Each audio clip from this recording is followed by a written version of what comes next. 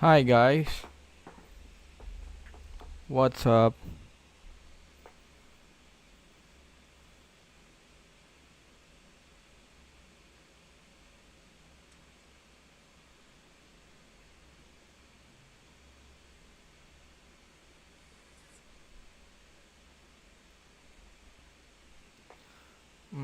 Give me a minute, chat. Let me just hold up.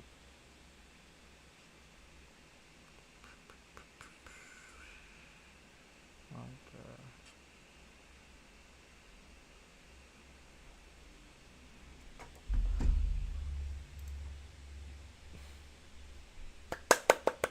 Hey guys. Oh my god, the chat is so big. I made a new of another scene again. So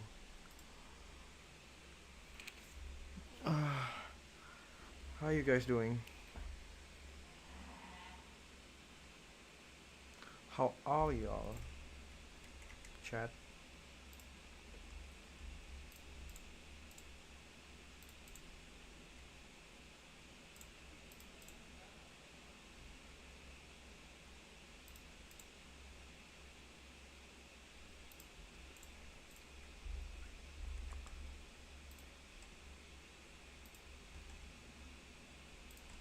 Let me just go check my Discord.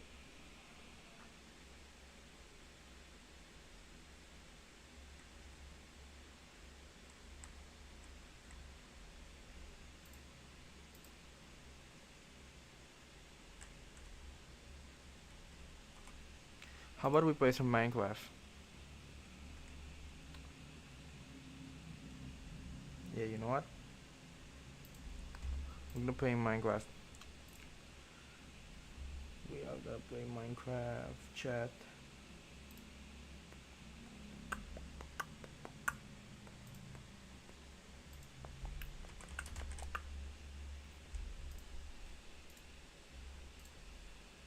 Let's play Bed Wars. It's been a long time. It's been a long time.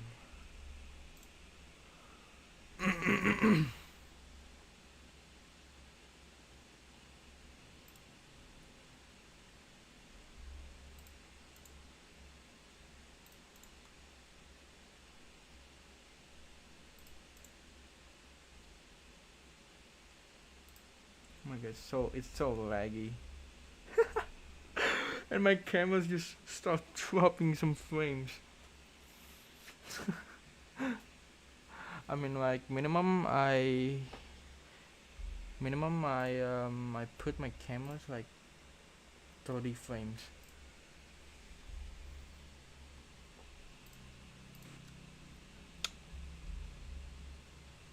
Okay. See? What the heck happened? No, you gotta be fucking kidding me, right? Let me just refresh.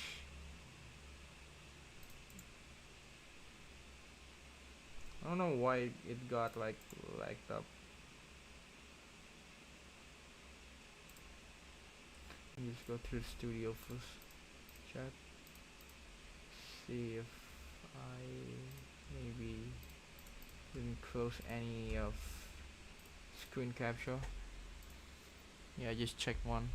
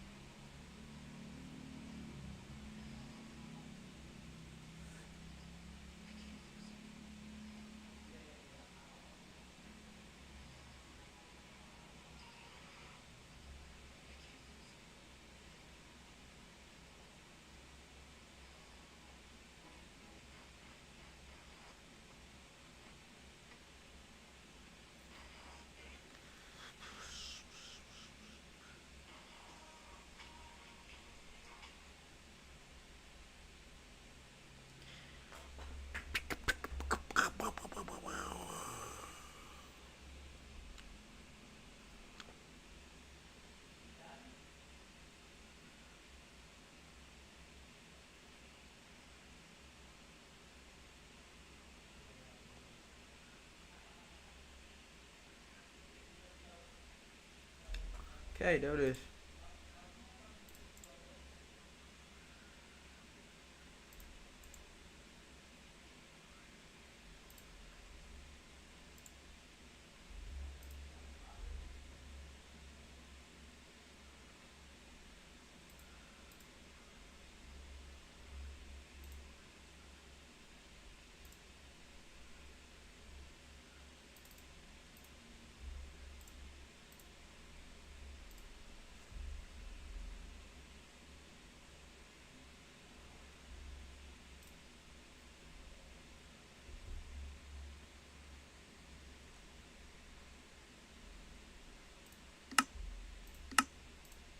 Put my texture back. Oh my god, it's been a long time. I don't know. Just go settings. This, you turn it on. Chat transparent. And the like. Oh my god, chat. It has been, I don't know, maybe a year? I don't know. I think it's been over a year.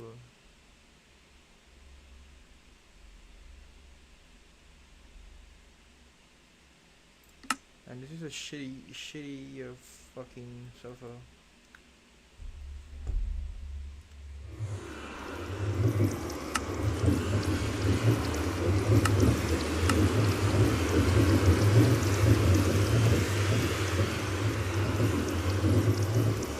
Shadow.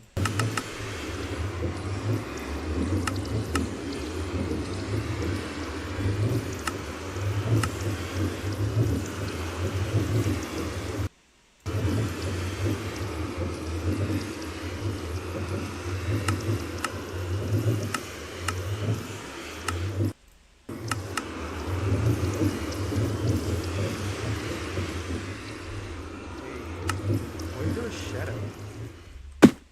See? You guys see that? Wait.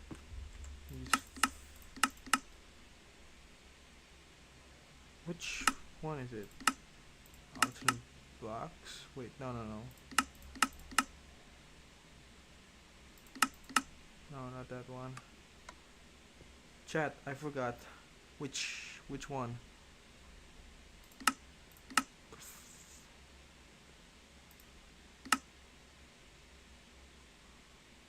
Wait, am I blind? Wait, what the fuck?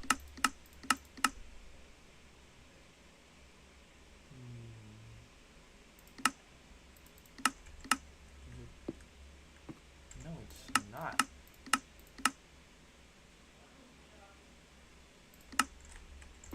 Oh my god. Oh my god, bro. I forgot.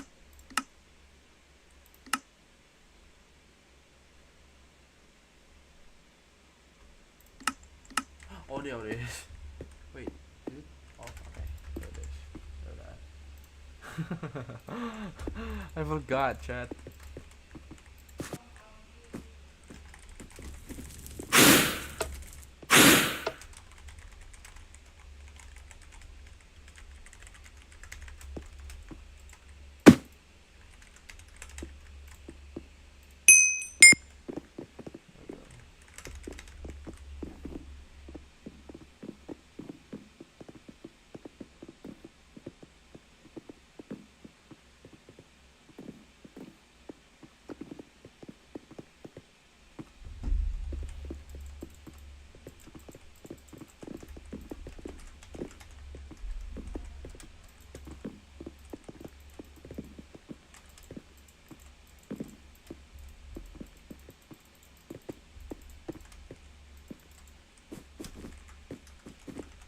Oh my god.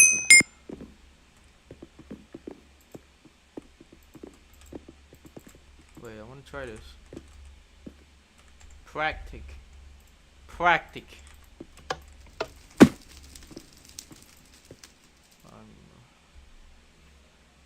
Come on, man. Really, bro? Oh man. Seriously? This server sucks. I got kicked.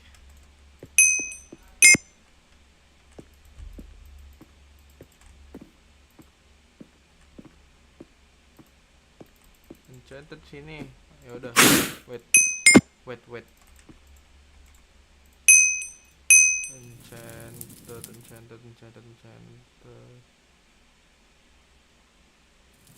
Mana gua nggak lihat.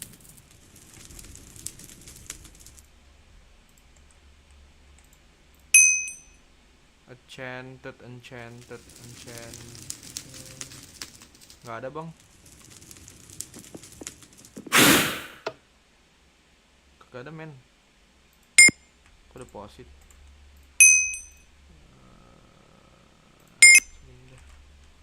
Bro, there's no one here, bro. What the fuck? Oh, there it is.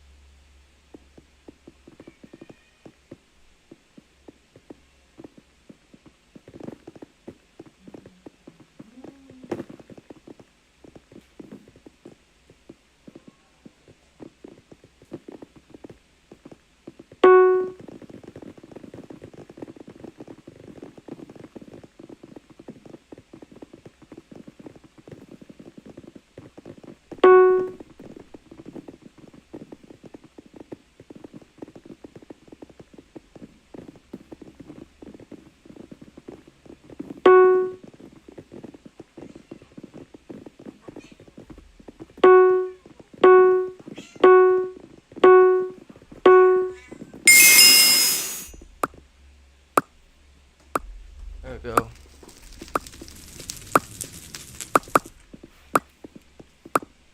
What's up, chat?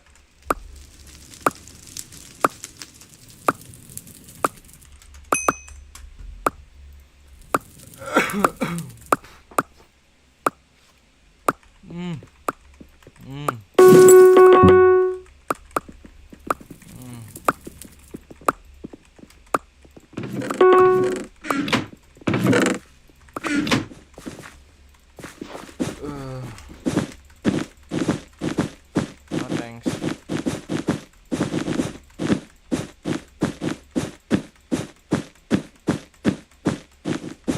I don't have TNT, but tools.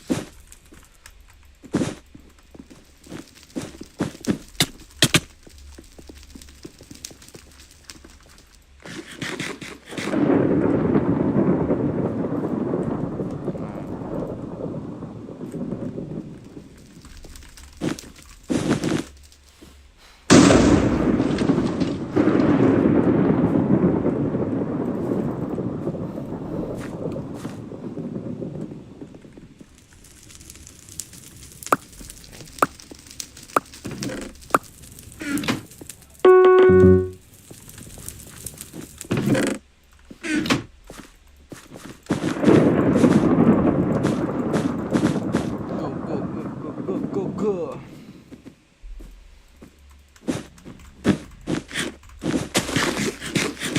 Okay.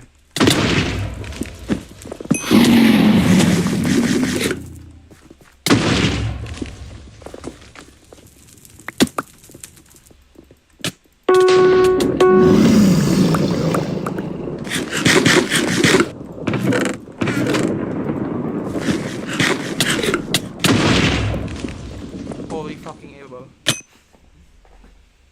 Itu leken.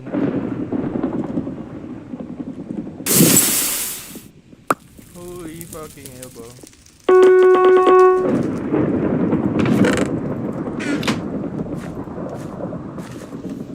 Bro, I forgot how to play Bedwars.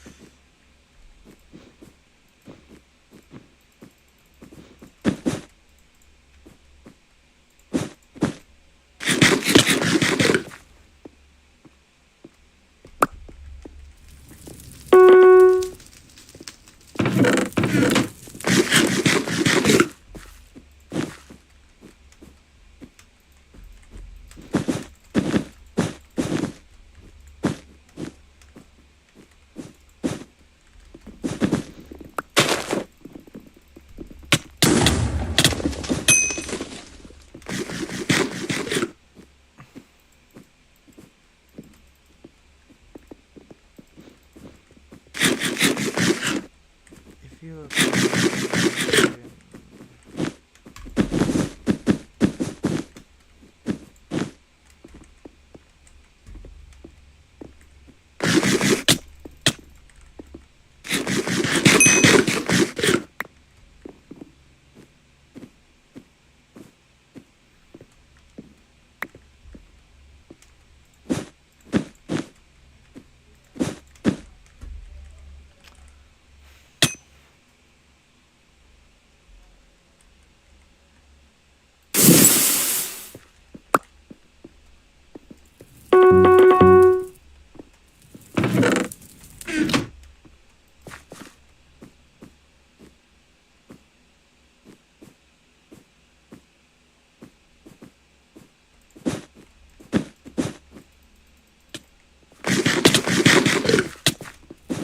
Come on, man. Holy elbow. Holy elbow. Oh, he's dead.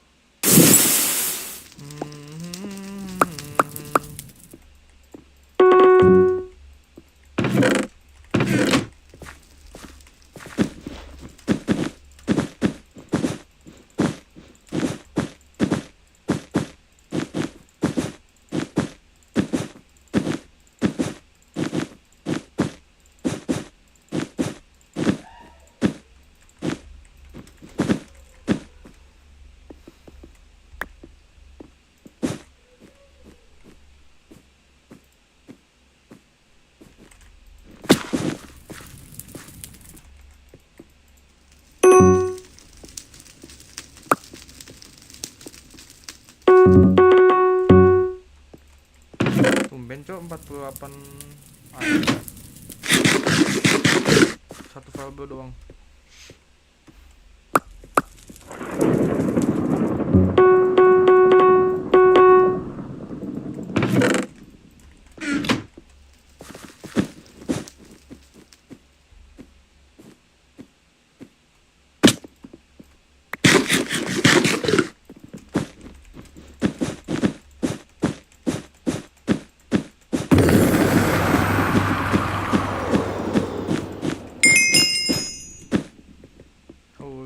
Fucking god.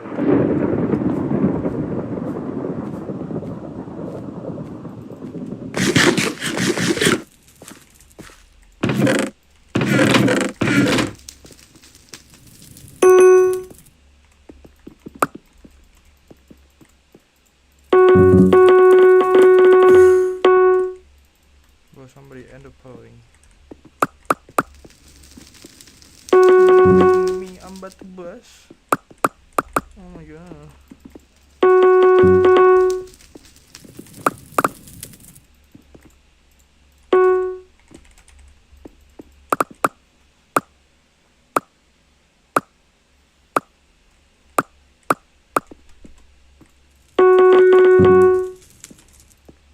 Yeah, somebody's tracking me. Yep, they know.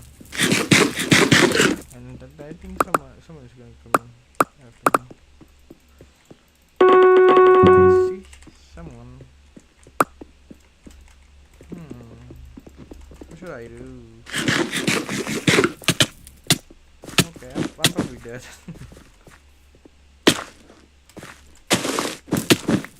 Ooh, nice one.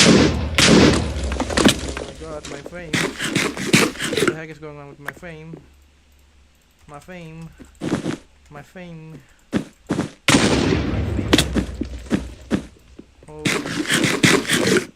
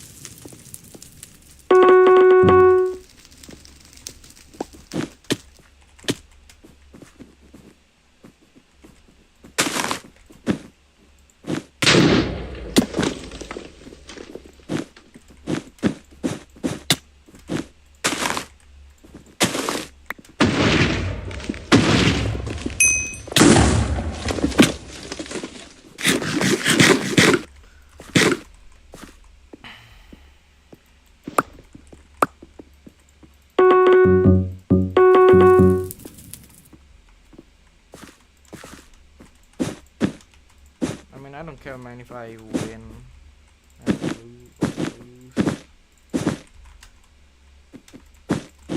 No, I just want to have some fun.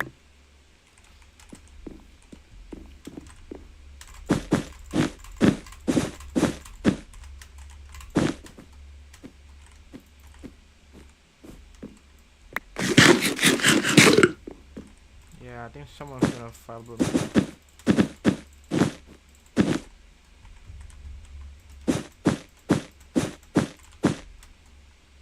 Nope, never mind. Yeah.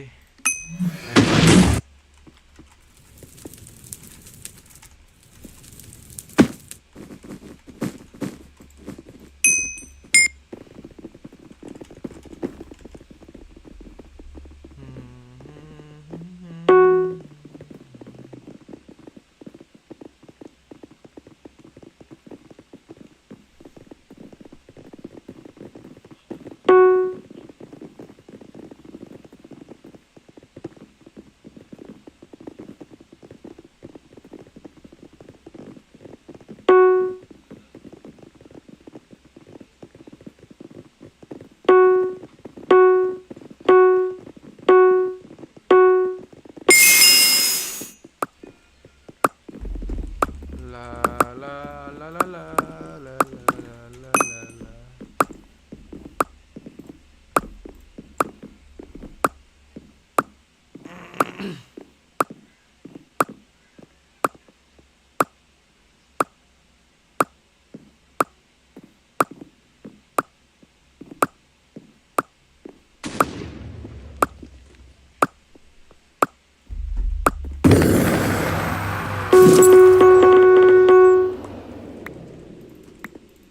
What the fuck is that? He's speedrunning. Is he hack or something? Yeah, I don't know. I think he's doing some, I don't know, fucking challenge. Who gives a shit? Who gives a shit, bro? I just wanna have some fun. Winning it.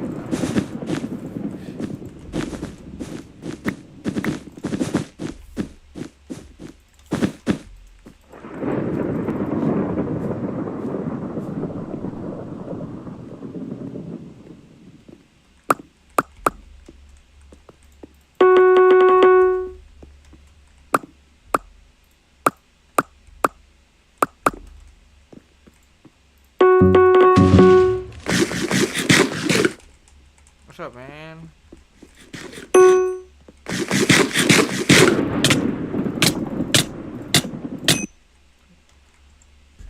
I got whipped out.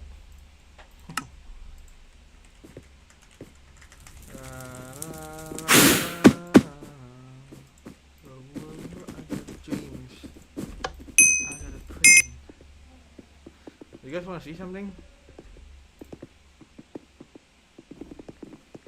Yeah. Wait, what is it lagging out? Oh my god. My camera stopped dragging out. Yo. Yo, what?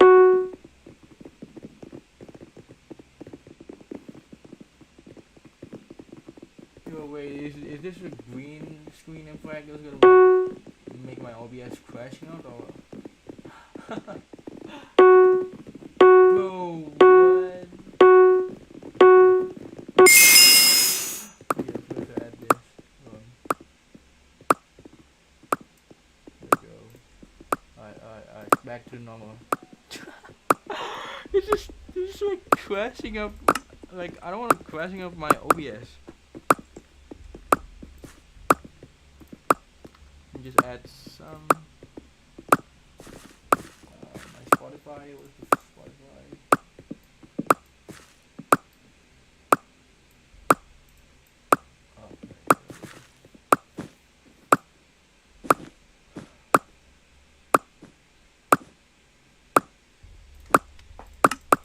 I need a song. Fake.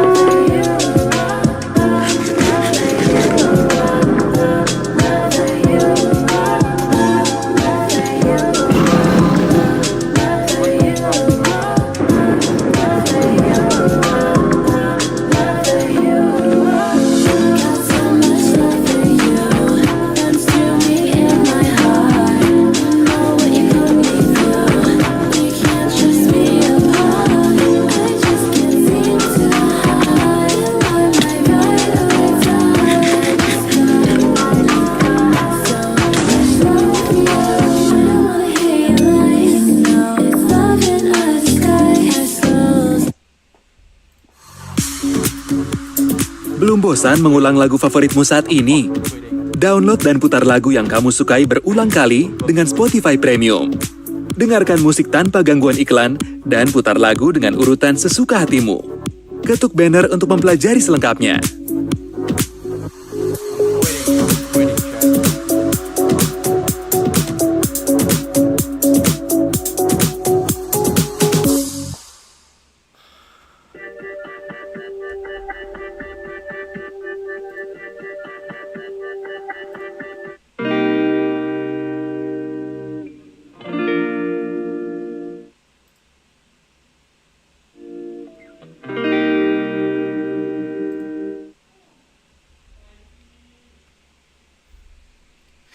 There we go.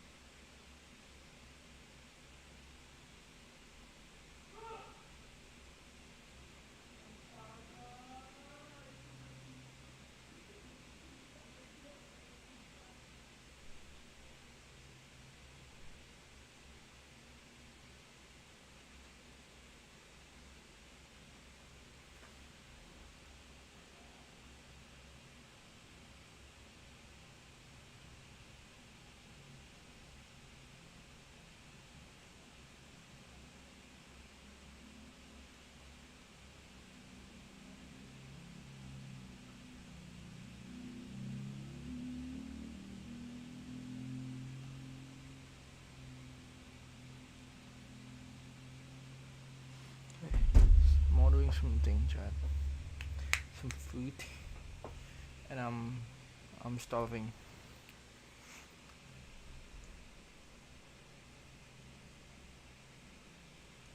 Hmm.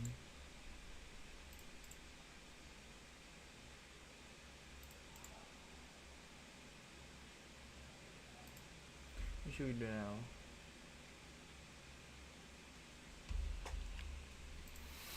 Wait, chat. What about we reviewing something? Alright. Alright. Alright.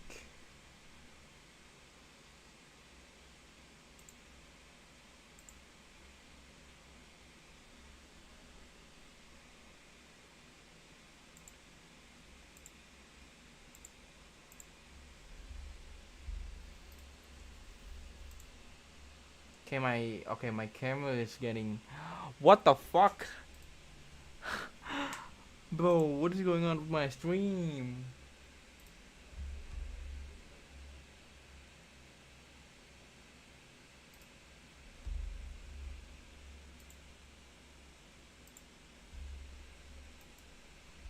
Look. I don't wanna get crash. Close, please. Thank you. There we go.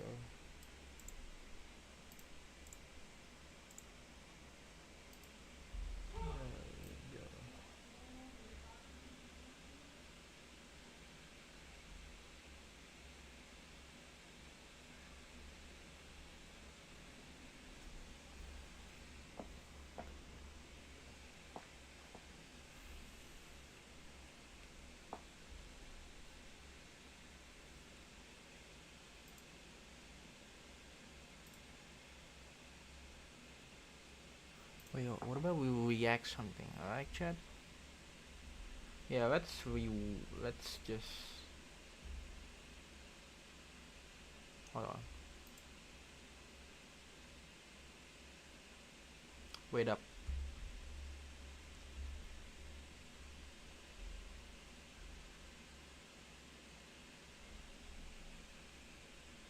Let's react something.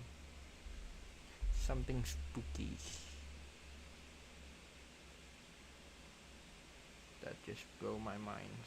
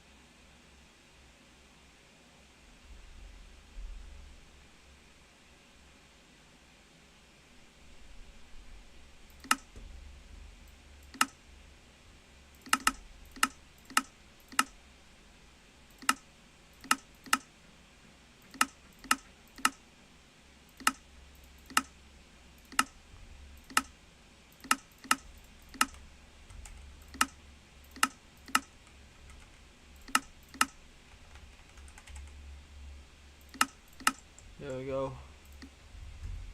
There we go.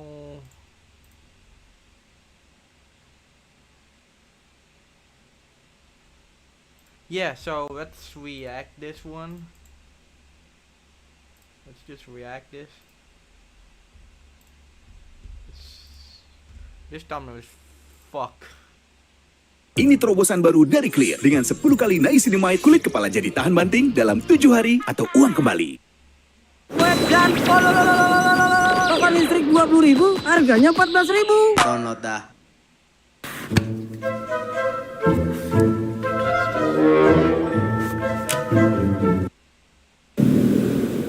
Did you hear my fucking throat noise? It really hurts to talk, and I probably shouldn't be making this video, but I want to do it anyway. So we're playing another ransomware game. I have drank like 11 of these glasses of V8 berry blend. Drink them. They are good for you.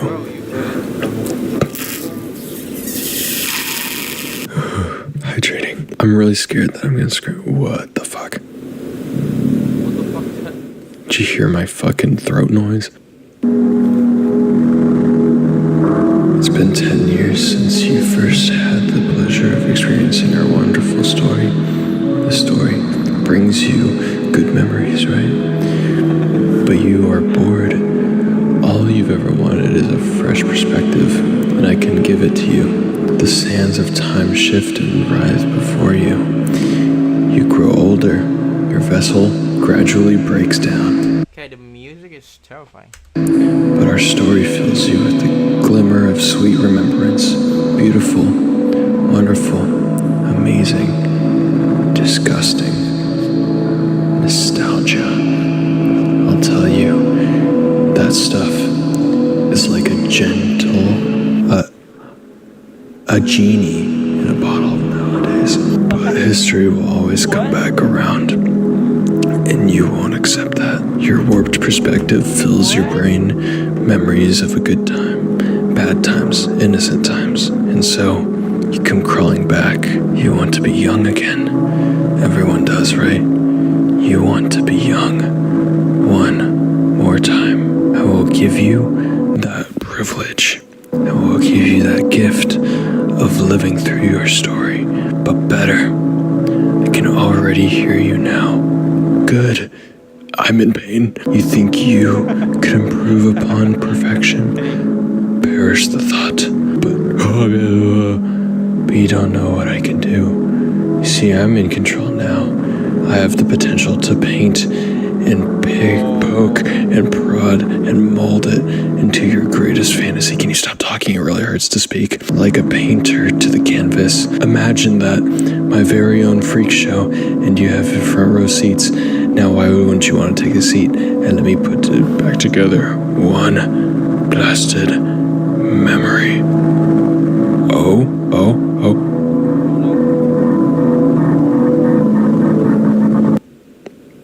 Bro, I'm sick. Don't do this to my PC, please.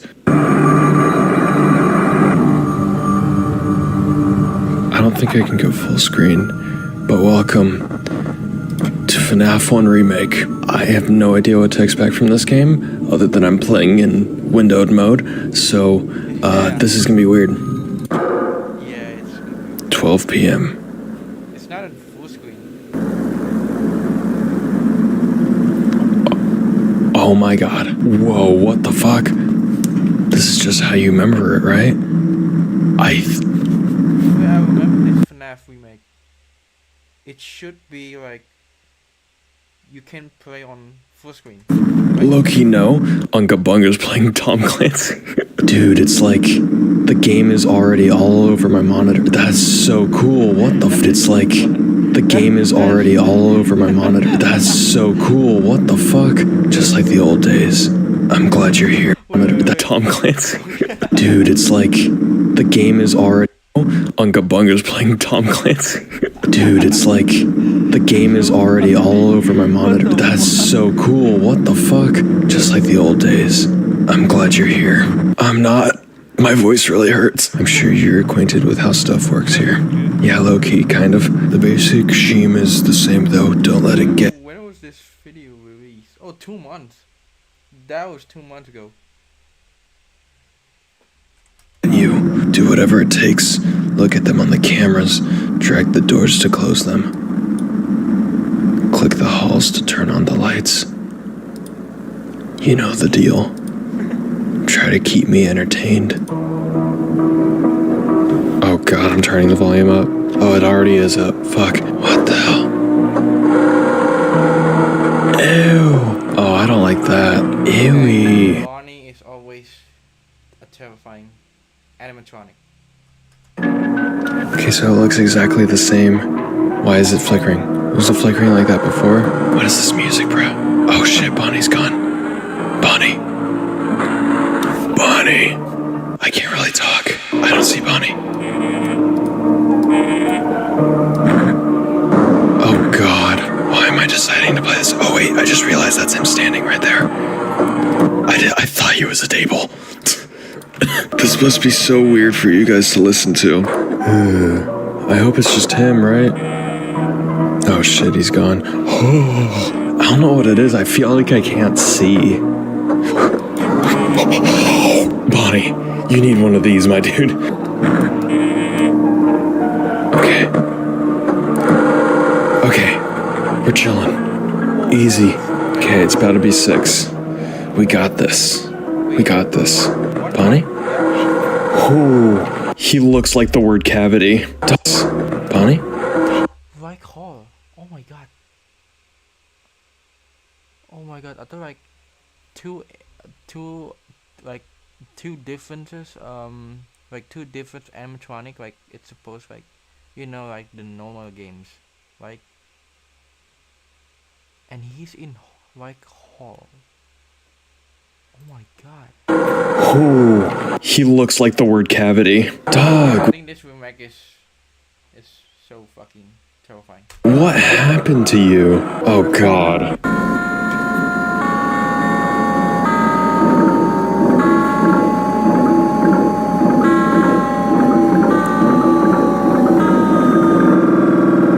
What's happening to my game?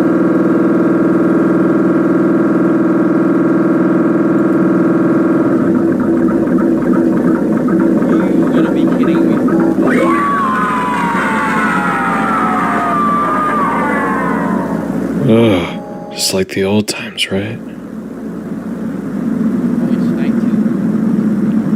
You did it. I'm surprised. This is so much fun, isn't it? Someone else might join tonight. They don't like being watched. Use the shock if they get too far. To know it will drain some of your battery. If you hear their jingle, look in your office. If you see it, click it. Have fun. Foxy? Controlled shock state? And if I see it in the office, I gotta click? Oh hell no. I hope this video comes out well. I have no idea if this commentary is even distinguishable. Where'd Bonnie go? Where'd Bonnie go? Bonnie! Turn! Turn! Okay, he's there. I need juice. Doc, I don't even want to know what the jump scares are like. Oh shit.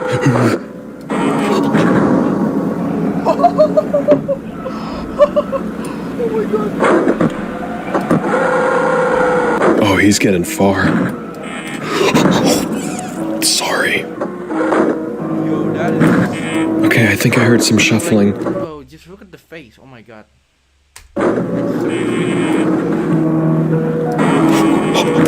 What the Ow.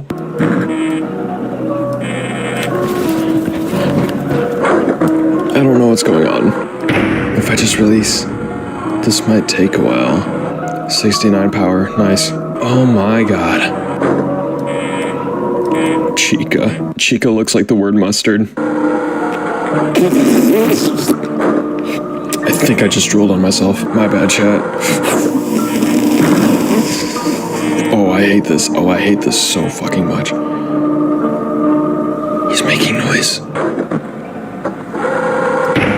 That's a control time. That's a control shock time. What?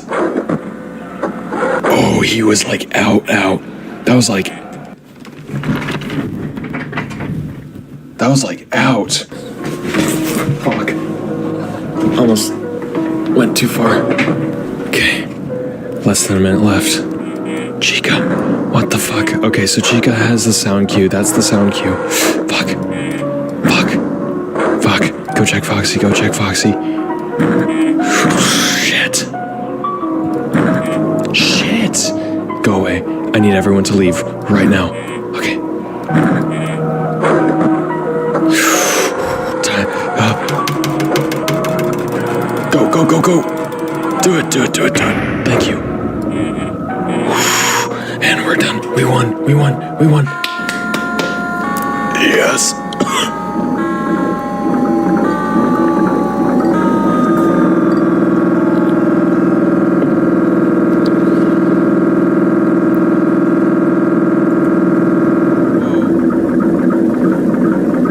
I don't like it.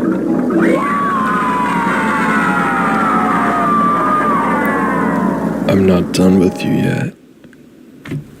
Night 3, congrats. I got the chilliest of the chilly goosebumps. Oh my god. Didn't expect for you to get this far. Well, you underestimated me, bitch. I might be sick, but I'm not dead. What? More stuff is on its way. If you hear them laugh, look for them on the cameras. They might pull some tricks on you. Stay focused. What do you mean? Alright, Freddy's schmoovin' now. Freddy's schmoovin'.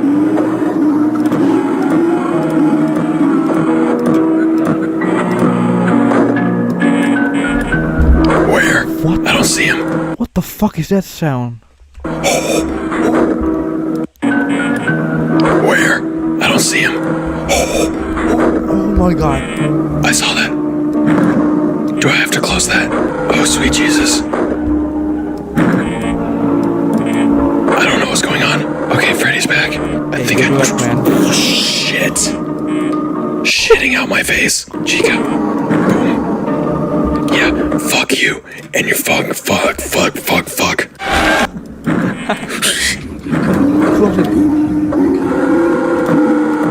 Oh god, I hate it. What do I do? Freddy's right there. What do I do? Freddy's right there. Freddy moved. Where'd he move to?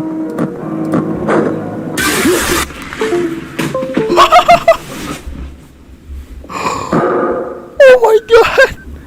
Bro! What?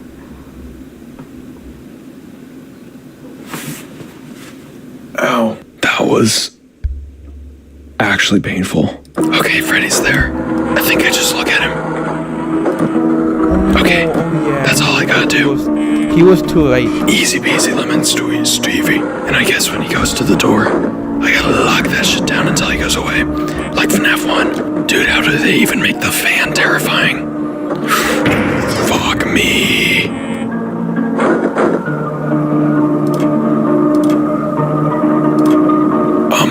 What?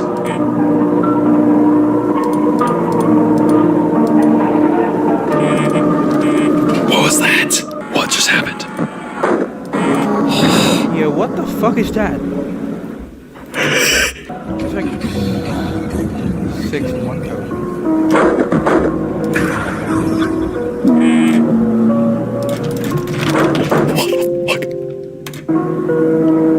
What? What is that? What just happened? What What is just that? happened? I know Foxy came down, but what? What the fuck is that? Okay, Freddy's still on stage. Okay, Okay, bottom left. Top middle. Boom. oh he did. Easy peasy. Oh shit.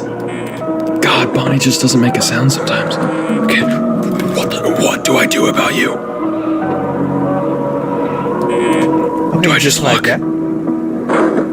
I think I just look. Like just like that. What? So much is happening, I have no idea what to do about you.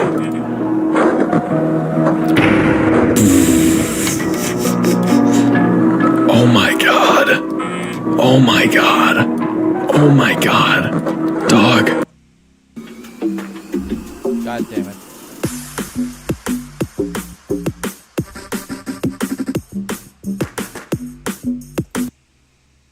Okay, I next. don't see Bonnie. Shit, why is Bonnie there? Bonnie's over there. Next 4, next 5, Bonnie's next never 6. over there.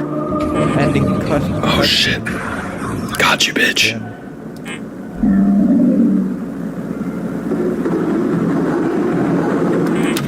Okay, bye then. Come on. Okay, we're just gonna leave. You know what? I'm locking the doors. Like that. I'm locking the doors. I'm locking the doors. Yes. Okay, we did it. We did it. Night 3 done. Night 3 done. This is so fucking stressful. Oh my god, I can't. I need a cough drop. I need a cough drop. Ricotta. My face is slowly melting. Okay, this must be Bonnie talking. Because that's what his face looks like. You're having fun, right? I guess? Everything hurts, though. I wish I could keep this going forever. I don't want to lose you again. What?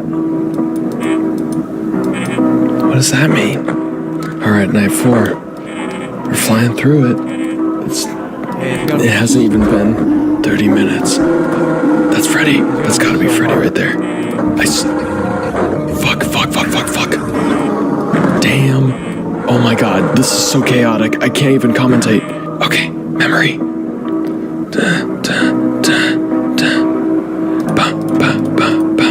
Easy peasy.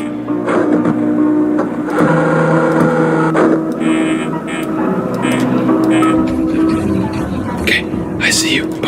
I can't get you. Oh god, is there 2 Foxies? How the hell is he doing that? 4, 3. Go away. Please. Thank you. Can I open this? Okay. Oh my god. I'm okay. It's 4 I'm okay. a.m. Freddy's still on stage. We're okay. Yes. Why is this so hectic? That's what I'm saying. Come on. 5. Almost there. Nice, well done. Flying through it. My face is slowly melting. God, what do you mean? Hold up, pause. I need to take some Robitussin.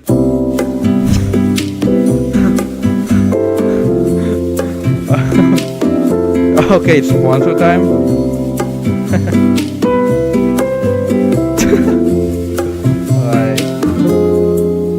Ew. Okay, what does it feel like? God, that shit is disgusting. Back to the video. This is it, I guess. You don't want to leave, right? No, I very much want to leave right now. In fact.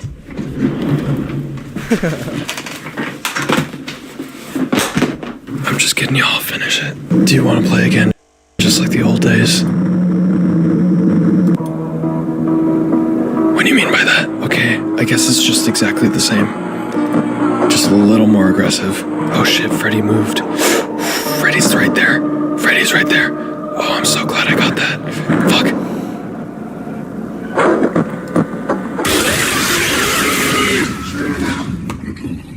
What? He doesn't like being watched if you hear him laugh. Look at him on the cameras if you see him in your office. Stare at him. Oh, okay. I thought I had to do the close the door thing because that worked last time. All I had to do was look. Don't go. Keep going. Dog, I'm gonna go again.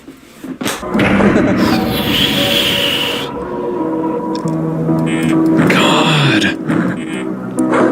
Bonnie, you were just here, my dude. You were just here. I need juice. This is what a real gamer looks like. Everyone and their grandma is here.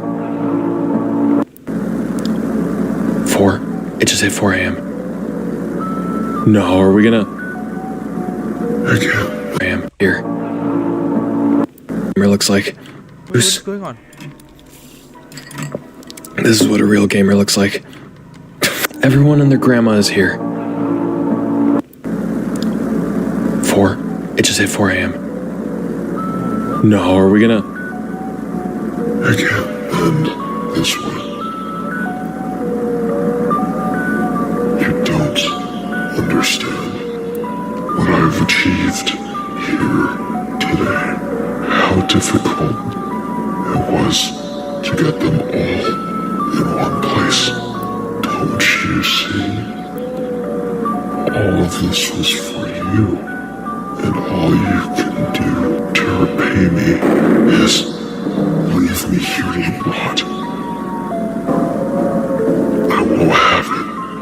What the fuck? If this isn't good enough for you, then I have to make it perfect. Clearly, I am impure, so let me prove it to you. I will show you the perfect night. I will give you everything you ever wanted. It will be the greatest celebration. The party of a lifetime. All for you. And this time. You won't ever want out.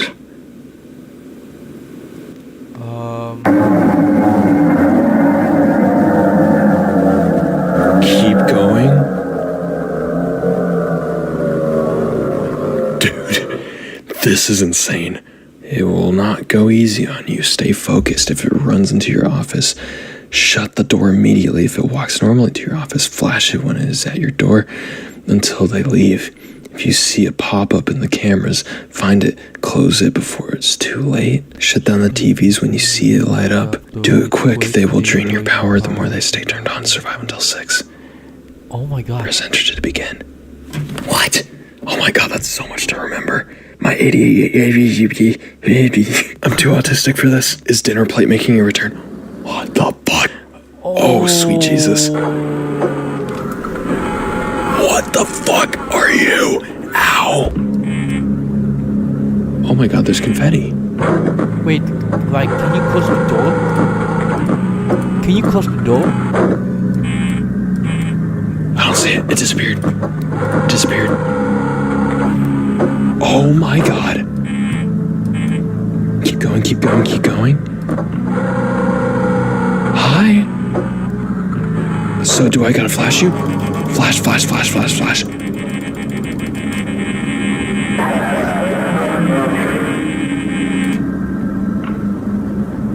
Dude, this is insane. This might actually be doable.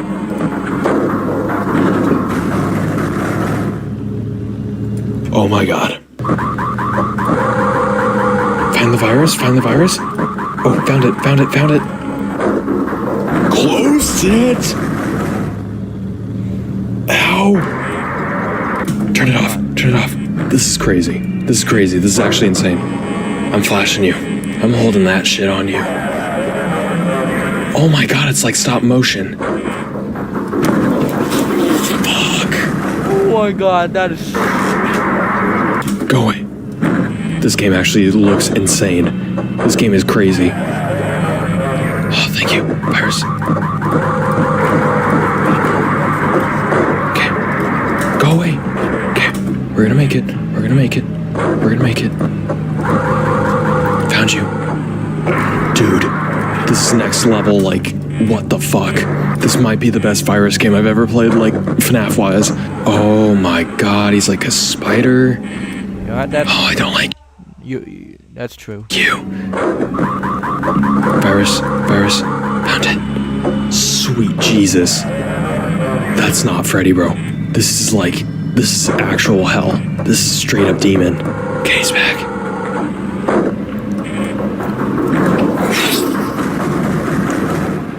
The power of Christ compels you. God damn. I have 5%. Oh, but 4 seconds. 3 seconds. 2 seconds. 1. I think I did it. I did it. I didn't die. I failed. The one thing I was meant to do. It's not perfect. I'm not perfect, and I never will be. I tried my best. I really did. Okay, what is going on? But it wasn't enough. And now, when you close this game, I will die all over again. The licking raging flames of free choice itself scald my soul. Damn. For I am nothing but data, check marks in a grid. Click team reference. I never had my own mind. I only exist through yours, and I bounce off the walls of your skull. Nothing but darkness will welcome me. Roaming these empty, miasmic halls for time immemorial. Please do not cross with me. I did everything I could to please you, and help this last hurrah we had together. I hope you had a good time. I will miss you. I'm sorry.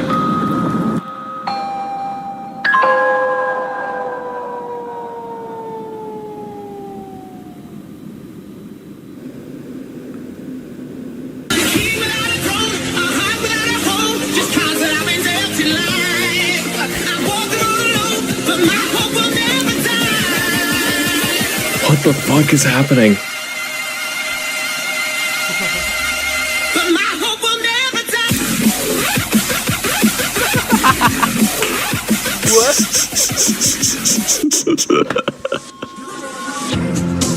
What the fuck? Holy shit. That was sick. That was actually awesome. Happy April Fools. This was an April Fool's release. This game is not meant to be taken seriously. I want to buy a burger. Okay, bye. Extras.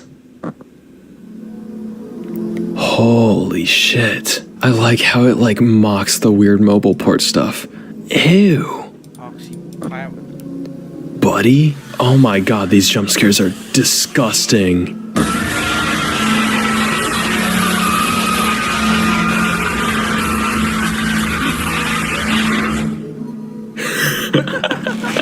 That was a lot of. What? That's crazy. Behind the scenes. I ass ate. Cool. Alright. Murphy? Oh, hi, Murphy. Game breaking a day before release. Shit. Ending screen concept. Wow. Can I even show that? I don't even think I can show that. I caught a big one. What the fuck am I playing? Bonus. Night selection. Damn. Dev tools. Radar. Fast nights? Dude. 420 mode? I'm like really curious to see how this works.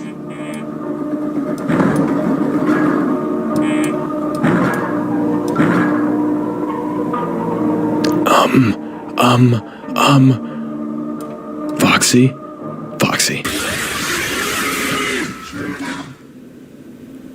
Did he just call me a slur? Alright, that actually wasn't too hard. I'm not doing that though. 6-hour mode. You get extra 15% battery every 10 minutes. The enemy's AI will get more and more aggressive as the night progresses. Personal best. You think you got the balls? Hi. Extras. Oh, cool. No way. That's sick. A letter from the dev. Hi, this is my April Fool's bit for this year. This began as an internal joke in my Twitter private, and then it spread to one of my friend groups. It was until February when I actually got committed to the bit and started development. If you actually got scared playing this game, I think you should reconsider a lot in your life. If it wasn't obvious, this game is heavily inspired by those FNAF ransomware videos that have been popping recently. I find them quite stupid and fun, despite this being made as a bit and wasn't really meant to be taken seriously. I did have a lot of fun working on this. It is always great when I get to do these small projects in between the big ones and come up with new ideas. A little refresher that helps me improve my skills both coding and art-wise. If you want to try an actual FNAF 1 remake, I'd recommend you check out the Welcome to Freddy's Game Jolt page, a game that's still in development and that's 10 times better than this. I've been closely watching that one. Though if you want to try something that's already out at the time of writing this, you should try the Blood and Gears demo. It's very cool. I did try it a few months ago. Oh!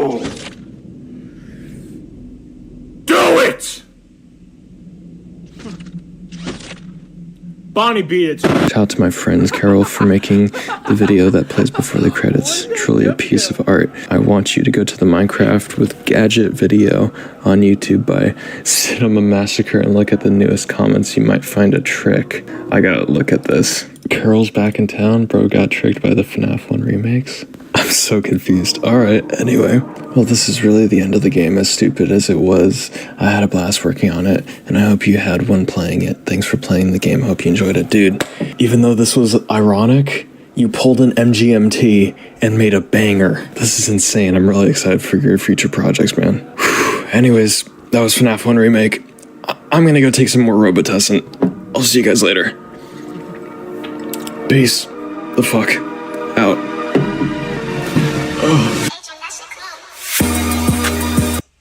Okay, that is... Wow, that is so terrifying, honestly. Yep.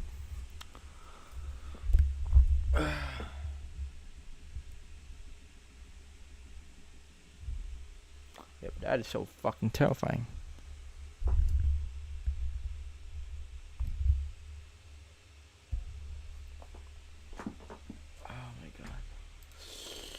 Which one should we wanna try something, chat? Let me just find.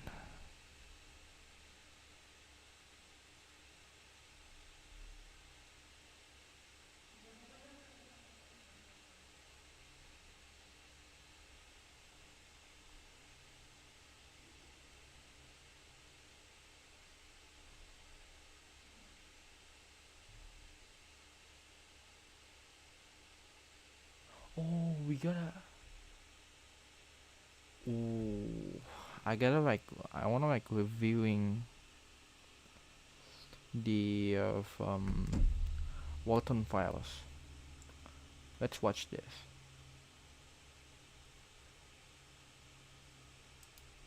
We're gonna. Baru Magnum Strawberry Panas. Magnum True to Pleasure. FNAF Lost Media Iceberg. Yuhu, sekilas info. Semua produk 100% gratis ongkir. What is this? Oh wait, I think we're gonna reviewing this one later. This is the Five Nights at Freddy's Lost Media Iceberg. There are 6 different tiers ranging from most known to least known, obviously. We have so much FNAF content out right now, both official and fan-made, but it's rare to hear someone talking about all the lost media around both the game and the community. Obviously, there are a few videos here and there and maybe a Reddit thread about lost FNAF media, but no one has ever compiled this many cases of lost media surrounding FNAF and put it all in one place. So that's what I'm doing today. All of the entries are color coordinated and marked to make it easier to understand. Entries that are green are lost media that has since been found, orange means lost media that has been partially recovered, red means that it's completely lost media with no official trace of it being found, and gray means the existence of it is unconfirmed. Basically, it might not even exist. The brown OM means it's official FNAF media, created by Scott or a licensed company, and the green FM means it's unofficial or fan-made media relating to the FNAF franchise. With all that out of the way, no need to waste your time. I hope you enjoy.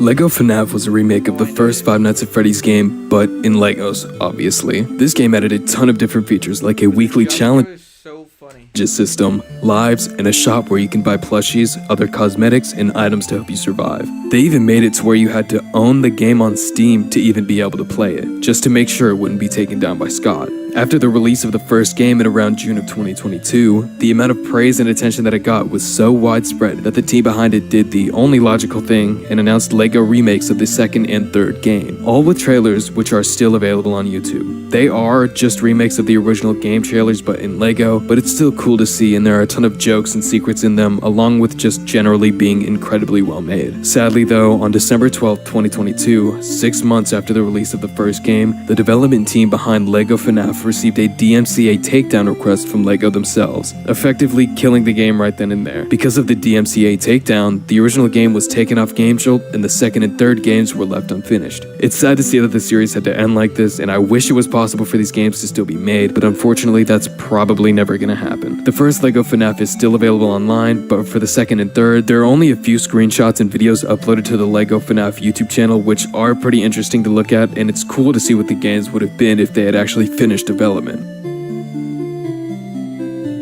At @real_Scothin was Scott Cawthon's original Twitter account. Though he never used it and only had one post on the account, it was suspended in April 2022 for unknown reasons. Some people believe that it was due to the controversy of Scott's political donations, but considering this was almost a year later, I'm not convinced, but it's still possible. The more plausible thing, and what I believe, is for whatever reason Scott's account was spam reported, and just like all other social media platforms, they just deleted his without checking. As for Lost Media, there are many Wayback Machine saves of his account, so the contents of it weren't left lost for long. And considering the only thing on it was a teaser for the Warner Bros. FNAF movie from all the way back in 2015, it wasn't a whole lot. It's crazy to think they had a movie planned for 8 entire years.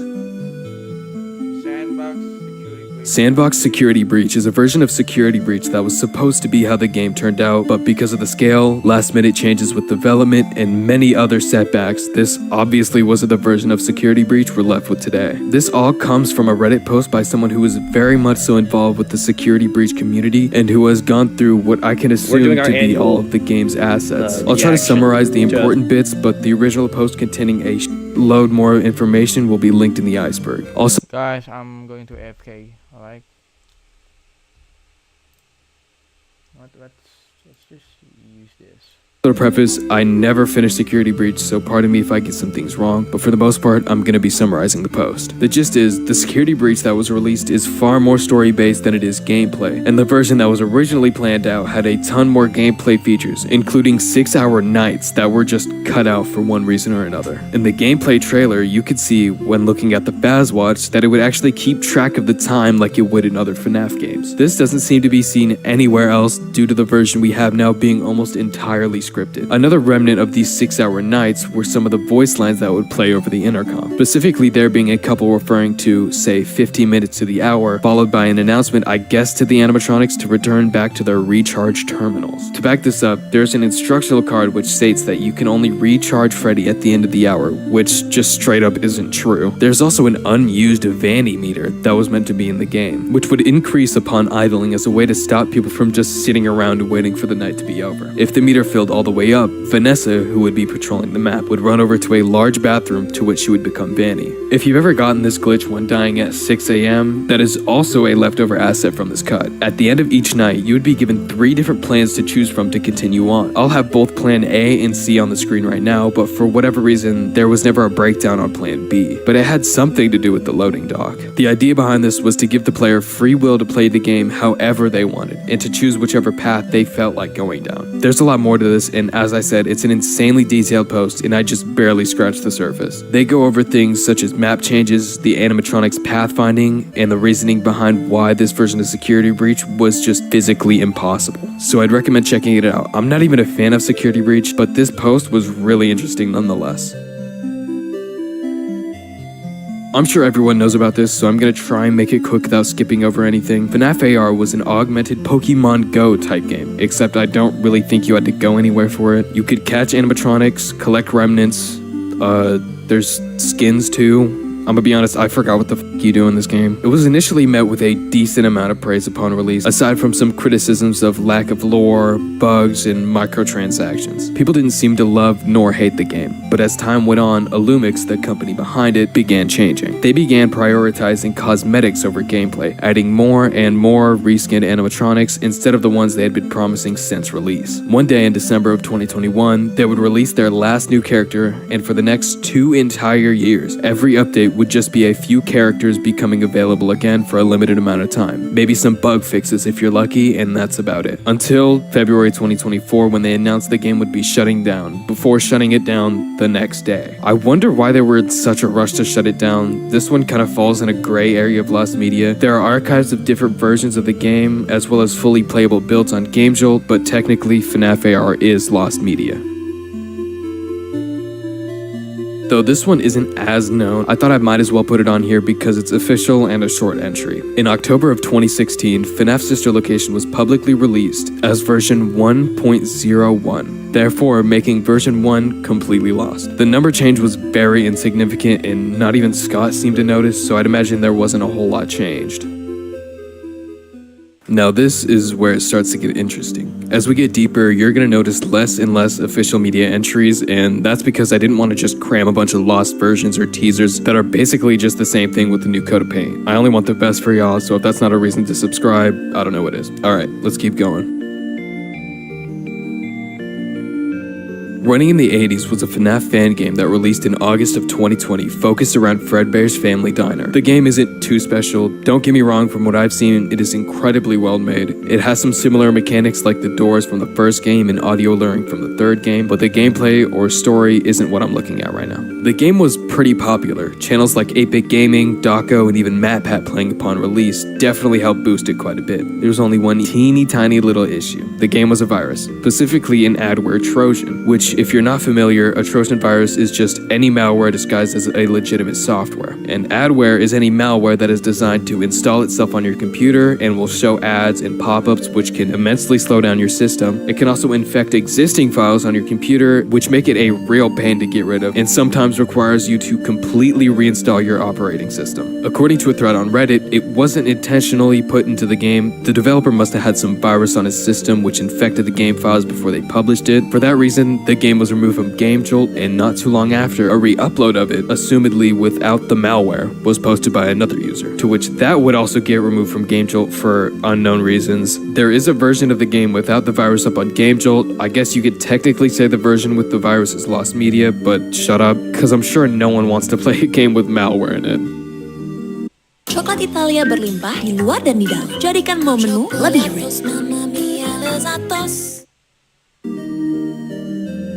Before the release of Five Nights at Freddy's, Scott Cawthon organized a Kickstarter to raise money for the development of the game. This included different incentives to donate, such as wallpapers, an early access version of the game, and the ability to become a beta tester for the game. When researching this entry, I found something out that I haven't really heard anyone talk about. If you click on the creator of the Kickstarter, that being Scott, you can see his Kickstarter account was created back in June of 2014. But if you look at the game's fundraiser, it was canceled June 17th, meaning at most, the fundraiser was up for 2 weeks as opposed to the month that it was planned. Just kidding, it was up for 3 days. For less than 72 hours was funding for this game available. I don't know why no one has talked about this before. I've found a grand total of 2 Reddit comments mention this, while I've heard countless videos reference this as some sort of struggle Scott needed to overcome. But it seemed like he didn't actually need it, as the game would launch less than 2 months later. Yapping aside, the wallpaper pack was an incentive for donating, which you would receive for donating $10 or more to the fundraiser. I know a lot of people see this as lost media, but I have it gray for a reason, and the yap session I had a moment ago is why. It just doesn't make sense to me that Scott would put all that effort into some wallpapers for a Kickstarter only to abandon it within 3 days. The reason for the Kickstarter was to pay for the cost of living while he developed the game so he could work on it full time. Considering he worked on these games alone, I don't think there was much money he needed to spend on development. I've heard a lot of people refer to the wallpapers as lost media, but I personally have a hard time believing they were even made in the first place. FNAF World Mobile was made available on Android devices on January 12, 2017, and subsequently removed from the App Store the following day with seemingly absolutely no statement by Scott whatsoever, though the countless bugs and interesting development choices can give us an idea of what happened. There wasn't a whole lot changed about the game when porting it over to mobile, but the changes that were made were some pretty interesting ones, namely the dialogue you get from Fredbear. Instead of normal dialogue like he has on the PC version, he greets you by saying, "Welcome back to FNAF World," the game that almost single-handedly destroyed the FNAF franchise, which, when compared to the original game's dialogue, is nothing like it. The craziest part is, this keeps on going. The entire main objective is to use the chump stick given to you by Fredbear to beat that fool upside the head. Even Fredbear has some insane dialogue, with some real bangers like, "So one time, I mailed myself in a box to my grandmother looking like this. I jumped out and was like, boo. Yeah, rip." There are many other differences like bugs with animations, some scenes being changed, others completely removed. There's so much to talk about, and I don't want to just paraphrase the whole thing, so go check out the Dapper Waffles video on the FNAF mobile port. Aside from the information, this video was just really entertaining, so go check it out. It turns out that this whole game was supposed to be a troll, with Scott even referencing the people who were begging him to make one in his announcement, as well as even stating that the game would be taken down in a few hours after it was released and to go get it while you can. Though in the same post he mentioned that he would take his time to make it compatible for other devices, which obviously never happened. There are ports of FNAF World online that are relatively easy to find, as long as you know how to read and aren't just randomly clicking links. Obviously that means it's been found. The story behind it though is insane. Five Nights is the name of a deleted video on Scott Cawthon's official YouTube channel, which was discovered due to Wayback Machine archives of Scott's Google Plus account. On this Google Plus account, 3 different private videos were discovered. One titled Five Nights at Freddy's, which is the same name as the official trailer that is still posted. Another titled Five Nights at Freddy's Gameplay, which again is the title of another video that is still posted on Scott's account. The final video, and the one that spawned a ton of speculation, was titled Five Nights. The video was speculated to either be a lost early version of the FNAF 1 trailer we have now, or another early gameplay video like the one that's posted to Scott's channel now. The reason people were so keen on it being a different trailer was due to the very first comment on the trailer by Wallmeat, reading, "I think this is an interesting angle for a horror game to take. I can sort of see why you changed the eyes from the last video, but I wouldn't hold too much stock in people who want to see spikes and daggers and blood and skulls and all that garbage just because the animatronics aren't scary enough." The mention of a last video was enough for people to begin looking endlessly for this video. And the video that people believed to be the previous trailer Wallmeat was talking about was the aforementioned Five Nights. Though in 2020, someone on Twitter would reach out to Wallmeat and ask him what he meant by their comment and if he remembered anything about the previous video he had mentioned in his comment. They surprisingly would respond, confirming there was a previous video in which there was a scarier design for the endoskeletons that isn't on Scott's channel anymore. Sadly, the same day, they would follow up that comment saying that they were mistaken when making the first comment and they were actually recalling the trailer that is up now. Considering some of the things said by them, this honestly doesn't convince me there wasn't at least an earlier upload or version of this trailer that they had seen. Though an argument can be made that since the now deleted video was uploaded a day before the official trailer was released, that it has to be the same. But considering Scott was able to make a second game on top of a trailer for it and teasers in literally 2 months, I think it was possible that some changes were made to the trailer before the upload. Though we have no idea what these changes could have been. To this day, nobody has any idea what the video is or if it is any different to the ones that are uploaded to Scott's page today. A quick update, I know this entry is already pretty long, but when looking through videos for other entries, I found a comment made by Wallmeat in 2020 saying that there was actually a different trailer, one that isn't the same as the one we have now, but as I suspected, there wasn't a lot changed. The only change that was mentioned, same as the comment, was the eyes from the endoskeleton once Bonnie takes off his mask. The eyes were said to be normal eyes like the ones seen in the teaser image instead of the red dots that are in the trailer now.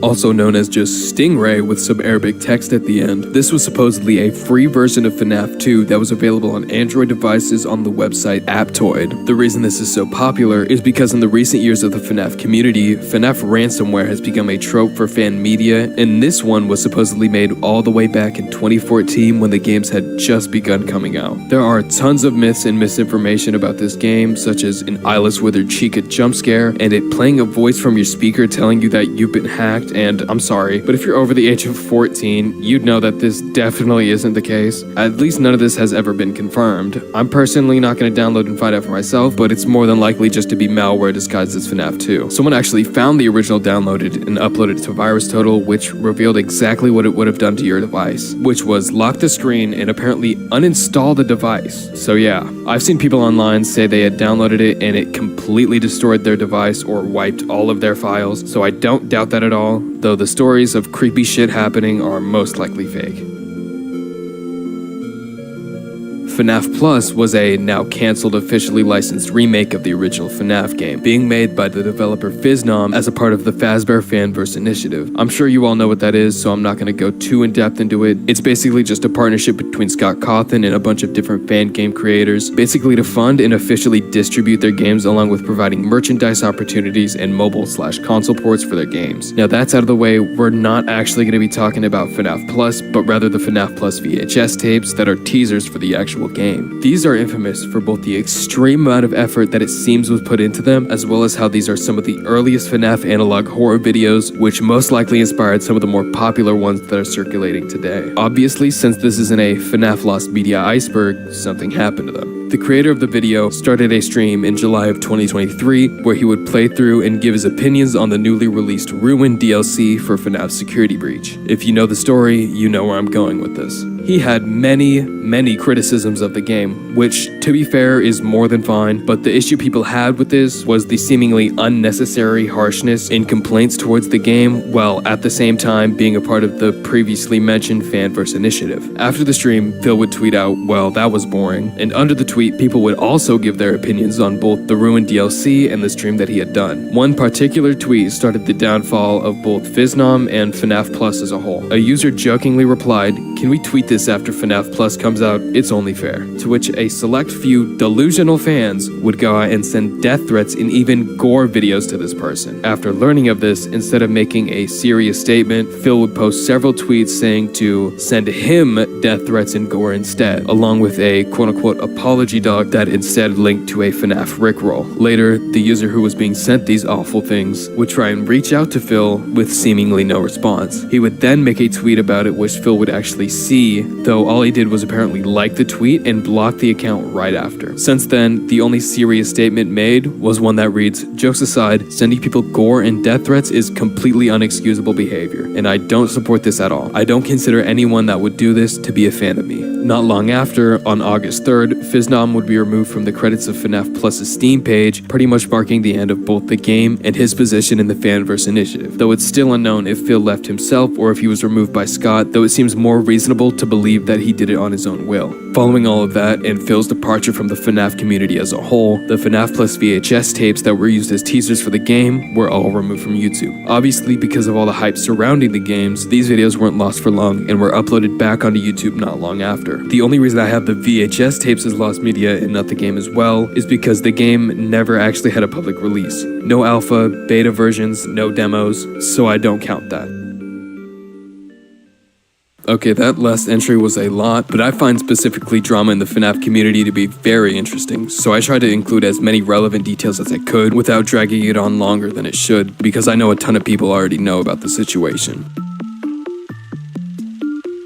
If you don't know, Sparky the dog was a rumored 6th animatronic to be in the original FNAF game and is often credited as the first FNAF hoax. The rumor of this 6th animatronic blew up due to the mysterious nature of the game back then, back when no one knew what was going on. The very convincing Photoshop showing what Sparky the dog looked like was sure to fool most people in the FNAF community back then. Since the beginning of FNAF all the way until now, Sparky is still a pretty prevalent character whether or not it's official, though I'd like to mention that a dog animatronic suit was seen in the FNAF movie, so you never know. But what I want to talk about is the very first mention of Sparky all the way back in 2014. All the way back to the first ever post mentioning Sparky the dog on the very magical website known as Tumblr. Not much seems to be known about the original post. Some things that I think are pretty interesting is that the image was made a decent bit after the hoax was created, and back in 2020, the creator of the original hoax made a post on Reddit to answer a bunch of questions about it. Unfortunately, it didn't reveal a whole lot about the original post. The only thing I know from digging around is that it had to have been made in mid to late August, because the first post I saw to talk about it was posted in September 5th of 2014 by the creator of the hoax telling everyone that it was fake. That early post about Sparky detailed how in-depth this hoax was. Before the infamous Sparky image in the parts and service room, the original creator of the hoax had made up rumors that the screen would turn black if you tried to screenshot him. There was a post about how to summon Sparky. There were actually 3, must have been some COD Zombies-ass code to summon him, and a post about his game mechanic that was said to have been clever and included Sparks shooting from his assumedly broken arm from time to time. Aside from that, I haven't found any other hints to what these posts could have been. No videos, no archives, nothing. That leaves this completely lost, but if you have any leads, I would be more than happy to hear about them in the comments, because this is one I personally find pretty interesting.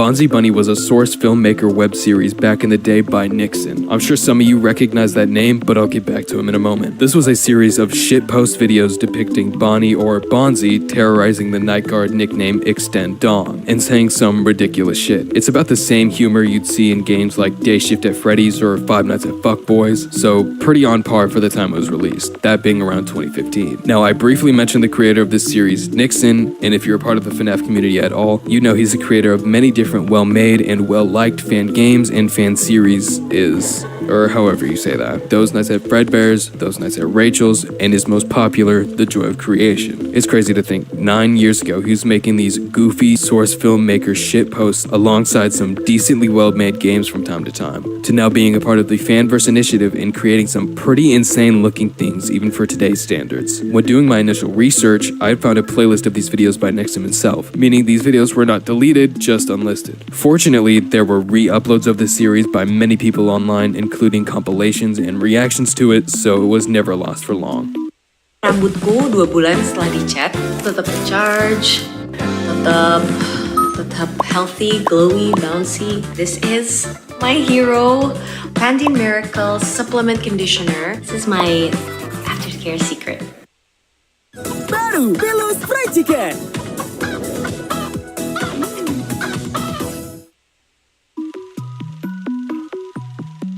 On May 19th, 2024, YouTuber BAGI-BAGI, my bad if I said that wrong, uploaded a video detailing her discovery of 2 lost songs originating from the minigames in FNAF 3. Those songs being the ones used in Mangle's Quest and Chica's Party. Though in her original video about these lost songs, finding them seemed to be a pretty dead end, coming up with no matches from her searches, receiving no responses from the people she contacted, and the only leads coming from the depths of YouTube comments. 6 months later though, she posted another video surrounding this search, where she stated that only 3 days after the original upload, a user by the name of Meeps Wonder had actually found the original song, being titled The Fox Hunter's Gallop by Marion, though the origins of Chica's Party music has yet to be found. In this follow-up video, multiple different websites with the song listed were brought to light, many of those sites listing the song with the name Fairy Dance. This is all the information we have so far. Obviously, I left out a few minor details, so if this is interesting to you at all, I would recommend checking out our video on it below, but to this day, one song is now found media, while the other one is almost completely lost.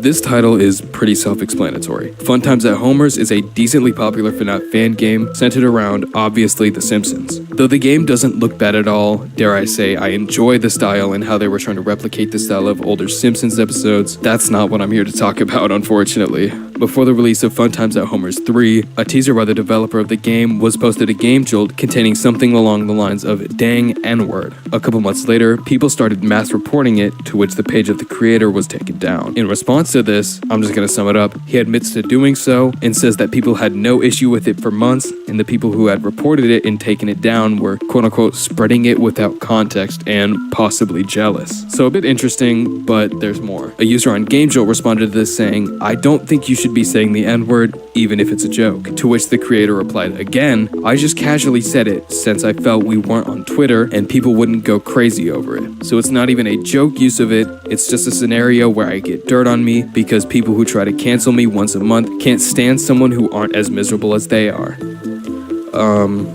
Okay, I'm gonna be honest, I don't think it's because they're miserable people. It might be the casual use and admission of using the N-word, and I'm not sure what context would make this better, though I obviously don't have the original teaser image. For now, the N-word in Fun Times at Homer's 3 teaser is completely lost, though this is one of the ones I have more hope for coming up, depending on if people even care enough to find this. Moral of the story, if you're not black, fucking don't say the N-word. I don't know. We are just over halfway through now, and if you're still watching, thank you. It absolutely means the world to me. And if you want to see more videos like this, or just FNAF related content in general, you can always turn on notifications. I'm always working on videos. Here's a little hint at what the next one is, just because you've made it this far. Now let's keep going.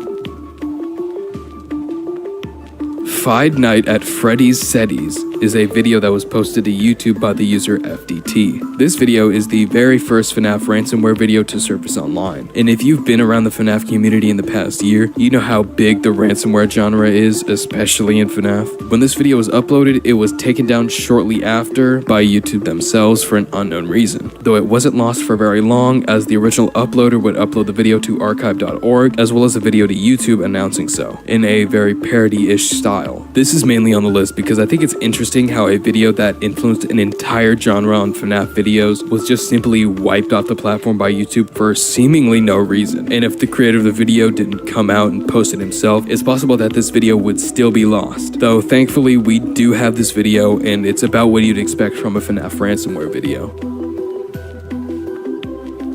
In 2015, someone known as Lazada Pelotti uploaded a game to the Apple App Store called Five Nights at Freddy's 4. It had the same description as FNAF 3 did, and tons of positive reviews, those probably being from bots. Considering this was released well before the actual FNAF 4 was, obviously it wasn't the same FNAF 4 we know now. The game used fan art of the original FNAF cover, and one of the preview images showed the sniper from Team Fortress 2 inside the FNAF 1 office, though it only gets weirder from there. Upon downloading the game and opening it, the loading screen would be an upside-down version of one of the FNAF 2 teasers, and the title screen showed some sort of FNAF My Little Pony crossover. Very excited to see what this game's about. Upon pressing play, they would give you a set of seemingly random questions to answer, a lot of them making no sense, both the questions and the answers. Supposedly though, pressing anything but yes won't actually do anything. After these questions, the screen says, "How about a sword game? Ask," before sending you to a 2D side-scrolling platformer game with some vague FNAF theming. I'd imagine if ChatGPT had no idea FNAF was a horror game and you asked it to make a sequel to FNAF, this is probably what you'd get. Afterwards, the game would crash and send you back to the home screen. Other than that, there is no information on this game, no download links, nothing. So I'd say that qualifies as lost media.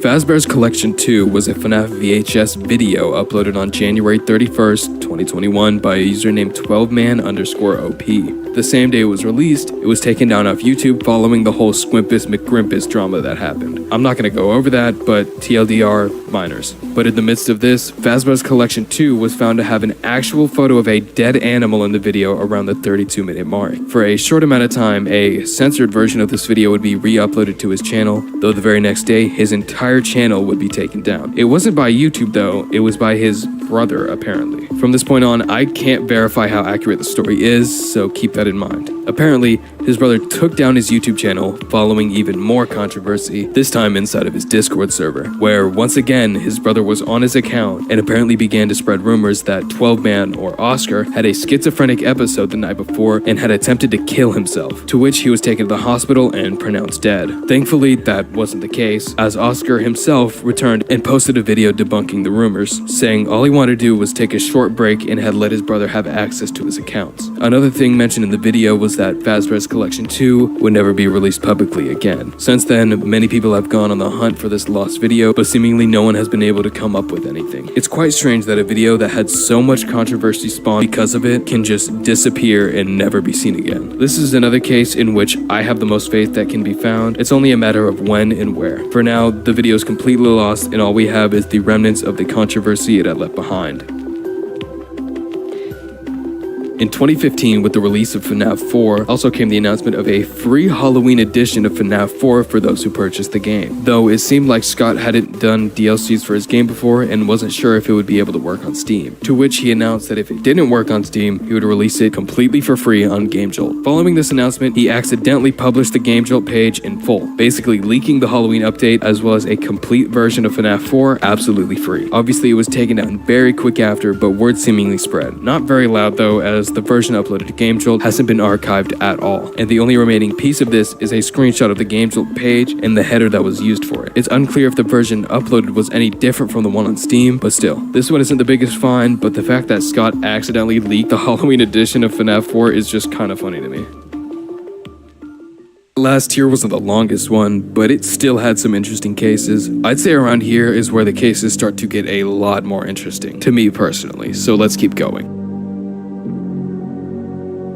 Creepypasta Castle was a mod for the original FNAF game made back in late 2014, less than 2 months after the game was released. The reason this game is so well known because it is seemingly the very first FNAF fan game released publicly. This game isn't really anything to write home about. At its core, it's a stripped down and reskinned version of FNAF with some wonky controls, many bugs, and classic creepypasta characters to replace the animatronics. Those characters being Pinkie Pie, who replaces Bonnie, Ben Drowned, who replaces Chica, Sonic EXE, who replaces Bonnie, and Tails Doll, who replaces Freddy. Some interesting things to note about this game is that each hour only lasts 20 seconds, meaning a whole night is only 2 minutes long. Another thing is that the power starts at 0 and counts down into the negatives 1 each second. The thing is, with 100% power, you can only make it up to 4 AM if you do absolutely nothing, meaning even the first FNAF fan game was impossible. Pretty on par for a lot of the fan games today as well. Though only 2 months after the initial release, a full version of the game would come out, fixing the power and adding all 7 nights. Though they were all as different files for some reason, though the power was better, it was still impossible. The first night was just barely beatable, and the second night was just flat out impossible. And that is about all the information we have on this game. The first version of this game has surfaced online sometime in 2024, but the full version of the game is completely lost. It's sad to see because I'm honestly curious if anyone would be able to beat the game, as I'm sure there are some bugs that can allow you to do so. Hopefully this one is found. It would be nice to be able to play the oldest FNAF fan game in its entirety, but until then, it's only partially lost.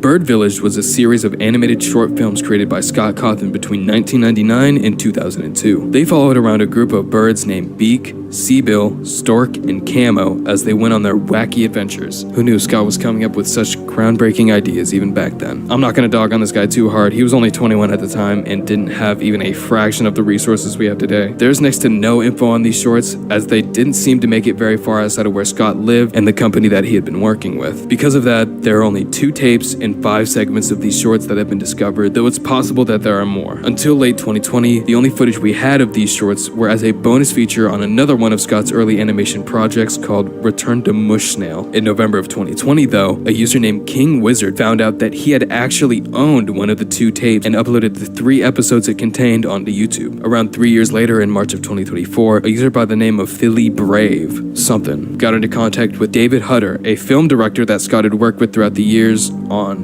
films, but through him he was able to retrieve the other known VHS tape, which contained another missing episode along with the full movie. There is a known sequel to the movie called Bird Village Second Nest that is only known because Scott had it listed as one of his sample works on his website. At this point in time, there are only 5 confirmed segments and 4 that have been found. I haven't watched any of the segments because I'm not sure how much information I could gather watching an hour and a half of birds being wacky and getting into shenanigans, but if you'd like to let me know, definitely leave a comment. For now, the Bird Village series is only partially lost.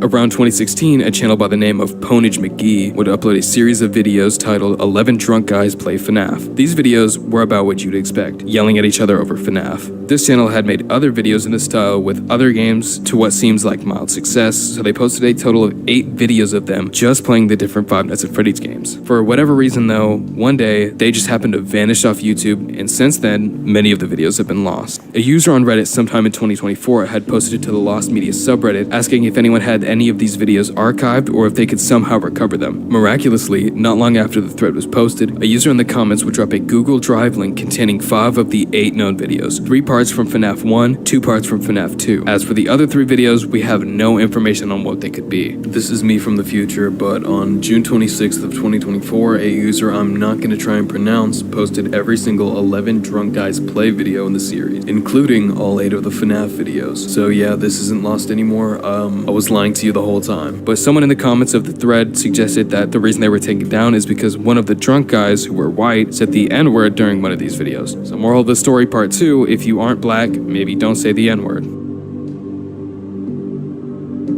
Five Nights at Vegas was a FNAF fan game that began development in 2016, and prior to the game's expected release, a trailer for the game would be released. Ultimately, this trailer would be the very downfall of this game. There's next to nothing known or saved about this trailer. The only thing that people remember this trailer for is this very line, the jazz era. It was fun, wasn't it? Casinos were created, they were the cause of new stars, and the addiction of gambling too, and drug addictions that led to... Yeah, I I really don't know what to say. For a brief while, this trailer and specifically that line people would reference on and off in the subreddit. Regardless of how outlandish whatever that was, this trailer still has yet to be found, and the only proof of it that we have are accounts from those who had seen the trailer, now deleted posts that feature the trailer, and one single screenshot of a puppet-looking figure that was supposedly hidden at the end of the trailer. I know assault isn't a very funny thing, and the use of this line was probably why the trailer was taken down.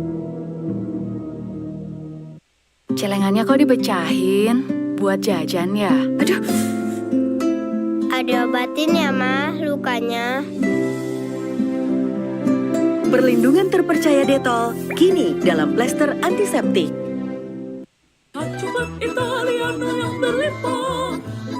Chocolatos, mamma mia, lazzatos.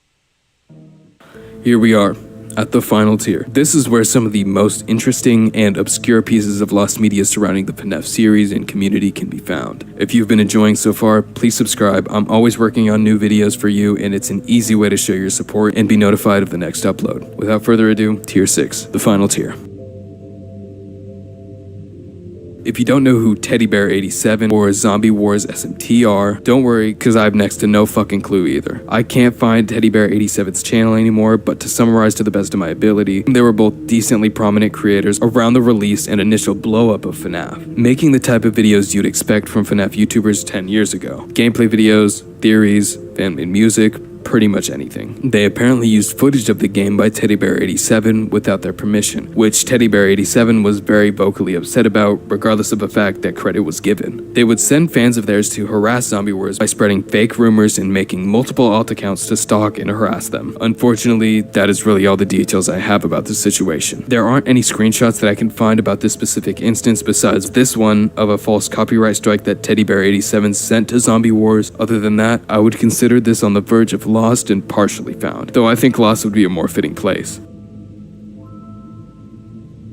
This entry stems from a Reddit post that I had seen, but upon coming back to it to write this video, it was almost entirely gone. Thankfully, there is a Wayback Machine capture of what the Reddit post said. I'll give you a quick summary. The user was looking back at some old comics for nostalgia and decided to look for one in specific that they had remembered quite vividly. It was an idea of how the animatronics became withered, and some of the key details that they had mentioned were Freddy becoming depressed because he couldn't find the killer, and through a series of events, he ended up ripping off Bonnie's face while Chica tried to stop him, which is also how she got her damage. Some other details were that the comic was fairly well drawn and that they had originally seen it from a YouTube video that was nothing more than a slideshow of the pages with some sad music over it. Someone commented under the post suggesting that it could be the comic titled Out with the Old. Though skimming through this comic, I could see that there are some pretty big similarities that could lead to someone into thinking this is the comic they were thinking of. Obviously, it has the staple animatronics beating each other, turning them into the withered animatronics. But there was also some big details that didn't quite match up, such as Freddy getting depressed over not being able to find the killer, though in the story Freddy and Toy Freddy are talking about the murders, it turns into more of a heated conversation between them than a sad one. And it isn't Freddy that rips off Bonnie's face, it's Toy Chica. These differences put me on the fence on whether it is the comment that the poster is talking about or not, but since the post has been taken down and the poster never clarified if it was or not, we still won't ever know. For now, I'm leaving this as lost, though we have potential for what it might be. It is still entirely possible that there is a different comic with similar ideas just executed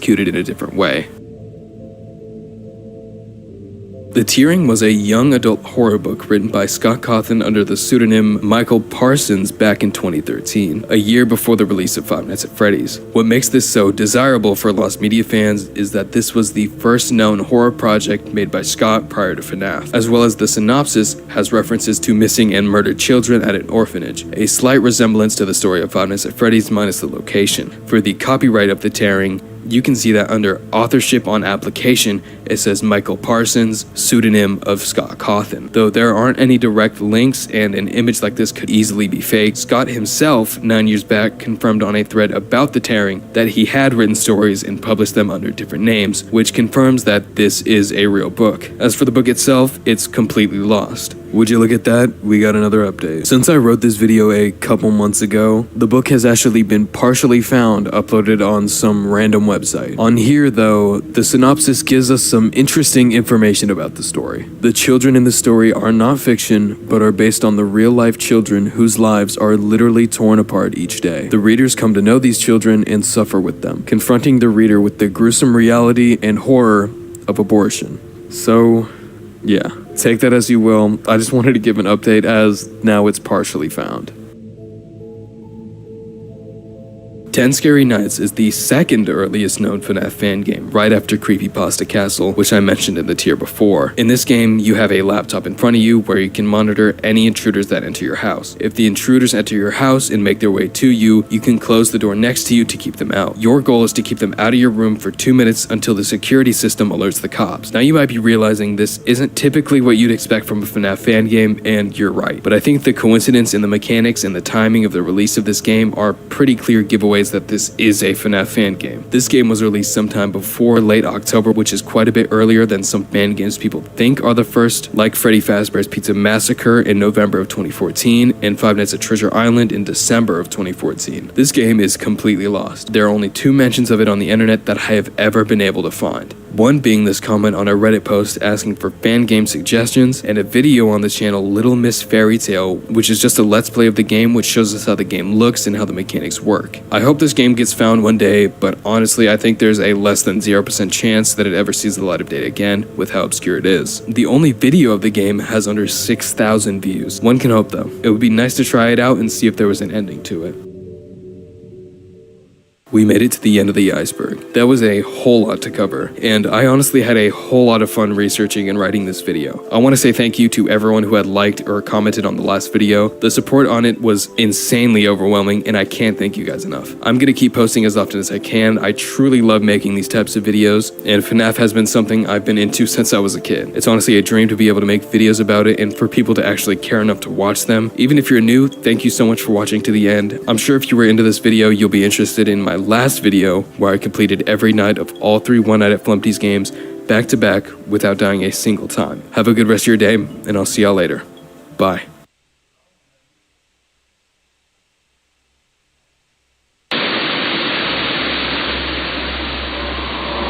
Oh, hey there. Yeah, let me guess, you're down for some more FNAF VHS tapes, right? I am.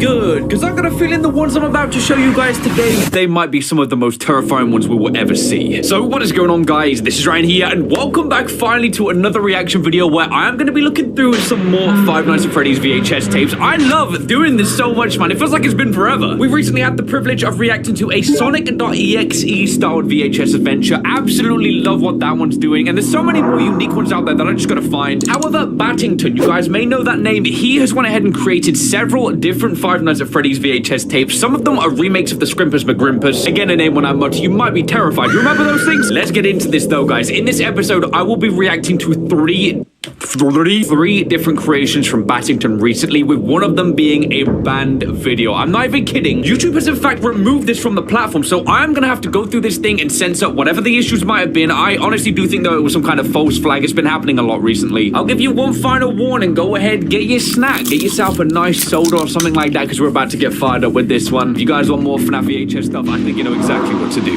We will start with this first video here. This is called the Sound Response Check. This is a remake of the Scrimpus McGrimpus video. I'll scroll down and all I see is this is genuinely the most horrifying piece of FNAF fan content I've ever seen. Yeah, there's a reason adult diapers were on my Amazon list this morning. Let's get it. A remake of Scrimpus McGrimpus amazing series. Whoa, hold up. It's time to go home, baby. No! Bro! Are you seeing my eyes go already, man? Oh, no. This feels way too real. I'm 17 seconds in. I don't know if you can see this, guys, but my tear ducts are filling right now. If I blink too many times fast, okay, they're actually gonna trickle down my cheeks. Hey, Battington. Yeah, you win already, okay? It's time to go okay, let's go. home, baby bird. Dude, that's so messed up. Imagine this. Oh, yo. It's time to go home. This is so gentle. Take me home with you. Yo, he's got it. So talented. Baby bird. Oh. No, Chica. What the freak? This is so... Oh my gosh, guys. I feel the shivers. Uh-oh. Something's wrong. Dude, I gotta wipe my eyes, like... That's insane. Okay, my sensors have been replaced for both left and right ears. What happened? No one can handle much higher frequencies.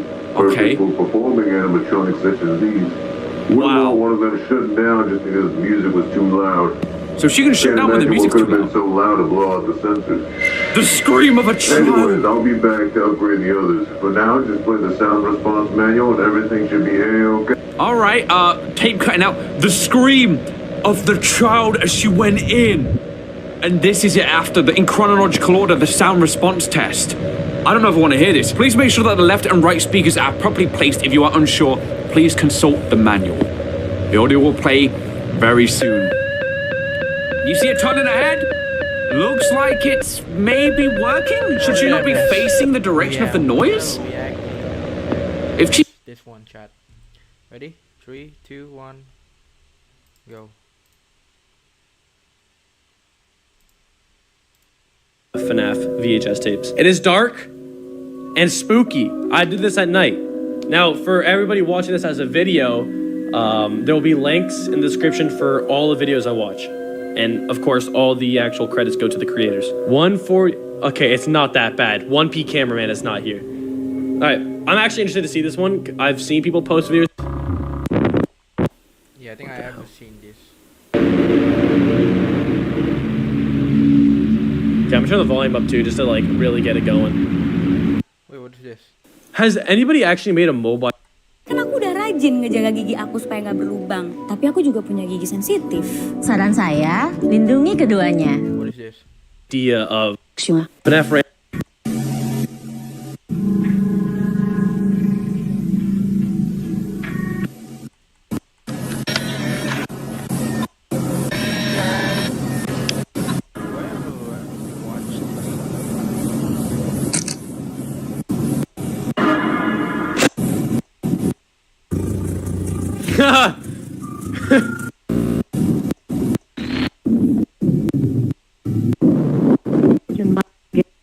Today, I think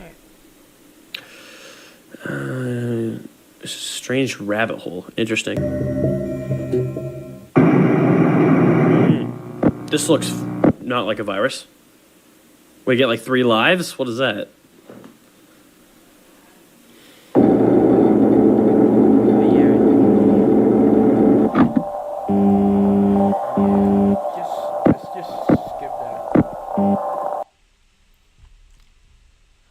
Walton Files. We're gonna watch Walton Files.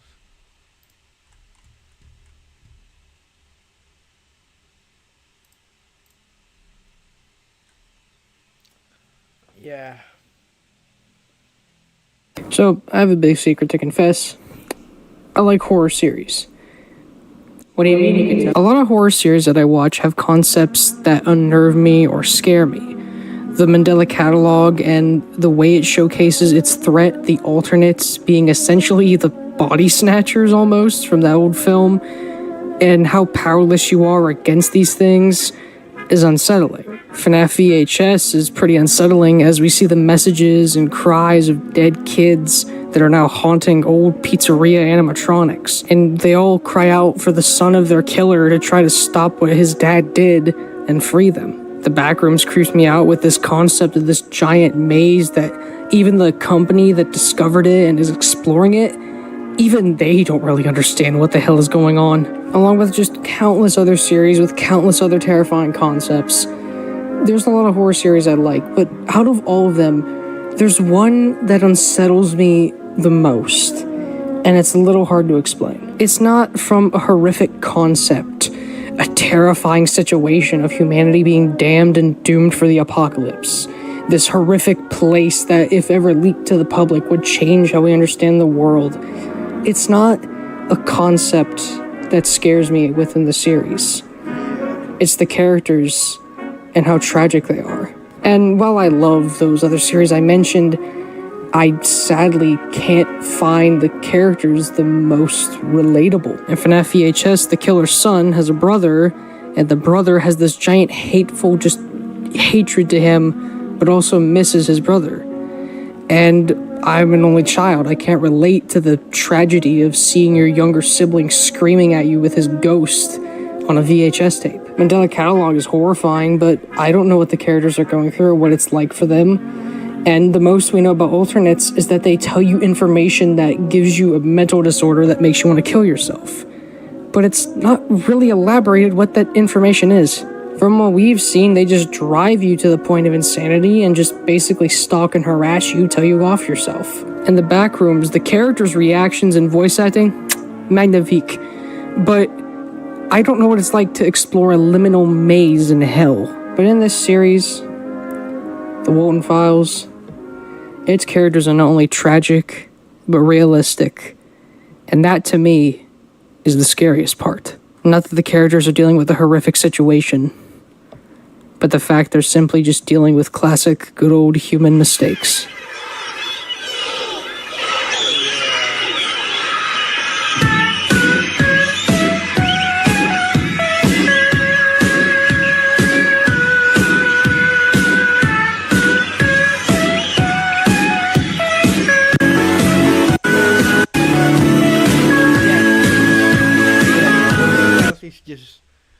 It is the most horrific series.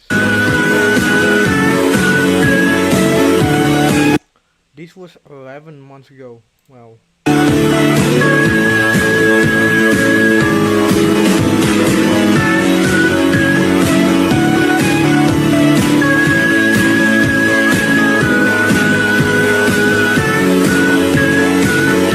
Yeah, I also watched this.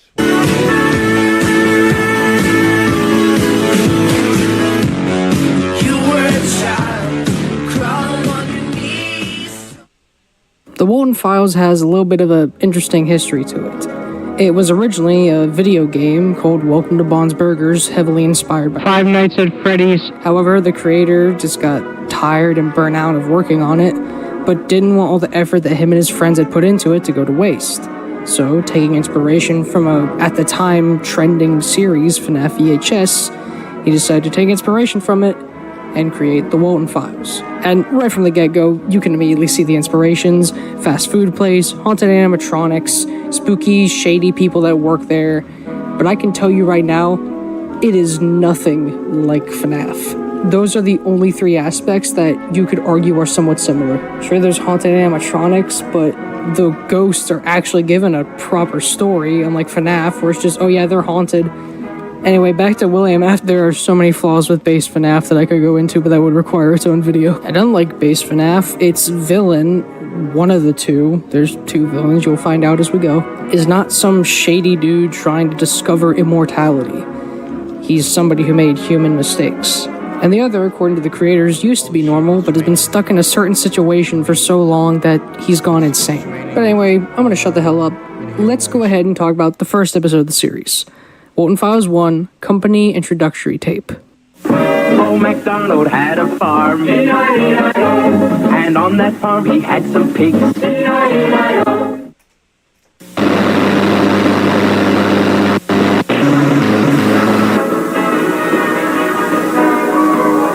We very quickly pick up on the fact that this is indeed an introductory tape for workers, specifically the tech support. The place is called Bob's Burgers and is apparently owned by Bunny Smiles Incorporated. We're shown the animatronics, and they are unsettling as all hell, and as the series progresses, the creator's art style gets better. The only problem is they get even more terrifying. The sun has got his hat on, hip hip hip hooray! The sun has got his hat on and he's coming out today. We're told that this little cartoon band is named the Showstoppers. Bon is the lead character, and Shaw, Buzu, and Banny are the side characters.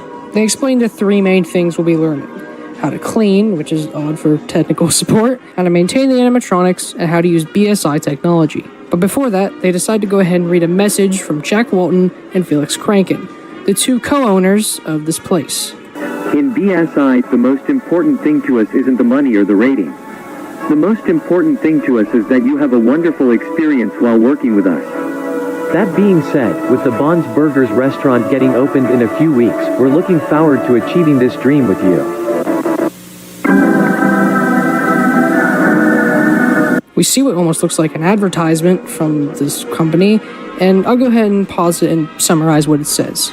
Basically, it mentions that BSI has a storage facility out in a forest, which is named K9. Get it? K9. But something odd it mentions is about an incident inside the Bond's Burger location in... I also remember this. Safe, restore, and secure. The BSA storage facility, also known as Key 9, is a company project to storage.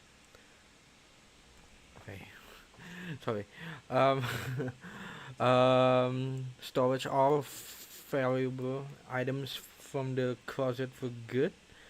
Bond's Burger restaurant, given the situations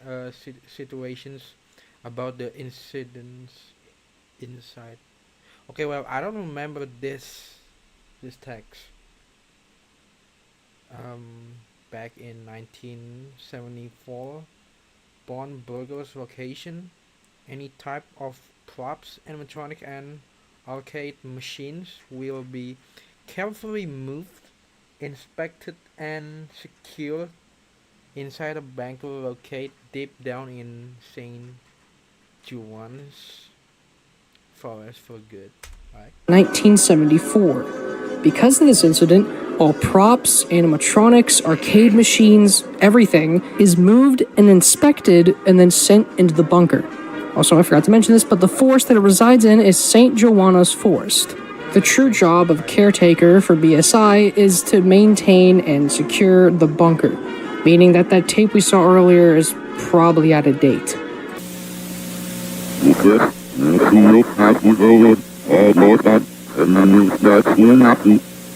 When that message is played in reverse, it says this. We finally start to remember. That's all ball. They will be back for you soon. Sophie. We, right now, don't know who the hell Sophie is. We are then seemingly taken to another tape, a cartoon for Bunny Smiles Incorporated named Little Bond's Neighborhood. The cartoon itself has a simple premise. Bond decided to go ahead and invite his friends over. But when listing off his friends, we cut to a shot of what appears to be Jack Walton, but it's bugged and it's silent. The story resumes, talking about how Bond's friends have arrived and how he has a really funny movie, but when showing the movie, it's once again a picture of what appears to be Jack Walton. And friends watched the movie. I guess we can say they had a blast of a time.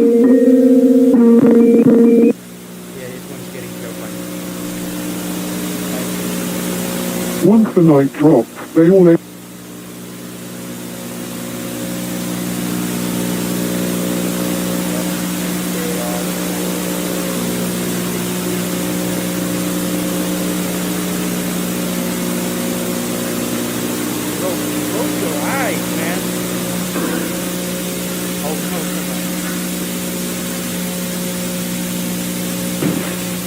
Bond now gets up and the mood is completely changed. The lighting is more eerie and he's just seemingly exploring, almost lost. Yeah,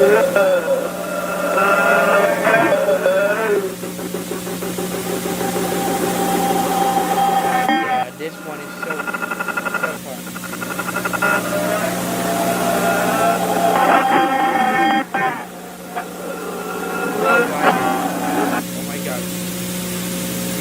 Bond acquires a lighter and flicks it a few times to get it started.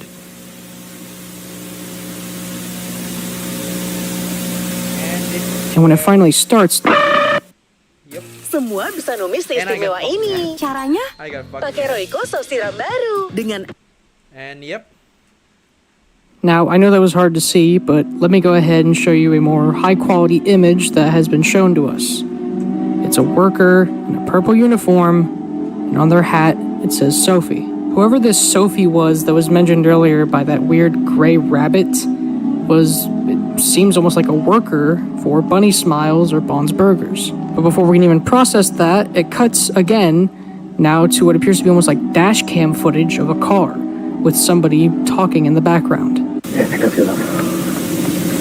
So, this is the brand new caretaker for the old Bunny Smiles facility.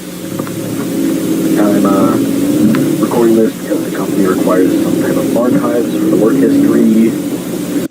For those of you who weren't reading, this is the new caretaker of the K9 facility. And they go ahead and, due to archival purposes required by BSI, explore and record them going through the bunker. And in there, although kind of odd, appears to be photos of the Walton family and Felix.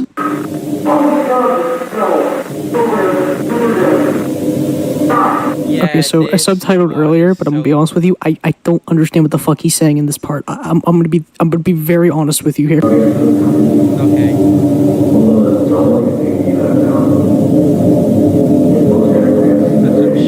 But all you need to know is Brian is testing the Bond animatronic to see if it still works, despite the fact there is clearly holes just covering the damn thing. It's very clear that not only with the rotted smell, but the state of the animatronics and wires hanging from the walls, this once probably pristine storage place is now just dilapidated and abandoned, which is a little ironic given that this person is the caretaker and they're having to take care of what's by all means a rotted husk of a storage facility. He tests out the head and begins to test out the arms, but when beginning to test the left arm, things start to become odd. The left arm.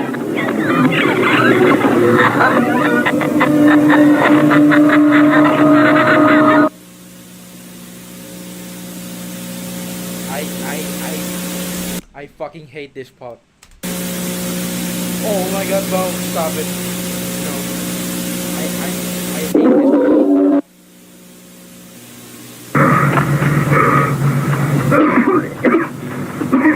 What was that thing?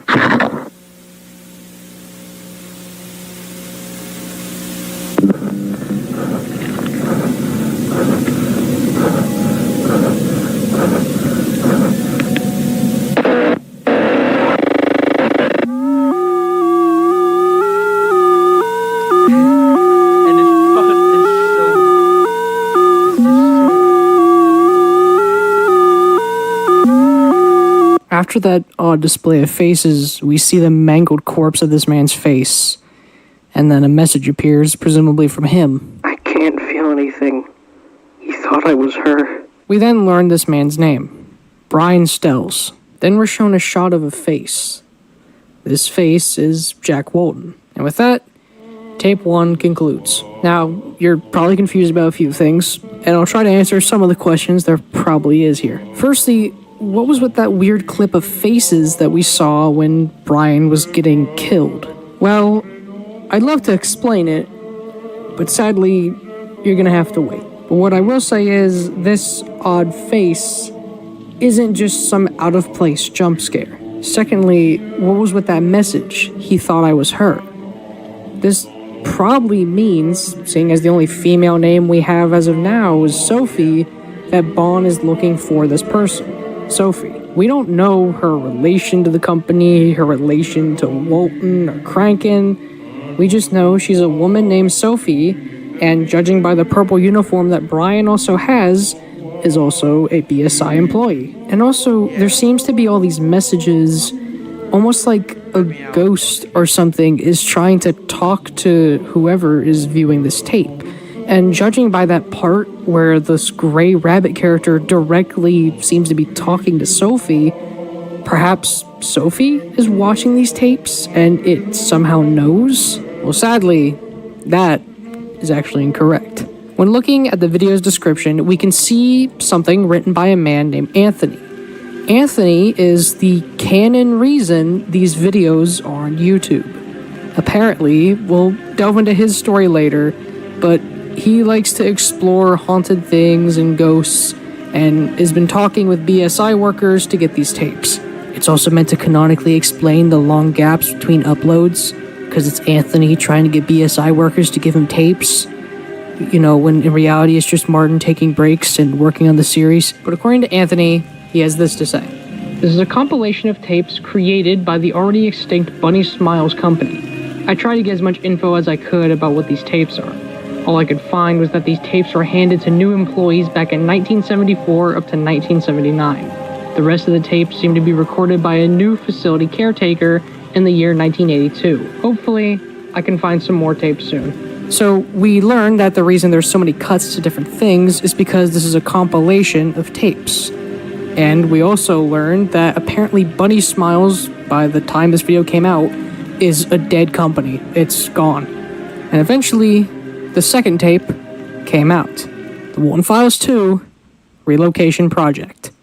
And we learned that this whole thing with Bond's Burgers, what we saw here, was just the tip of a massive iceberg.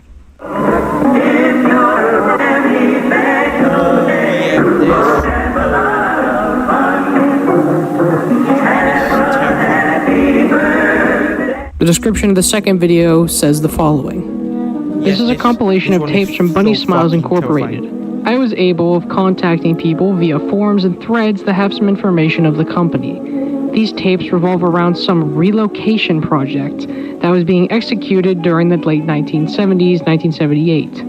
A BSI ex-employee mentioned that these tapes were private and only a few people had a copy of them. Once the company vanished during the early 80s, 1983, all tapes regarding the project were banned and destroyed. These are super rare and I'm really lucky to have them. As to me, I'm doing fine. Just staying home, hoping COVID doesn't fuck me over. Take care. That little mention of COVID just helps to remind you that these tapes, although old, are being uploaded by somebody currently alive in our time. Yeah, maybe.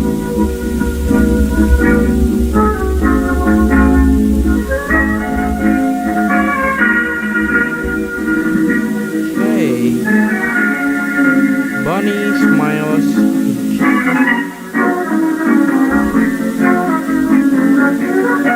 Accompanied by Cyberphone Tech. The video begins with the Bunny Smiles Inc. logo. Also, you're not schizophrenic, you caught that at the top. Throughout most of the videos, there are bits and pieces of URLs you can spot throughout. I'll make sure to mention what that link leads to at the end of each tape. After some distortion, we're greeted with another version of their logo, and then finally told about the relocation project. Hello, BSI members and employees, and welcome to the tape that will change the future of the Bond's Burgers brand and the Bunny Smiles company for the better. That's right, after 4 long years of legal paperwork, we finally decided to use our backup plan, which we created after the tragic closure of Bond's Burgers back on July 20th, 1974. Ladies and gentlemen, we now present to you the Relocate Project. But before we go into details, we want to greet all the new Bunny Smiles employees. Hell no.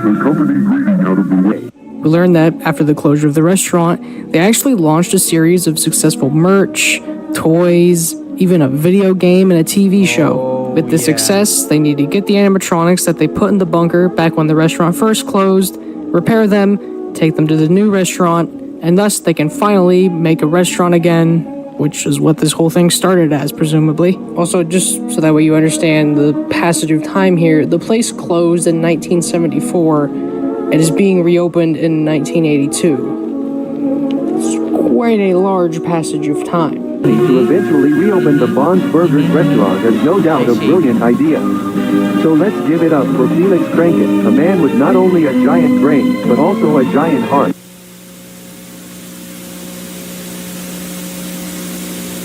We're then shown how facial expressions work. You guys see that?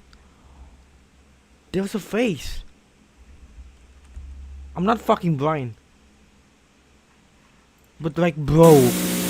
We're then shown how facial expressions work within the animatronics, specifically the BAGI model. According to some text beneath most of these, apparently this is new and being added only recently in this relocation project. This also explains why in the first one, they just look dead inside, and then...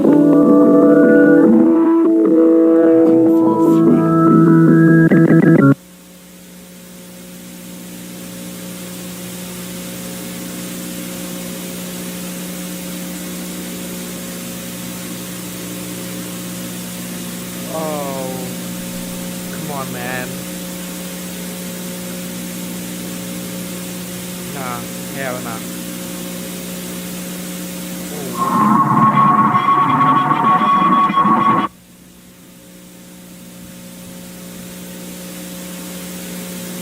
Yeah, I forgot about that. And that is. The mighty rabbit tries to find a way out of the cage, but it's unsuccessful. The rabbit keeps trying to find a way out, or at least catch the owner's attention. The mighty rabbit must get out. The mighty rabbit needs to get out. The mighty rabbit needs to get out. The mighty rabbit needs to get out. The mighty rabbit needs to get out. The rabbit is starving. The rabbit is starving. The rabbit is starving. The rabbit is starving. The rabbit is starving. The rabbit is starving. The rabbit is starving. The rabbit is starving. Is starving. Is starving. Is starving. Is starving. Is starving.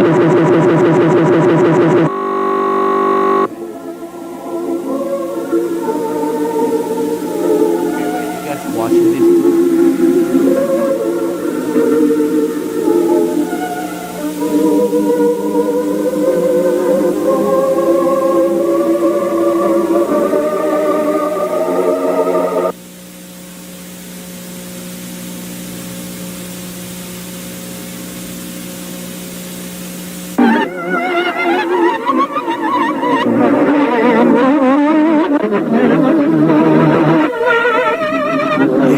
What the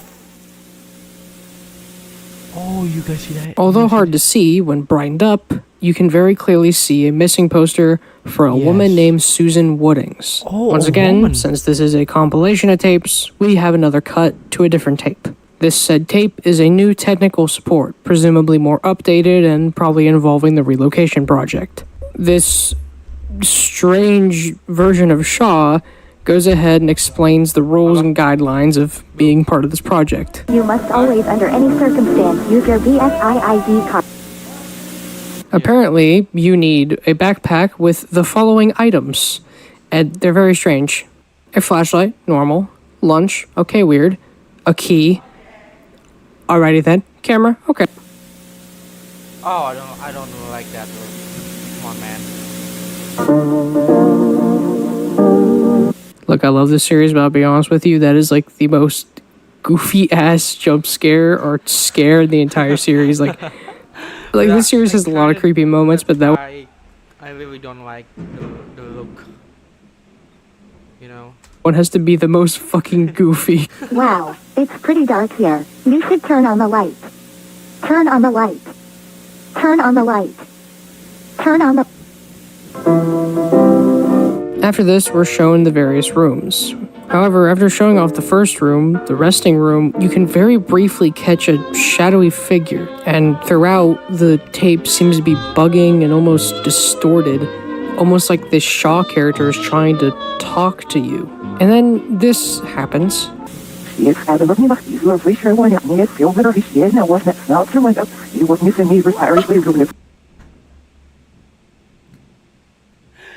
remember this. I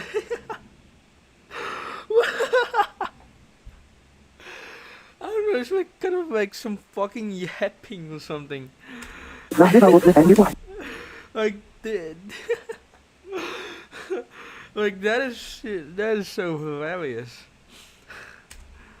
Hi, I'm Neil. Oh, welcome, mate. And when reversed, it tells this story. Rosemary would go to the restaurant every night hoping that his... Rosemary would... And when reversed, it tells this story. Rosemary would go... Rosemary would go to the restaurant? Go to the restaurant every night hoping that her beloved husband... Night hoping that his beloved husband would reappear after being missing for weeks. Wait, chat.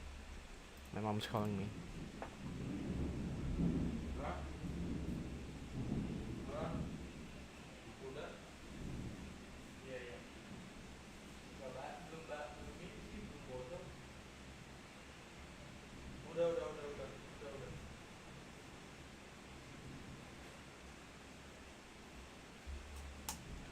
Alright, it's better. It's better that I turn on the that I turn off the lights, bro. Alright, let's continue this shit. After Would we appeal after being missing for being weeks? missing for weeks, but no But no response. response until one Until day one day she heard a voice. she heard a voice saying, "I know where she is, Rosie," coming from the backstage. We currently don't know who Rosemary is or who her husband could possibly be. But after this, we're taken to the storage room with the animatronics, and we're explained that only technicians should shine flashlights at them. Welcome, welcome. Perhaps the flashlight is what angered Bond earlier. And after this, any semblance of a guiding tape is just lost. We see that shadowy figure from earlier with his face now very clearly visible. Shaw tries to leave, but then is teleported back in. She cries and then says this. Sophie, where am I? Ew, okay. Begins repeating soap.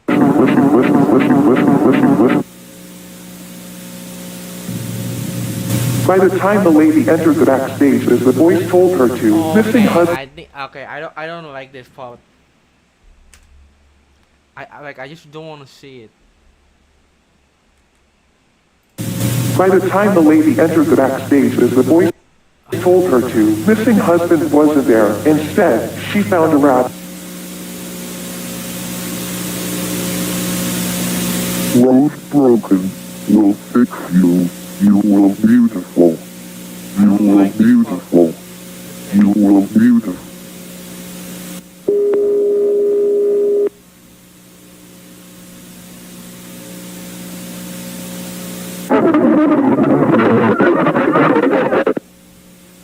When she woke up, she looked beautiful.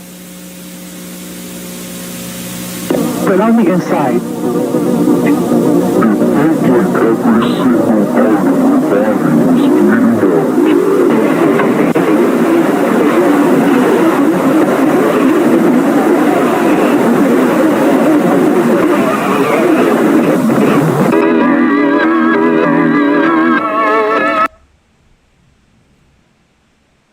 Oh my god. Oh yes, chat, and we can see there's a missing person, and I think this was her.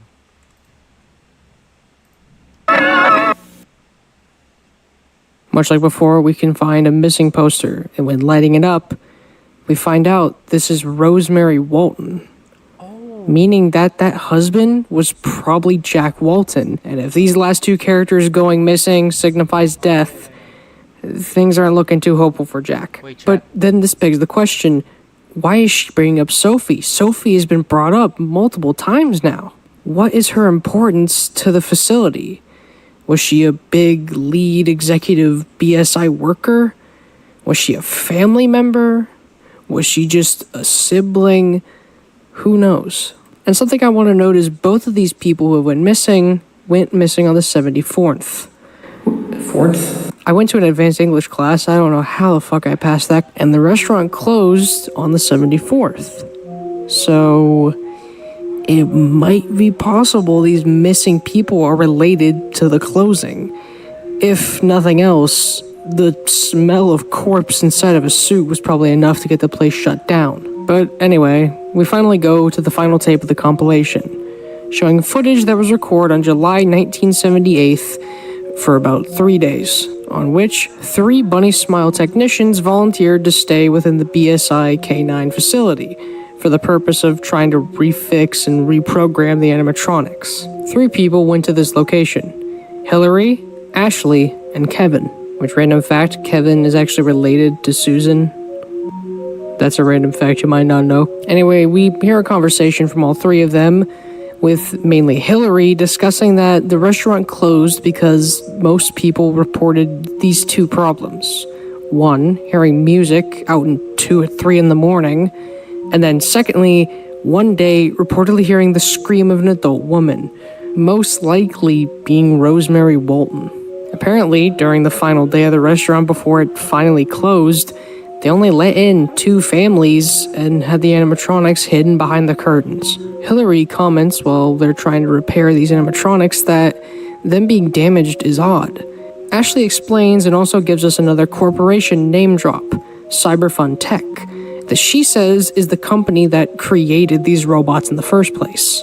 So this probably means BSI is behind more of the programming and characters, while Cyberfun Tech is more behind the mechanical aspect. Or the way I kind of look at it, Cyberfun Tech builds the animatronics, and BSI just makes sure that the animatronics still run. Ashley thinks that the reason they're so torn up is that the Cyberfun Tech people, just wanting to get to fixing the endoskeletons, just tore up the suits, thinking that they'd probably just end up repairing the suits later, but then that later never came due to the closure. Since they all volunteered to stay 3 days, they had to bring sleeping bags. And before they go to sleep, Ashley brings up the key that's required of them. They're never even told what it goes to, they're just meant to take it, and she finds that strange. Why give them a key if it has no purpose? But Kevin just decides to brush it off. We then cut to the last recording that they made during the final day, in which they state that this project is fucked. There's no way they can repair the animatronics in their current horrid state. They weren't given enough time to properly end this project and hope that they can just go back with better equipment and an actually decent deadline. We then cut to footage of Ashley inside the dark and gloomy place. She's using the camera and a flashlight to record what she finds, and she believes that this key could possibly hold something that maybe will help fix the project. Although, I mean, you can consider what she's doing dumb. By all means, it makes sense if this is her job to fix this. Of course, she'll try to find out if there's a way to fix it. The key itself unlocks the back door, which leads to various other doors. She goes ahead and explores, and she finds strange oddities throughout the place. Throughout it, she finds spare parts, scrapped endoskeletons, and weird cardboard cutouts of characters we've never seen. By the way, remember that gray rabbit? Wow,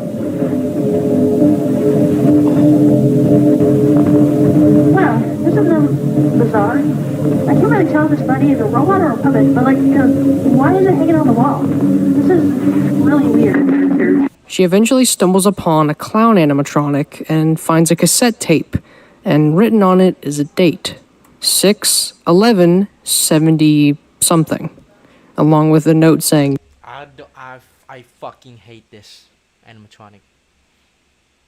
discard. The animatronic itself has a tape player on it, and Ashley herself just assumes that, well, it's probably for playing birthday music or custom tapes.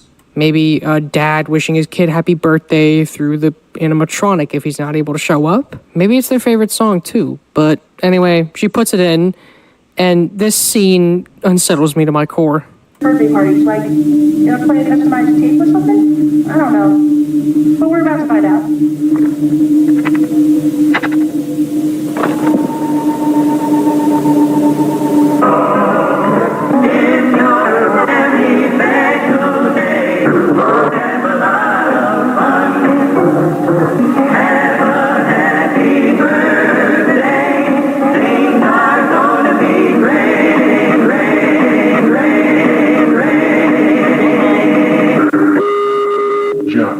Susan, Charles, Rosemary, Sophie.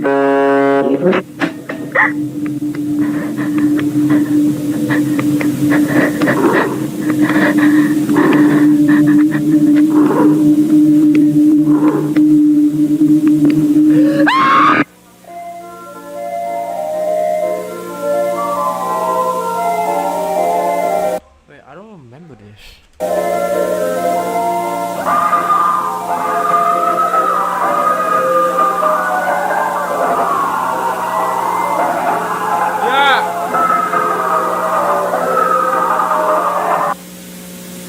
Hello, I'm Billy, the funny movie clown. Do I see you so?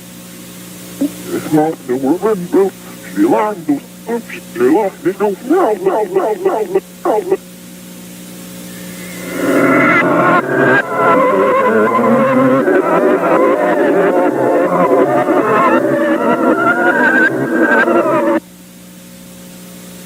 And the tape concludes there. Now, I know you probably saw that brief flash of text, but before that, there's a few things I want to comment on. Firstly, what's with those names? They mentioned Jack Walton, Susan Woodings, a character named Charles, Rosemary, and then Sophie, whoever that may be. Next up, when Bond was about to attack Ashley, if you listen, it sounds like Bond is breathing.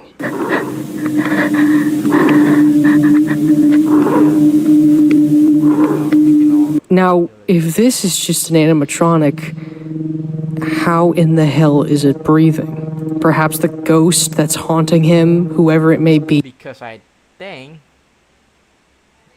there's a body human inside of the animatronic. He is like breathing through the voice box, but this isn't natural. This thing shouldn't be able to breathe. Next up, that text.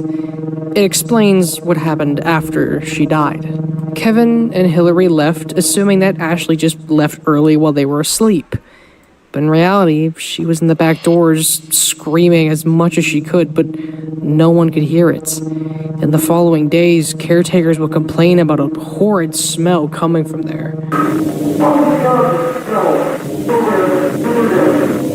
The higher-ups decide that this project needs to be delayed and temporarily canceled until they can find out what the hell to do. It states that Ashley is still there, but she's not screaming anymore.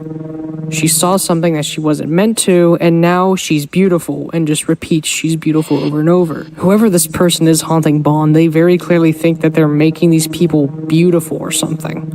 It's almost like what he considers beautiful is this grotesque gore. I mean, earlier we saw that he ripped Brian's jaw open, cut open it to the side a little, and even tore off an arm. With Susan, it seems like he disfigured her and apparently did something that caused her to starve to death. Rosemary's limbs were ripped apart, and Ashley seems to have her face completely ripped apart. I'd like to mention Brian is the furthest in the timeline. I should have mentioned him last, I don't know why I didn't. But whoever is possessing Bond has a goal. Very clearly, they have an intention behind what they are doing. And if you were observant, you might have noticed the bits and pieces of URLs. Well, that leads to a secret video. The video itself is just titled, Lucky You. The video begins with trumpets playing, and we see images and clips and shots of Bond's Burgers. Along with that, text talking about certain events that occurred throughout the restaurant. The first birthday on the 30th of June. We see its final shows were 1 month later. And at the end, when it says thank you for the smiles you gave us, we see the place didn't even last a whole month before shutting down. And looking at the dates, with the exception of Ashley and Brian, because that took place after the closure, they all were before the closing. Susan died on the 30th of June, the same day they had their first ever birthday party. Charles died on the 14th, and then Rosemary died on the 19th, just 1 day before they closed it, her being the main reason they even did. To say this place didn't last long would be a fucking understatement. And then we see a date for October 31st, 1974, the restaurant closed. Then December 10th, showing the canine facility. And then finally, we see a shot of the animatronics, labeled for January the 23rd of 1975. And then a date briefly flashes, the 11th of June, the same date that we presumably saw in the second video. And then suddenly, a voice speaks. You must be so confused about what you saw. Don't be scared, my little bunny. Answers will be given eventually, but don't try to solve this puzzle only with the pieces you have so far. This is only the beginning. For I'm going to tell you a story of broken people, beautiful people. He is so sorry about what he did to them, but there's nothing he can do. Remember that. Safety and pills, Sophie. It begins repeating that, safety and pills, Sophie, safety and pills, Sophie. And then we keep seeing the flashes, almost like the last moments of people's lives that died to Bond. We see Brian, we see Ashley, and then suddenly that white bear cutout that we saw in the background of the bunker shows up. We then see the previously mentioned pills, and then realize Sophie has been related to the Walton family this entire time. Rosemary's ghost seemingly asking Sophie where she is feels way more eerie now because she's related to Rosemary. Now, I'm gonna be jumping to a big conclusion here, even though the video mentioned not to do that, but Rosemary and Jack are presumably a husband and wife. And assuming that, most husbands and wives are kind of 40, 30 when they have kids, Sophie might possibly be their daughter. I know I'm making a big jump to conclusion here, but I mean, what else could Sophie be? And in the first tape, we see her wearing an employee uniform. So we can kind of assume either she was a worker, a possibly even caretaker for either Bond's Burgers or the K9 bunker. She may have possibly even worked there, kind of like what families do where they'll have like, hey, son, I work at a tire shop. Want to help me fix tires? Perhaps instead of that, it was, hey, Sophie, me and your father are making these animatronics. Want to help us take care of them? Maybe they offered her that job as a teenager, and I can tell you most of us teens, enjoy income. I think everyone enjoys income. So she might have taken the job because not only is it related to her family and probably close to home, seeing as her family works there, but also it paid her. Now, we don't know how much the caretakers are paid. Maybe it's like FNAF 1 where they paid you like in modern time like $1,000. Or maybe it was just simply income so she could be a little bit more independent. But after being shown these pills, we suddenly... Oh, can't you see? I made them beautiful. I don't know how. I didn't even mean to. But I did. They try to talk to us. Through analog. They will be heard. This is their cry for help. Besides, they want us to know what happened that year. But we must be patient. Look. They are filled with life. They dance to the music. They laugh and sing along. They're perfect. They are beautiful.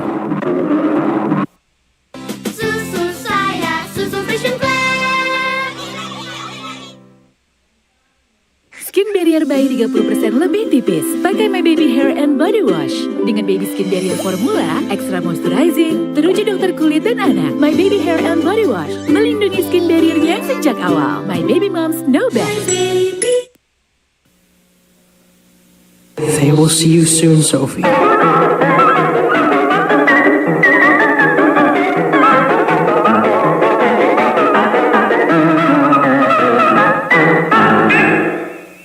Okay, so there's quite a bit to digest here, to be honest with you. Firstly, this voice tells us to basically try not to build theories off of what we're given yet. Which, we're a bit into this video and I've already been doing that. Fuck. But basically, don't jump to giant conclusions like, is Jack haunting Bond? We should wait till those things are confirmed. For now, all we can do is just question it. And secondly, what was with that bear? Is he the one narrating this video, perhaps? I mean, I don't know who else could be.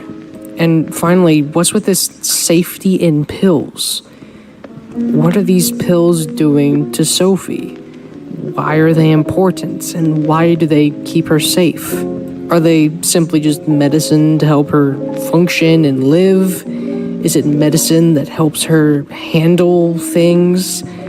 Is it perhaps some medicine for a disorder she got after what might have been an encounter with Bond?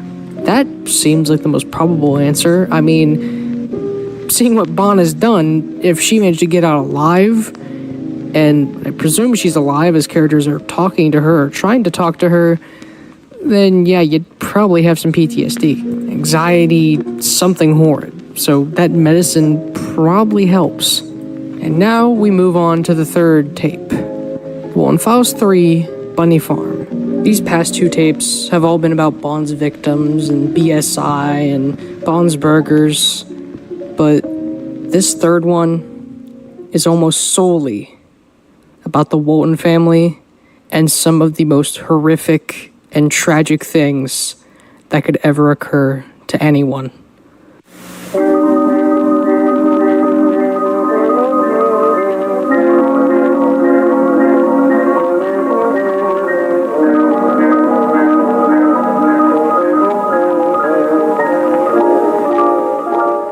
The description of the third episode reads this. Hey, long time no see, huh? The following footage is about a 1980s video game created by the company.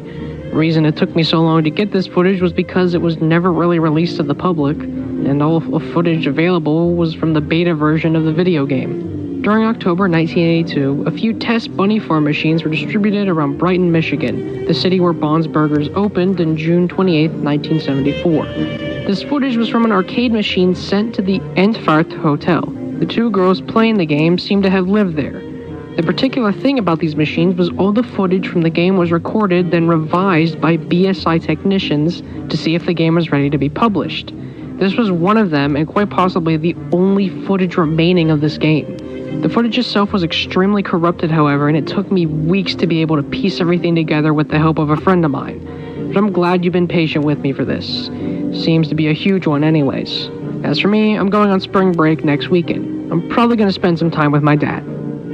The third one begins basically just flashing various shots and clips from the past two episodes. An interesting shot, though, is of this forest, showing us that the St. Joanna Forest was apparently being covered by the news on channel Local 57. Get it? It's a reference to Local 58. As these clips play, the face of a woman slowly fades in. The clips themselves start getting rapidly faster the further and further the face fades in. And then finally, a name fades in. This is Sophie Walton.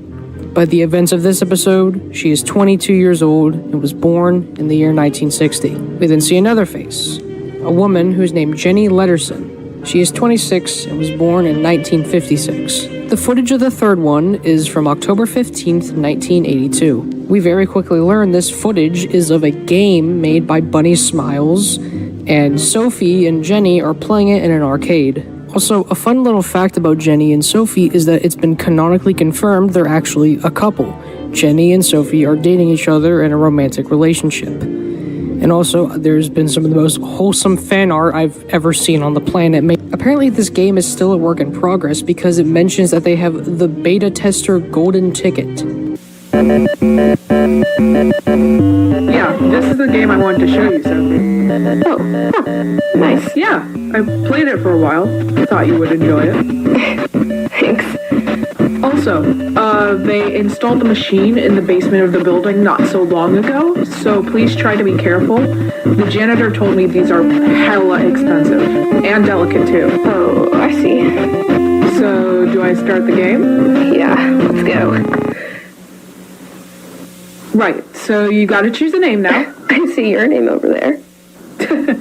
Yeah, but the idea is that you play the game from scratch. I see. Put my name over here then. So, fuck. Shit, I can't go back. Dumbass. I'm gonna sound very strange here, but Sophie misspelling her name as Soapy is actually very important to the story of this episode. I know that sounds schizophrenic, but I'll explain it when we cross that bridge. The plot of the arcade machine game is very simple. There is an annual fruit fest that goes on at Bond's Burgers. But oh no one brought any fruit. So you take the role of Bond and must go and find fruit. A hippo named Pete offers to help them and... Bond Adventure! I love Bonds! I want to see the pigs and the chickens and the animals and the barns and the fish! All right, Pete. Well, That'll be fun. All of us working. Really? What? Well, what do we mean? Pete the hippo. It becomes very apparent this game is not only unfinished, but a buggy mess. Clearly the guy that decided to throw this into the basement had no idea how buggy this shit was. Something I like about the game is the artwork. I don't know why, but there's something about it that seems really familiar to me. Huh. Yeah, I played this game for a while a few days ago, and I noticed a bit of stuff. Yeah? Yeah, this game looks very unfinished. I saw a ton of errors and shit while playing the levels, and it crashed a couple of times too. Huh. That's strange, but then again, the game did clarify it was a beta test when we turned on the machine. Yeah, when BSI installed these machines, they clarified that as well, but here's the thing. These glitches are very freaky, if I'm totally honest. That's why I wanted to show you this in the first place. I know you're into that BSI? kind of Funny Smiles Incorporated. Have I heard that name before? I mean, that company has been pretty relevant these past few weeks. Didn't you hear? What happened? Some weird rumors and shit. Apparently there was this one employee that drove to some forest a few days ago, not too far away from here actually. He hasn't been seen around ever since he drove to that place. Really? Yeah. The word got out quickly. Some family members say it was his first day. Well, what's his name? Brian, I think? Well, I hope he's doing alright. Same. Well, who knows? Maybe he's okay. I mean, it's been a while since he was last seen, right? Brighton's not that big of a town anyways. They would have found him by now. Reminds me of this other girl. There's more? This young employee named Ashley. Young adult. Very pretty. She became some sort of urban legend around here. Why? People say she died inside of some old bunker from the company. Her body was never found. Jenny's little conversation here helps us to realize that this is far after the events of the first one.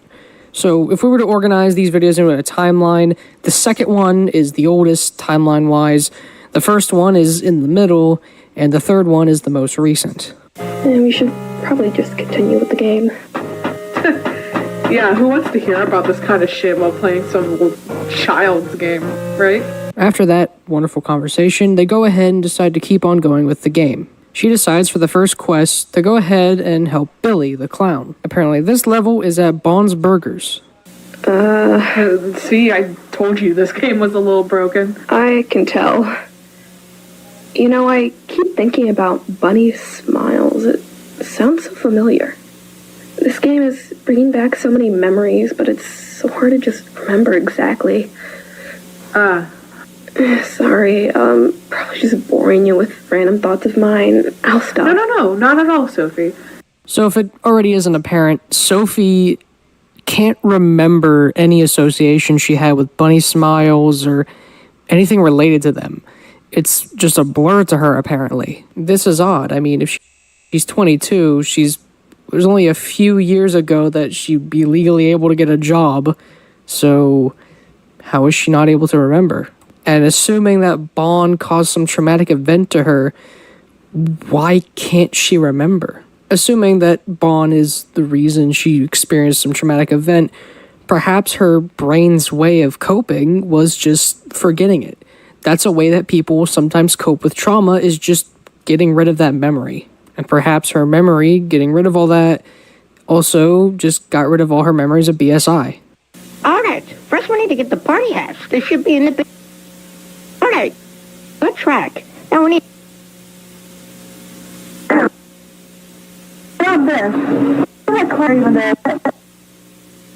For this little quest, Sophie has to pick up gifts that will display an image, and they have the pixelation of a Minecraft painting. Sophie also attempts to go ahead and run off to the side, but upon doing so, Billy goes after her and she's teleported back. Maybe Billy just dragged her back and the game cut to black for some reason? I mean, we've already seen this game is very broken and unfinished, so maybe they just forgot to add the animation. Also, something odd is just the Billy AI. When Sophie attempts to go up to an upper door, he stands in front of it and kind of goes back and forth, almost like he's trying to say, no, you can't enter.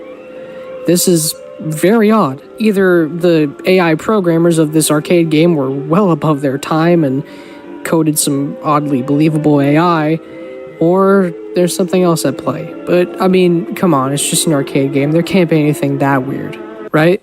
The objective then changes to getting party hats that are in the basement. But before Sophie can even figure out what's going on, the game glitches and suddenly she's in this weird room with like a frog machine. Eventually, Sophie realizes that she's playing a game of tic-tac-toe. Sophie wins and then Billy runs off. He comes back with a gift. Sophie goes ahead and views it and then...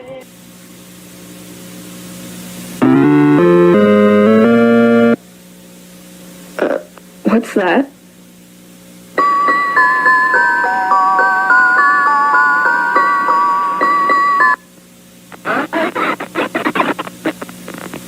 Jenny?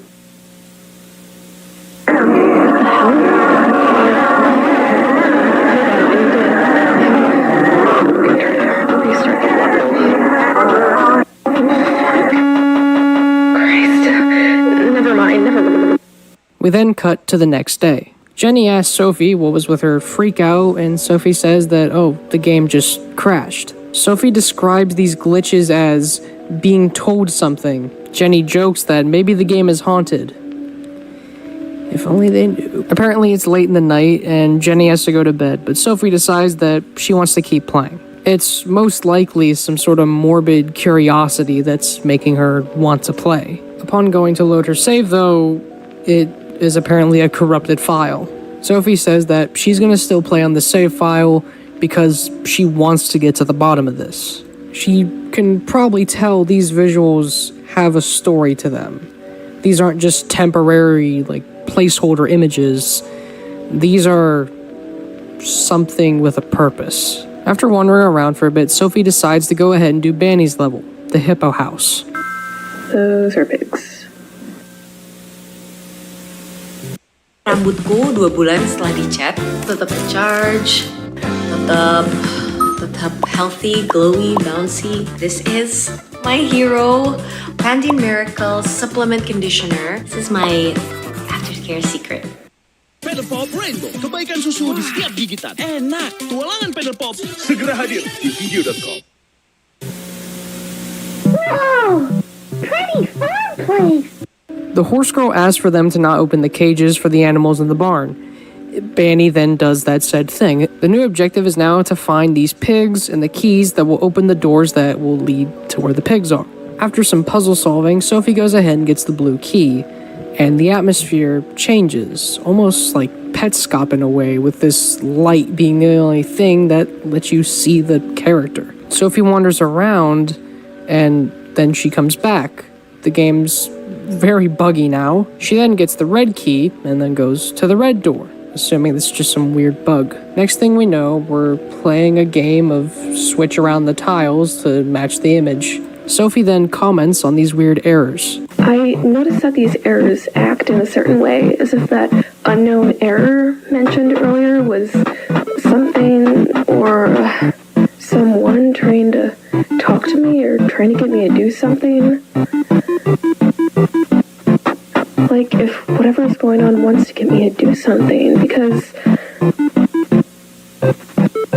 especially because these have all occurred when I interact with the characters, could it have something to do with them? I've also noticed that I talk to myself a lot. And she will indeed talk to herself throughout this entire episode. If there's one minor complaint I have about the third one, it's that Sophie talks to herself, I feel like a bit more than a person realistically would. But at the same time, her commentary does help to show her reaction and her fear to the situations going on, and also gives us a bit more insight into certain things that she knows and doesn't know. And also, just her voice actor did a good job. All the voice actors did a good job, what am I saying? After solving the puzzle, this occurs.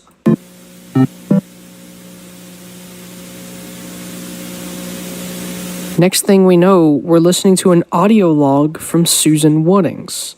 BSI Technical Support audio log number 3, June 30th, 1974.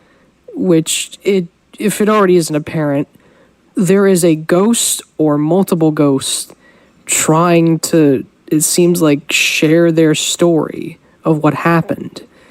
Kind of what, almost like Lucky You was hinting, that the ghosts want to be heard. Perhaps Sophie having ties to the Walton family is the reason they want to be heard, because she can maybe try to help them.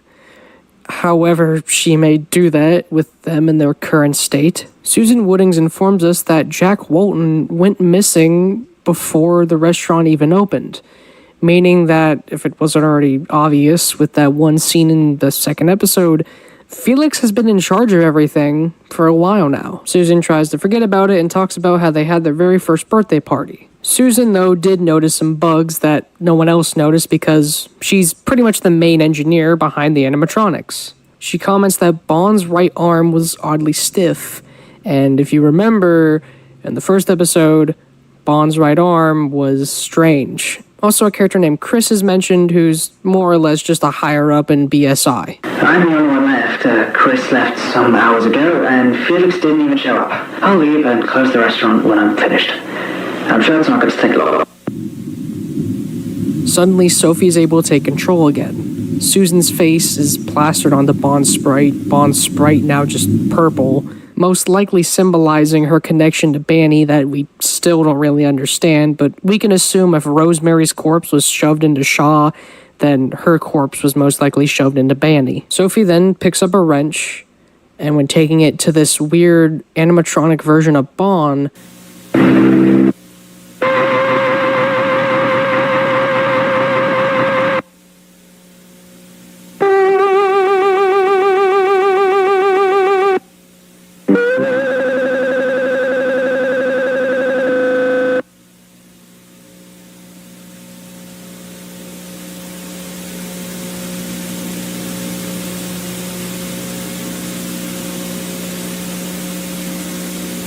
Sophie takes control of the animatronic Bond, and when messing with a gift, what appears to be Susan's corpse is shown, along with a message. I am still alive, but I can't move, and I'm having trouble breathing, and my stomach feels weird. Looking back at the whole "the rabbit is starving" segment from the second episode, this most likely means that when Bond tried to kill her, it more or less just paralyzed her. And then she starved to death and was put into the Banny suit. And, that concept just always scares me. As of recording, there's still one victim and we don't know how he died.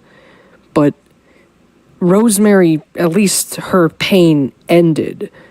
Brian's pain also ended. Ashley's pain also ended. Susan just starved to death. Upon giving the gift to the Banny character sitting in the level, her sprite seems to get almost frightened, and then this level complete screen shows up, saying, "Great job, Soapy."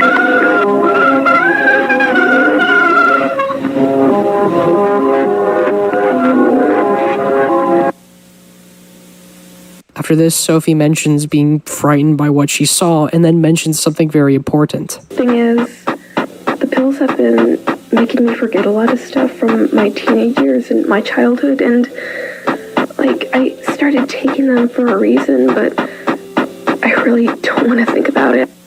Now, I did a little bit of research here, not a whole lot, so correct me if I'm wrong or if you in the comment section have any other ideas here, but when looking up medicines that can cause memory loss, antidepressants and anxiety pills were two that I noted. Because, anxiety and depression is probably something that Sophie suffered with. And, now that we know that Jack went missing before the restaurant even opened, there's a reason she probably took an antidepressant. Her father went missing. Her mother then also went missing, at least in her eyes. And after doing a little bit of math, when her own mother went missing, Sophie was only 14 years old. Imagine a 14-year-old trying to process the fact that their mother and father just are gone. Sophie isn't aware that her mother's dead, her mother's just missing.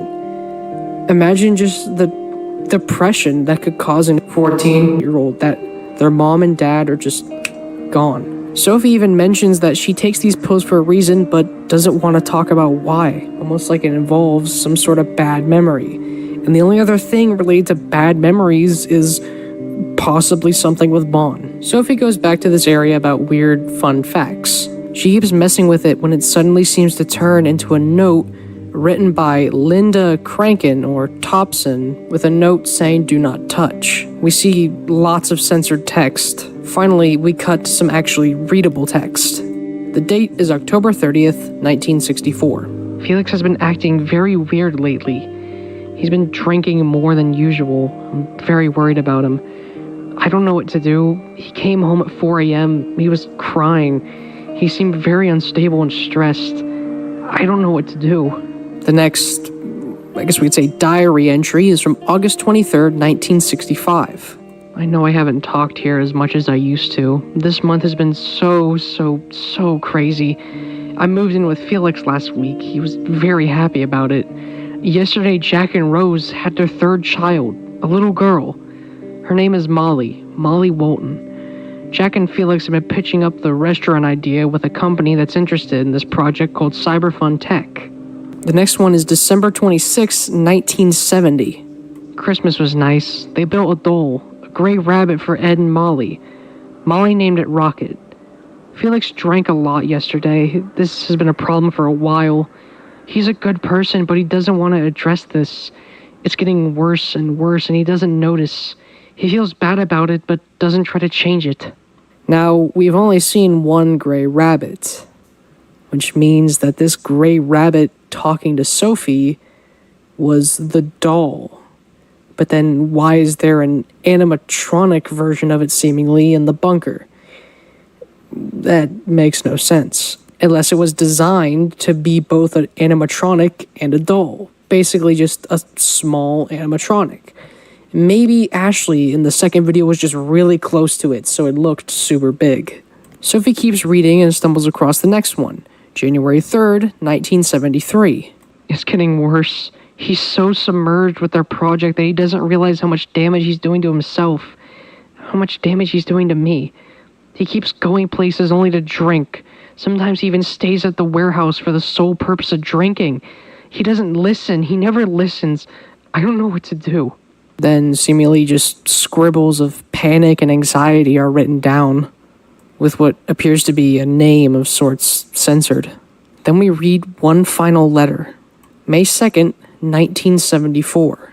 By the time you're reading this, I shouldn't be home. I know you're confused. I'm confused too. What you said to me last week hurt me a lot, but it opened my eyes. Hopefully, this opens your eyes too. Our relationship isn't healthy. It never was. I'm leaving Brighton this morning. You're in the warehouse with Jack and the others as I'm writing this. By the time you get home, I'll already be in Hurricane. I know you're busy today doing Jack a favor, something related to a school party, I can't remember. But please go there when you have the time. As to me, I'll try to build my own life while I still can. You should do that too. I love you. Goodbye. Linda. Along with writing from what appears to be Felix, saying he's sorry. By this point in the story, Felix has just been that guy running Bunny Smiles and Bond's Burgers. That's all he's been by this point. So now we know what's been going on. He's lost his wife and suffers with alcoholism. He also apparently took this job of trying to build Bond's Burgers very seriously and began to not spend as much time with his wife. And although never stated, he apparently said something so horrid, so disgusting to her, she decided that this relationship is just not worth keeping. Anyway, yeah, did you remember that we were reading fun facts? Sophie then goes ahead and heads over to Boozoo's game. Also, fun fact, Boozoo's voice actor used to voice act Gabriel from Mandela Catalog. Keyword used to. This game is titled Lily's Birthday. His whole minigame is that you have to help him test out the puzzles he's going to use on Lily's birthday. But before the puzzles begin, we're taken to a birthday room with what looks like a different sprite of Bond. Occasionally, a dialogue box pops up with a disfigured face, just playing some weird noise. Sophie keeps exploring until the screen fades to black. Piano music begins to then play.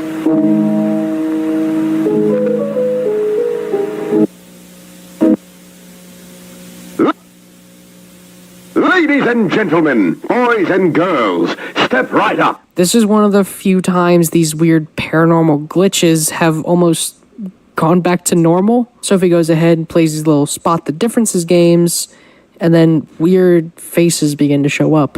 At first, one that looks like that strange face in the dialogue box. Then suddenly, we are shown the faces of a person, and then what looks like that same person but covered in blood and just his face torn up. When trying to interact, apparently there's no differences to be spotted. Kind of in a subtle way telling us this is the aftermath of whatever happened to this person. Probably involving Bon. Congratulations! You completed my game. Now, time for the prizes. We then see Sophie take control of what appears to be Buzu, but with no face. When approaching the birthday table, this happens.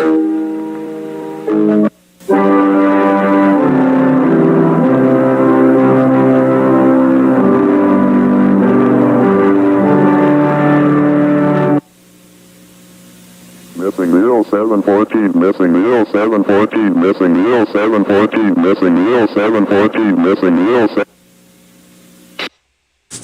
Ketome basah balik-balik lagi. Mungkin shampoo kamu nggak 100%. Ayo kita cek. Move on ke Head & Shoulders. Menghilangkan ketome basah hingga 100%. Melindungi kulit kepala hingga 48 jam supaya ketome basah dan gatal nggak balik-balik lagi. Head & Shoulders. Beli Joy Day kemasan promo buat menangin trip ke Inggris dan ribuan hadiah lainnya.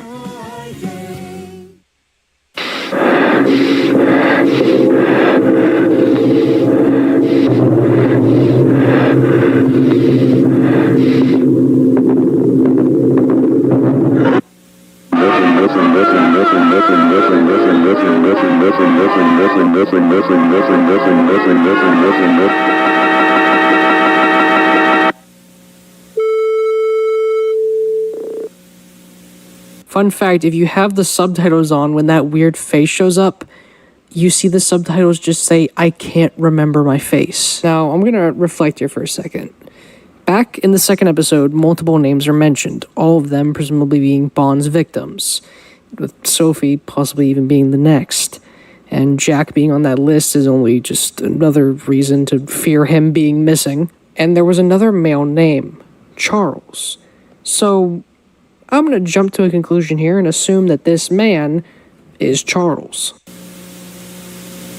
This is kind of starting to make more sense to me. I mean, as much sense as something like this can make.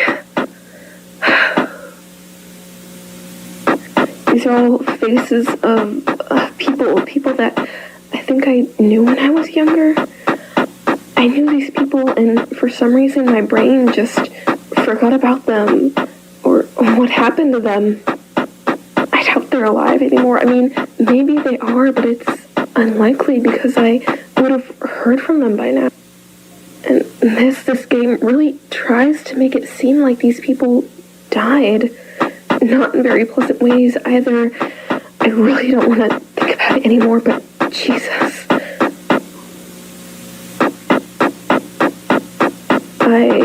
I genuinely don't know if digging deeper into this is the best decision, but curiosity is killing me right now. After this, Sophie goes ahead and plays the next game, which is Shaw's.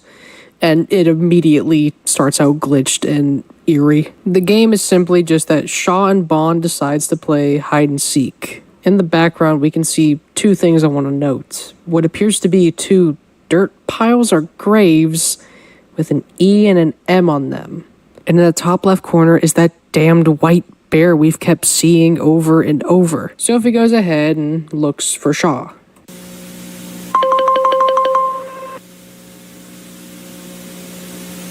Upon not being able to find her mysteriously, that gray rabbit, Rocket, shows up near the grave site, sorta.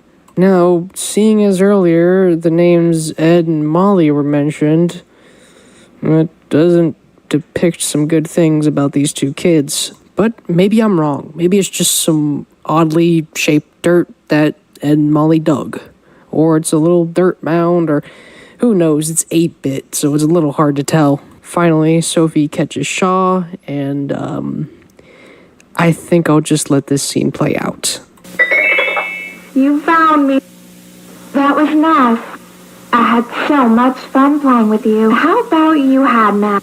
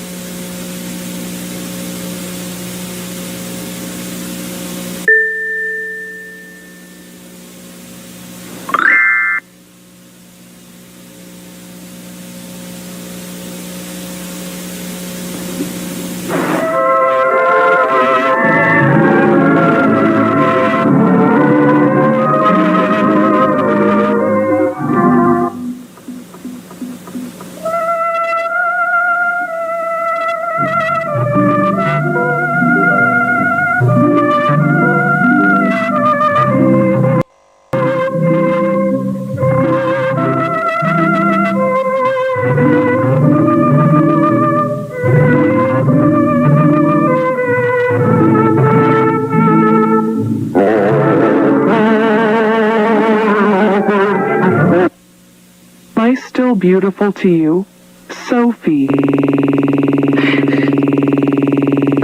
I know you found you.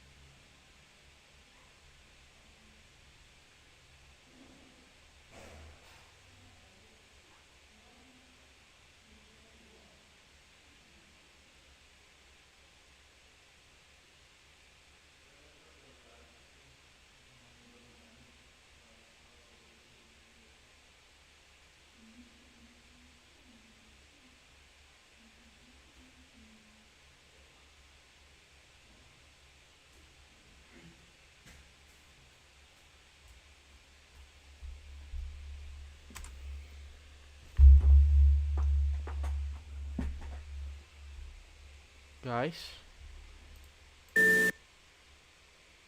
What just happened? What just happened?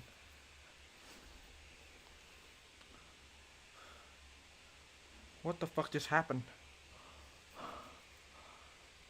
Oh my god. How long? How long did I leave you guys here? Wait. Wait, let me just go see my wife.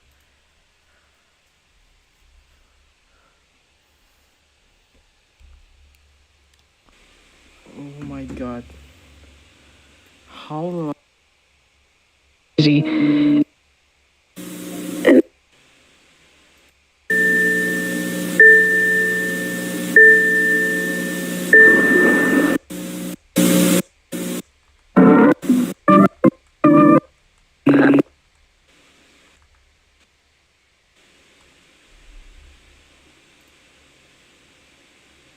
Oh my god.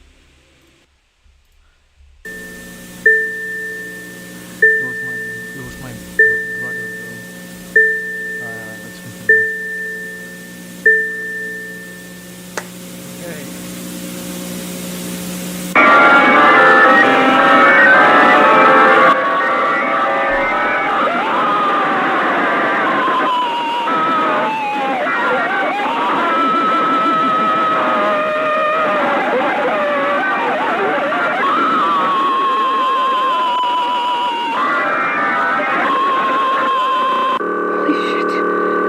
Holy shit.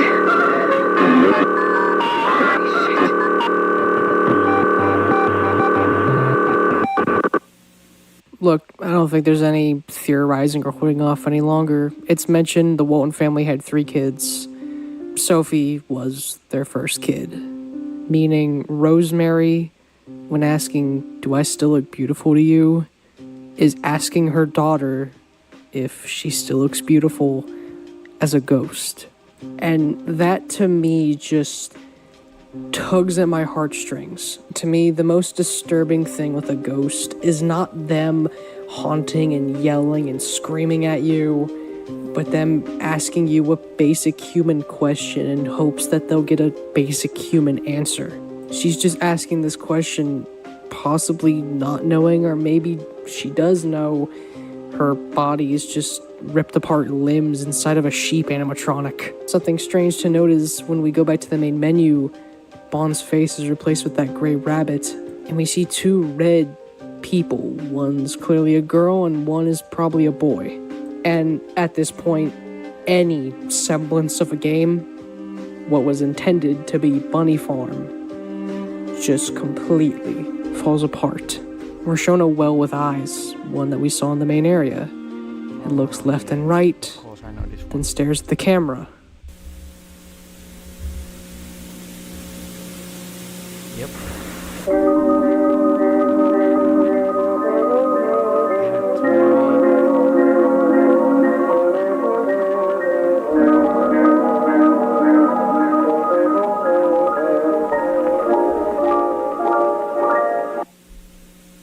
I presume this bear, who we're gonna call Mr. Snow, I'll explain later why I've given him that name. He appears to be the one pulling the strings. He appears to be the one messing with the arcade machine, causing it to be distorted. At least that's what I would assume, as throughout the rest of this, he more or less leads Sophie down this strange, corrupted version of the game that only shows tragic events, not this strange adventure of a fruit festival, which I don't blame you if you even forgot that this whole arcade machine was about that. Come one and come all, welcome to my magic fountain of memories. Step right up and enter your most repressed experiences and get ready to be amazed by my magic. Let's take a small trip down memory lane, shall we? Tell me, what is it you would like to remember? Sophie goes ahead and then asks Mr. Snow, "Who are you?"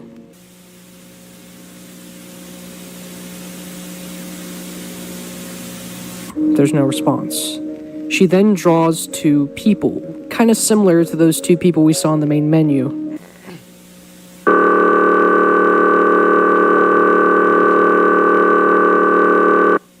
then showed a picture of a house with the date of May 2nd, the same date that Linda wrote that letter to Felix. And Sophie then comments something very important. Holy shit. That's my old house? This character very clearly knows who Sophie is. We then somewhat play a game here, helping Rocket clean the corn maze. But before we can start...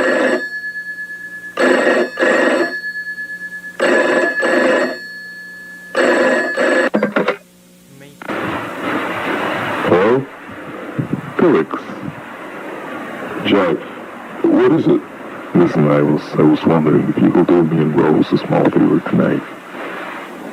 I don't know, Jack. Today's been it's about Ed and Molly.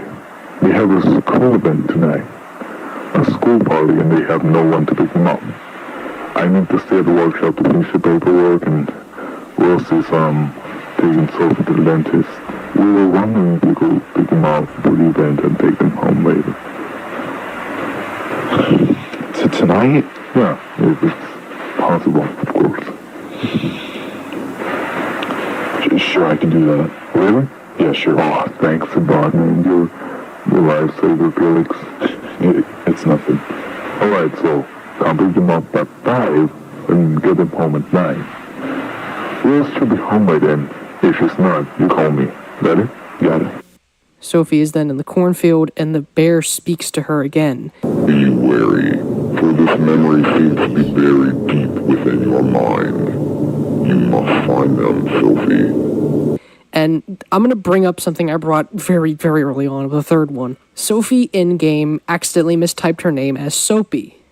So whenever the message Soapy showed up, it was just the game responding to the player name. This bear is referring to her by her name, showing that this isn't a part of the game. This is some ghost or paranormal entity talking directly to her. And it's such a small but amazing detail that helps to make you realize this ghost knows more than what you think. Oh my god, I gotta take a deep breath. That was this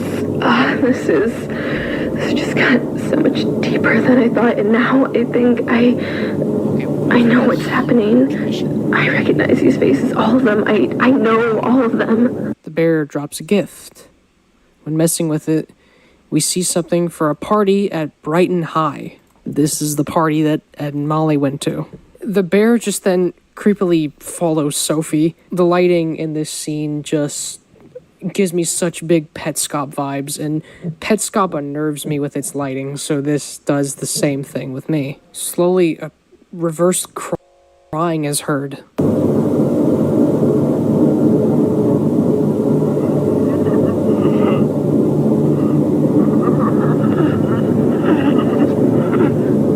The crying keeps getting louder when suddenly 2 red sprites show up and begin to circle Sophie. The crying is very clearly coming from them. It then distorts, and we see Sophie walk up to a black car. And then these 2 red figures become normal. We need to get ready for the school party, Molly. Come on. I'll be ready in a minute, Ed. I'm looking for Rocket. That old doll, forget about it. We need to get ready. Uncle Felix will be here any minute. That's Ed and Molly. That's Ed and Molly. Found it. We can go now.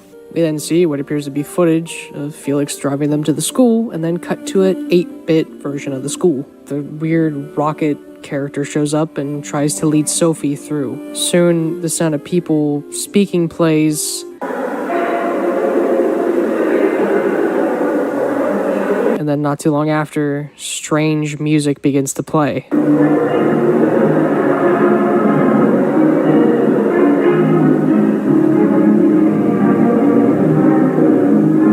Rocket then leads Sophie through a wall, and suddenly Sophie's sprite becomes Ed and Molly.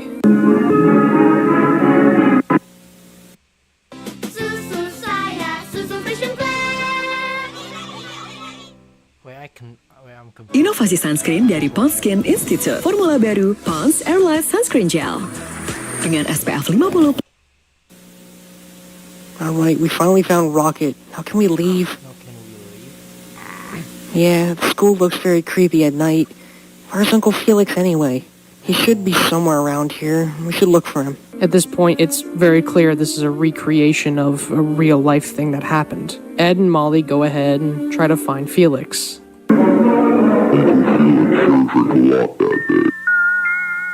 Uncle Felix, what are you doing here? This is a drinking zone. You shouldn't be drinking. It's okay. I'm really just feeling a little dizzy. It's getting very late. Your parents must be worried. Let's go. Now, I did some research to figure out why in the fuck a school party children could go to would have alcohol. And in the fourth one, I'm gonna, I guess, spoil something about the fourth one here. But in the fourth video, we learned that Felix was in an adult-only zone where adults that took their kids to the party could go ahead and have a drink. You gotta remember, this was the 80s. People gave way less of a shit about everything than they do now. Since Felix is an alcoholic, he decided to take this chance and got shit-faced. But then, you know, he has to drive the kids back home.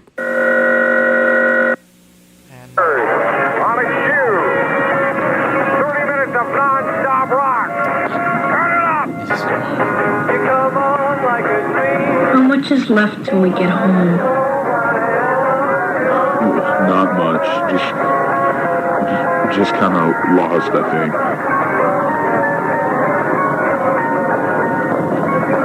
Uncle Felix, were you drinking? M-Y-Q. Our teacher says drinking is not right. No, I'm just feeling dizzy. It's not that big of a deal, alright? Number Dave 531. Flowers 5224343. I got a zap coming up. Rolling. I want to go home. Molly, we're almost there. Don't you think you're driving too fast? Listen, I'm just trying to get you to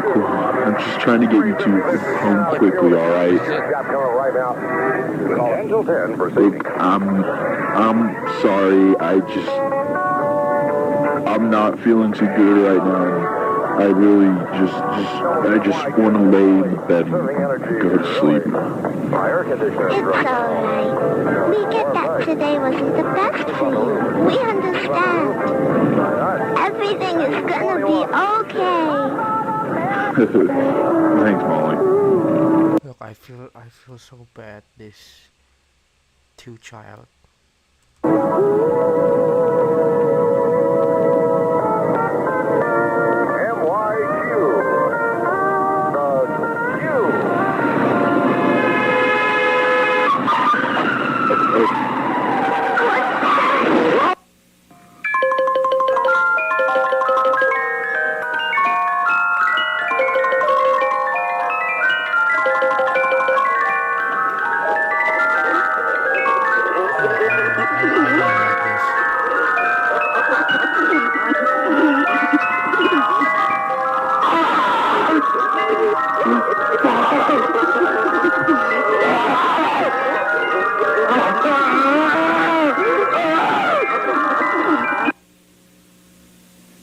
Ed and Molly died in the car crash, and there's no way to look around it.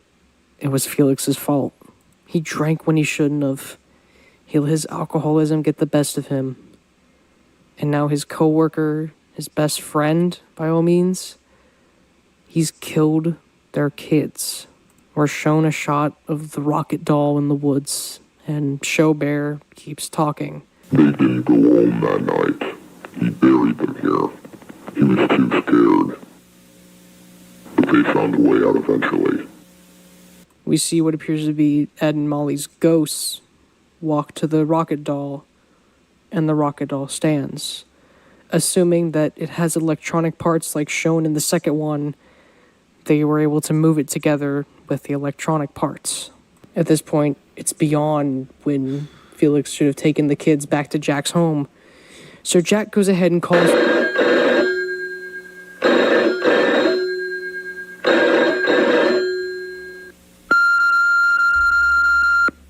You have 12 25 new messages. Felix, pick up the phone.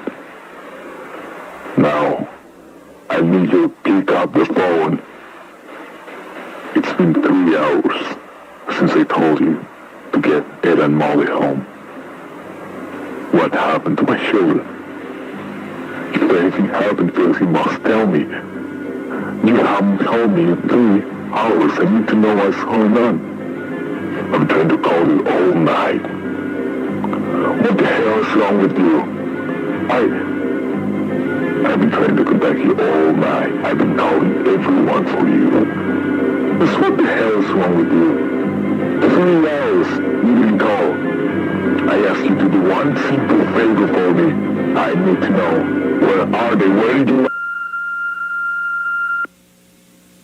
But that's not all, is it? There's still something you forgot to remember. They've been waiting for you. It suddenly becomes clear that this hasn't just been the ghost of the dead co-workers trying to talk to Sophie. This is Ed and Molly trying to talk to her as well. And probably their last-ditch effort to be heard. We then see the sprites of all the characters feeling very out of place with all the things we've seen. Sophie is controlling a faceless Bond sprite as she walks up to a gift seemingly set up for her. First, she messes with the characters, their faces being the disfigured and distorted animatronics. After interacting with all three, Bond shows up, his sprite resembling his animatronic. When touching him,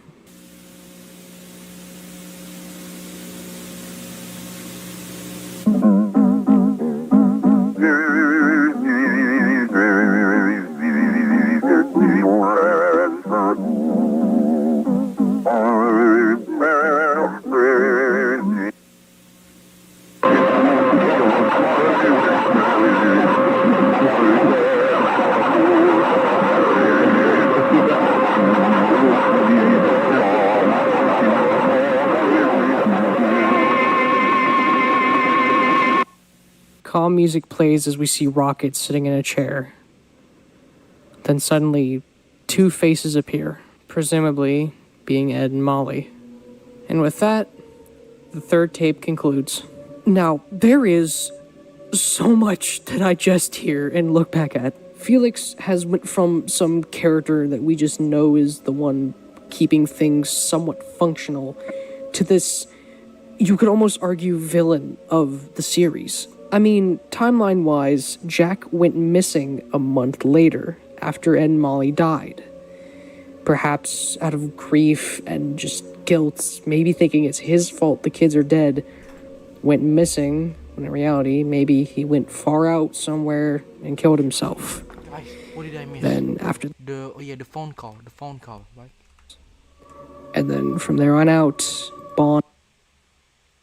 The phone call. Is it him? Oh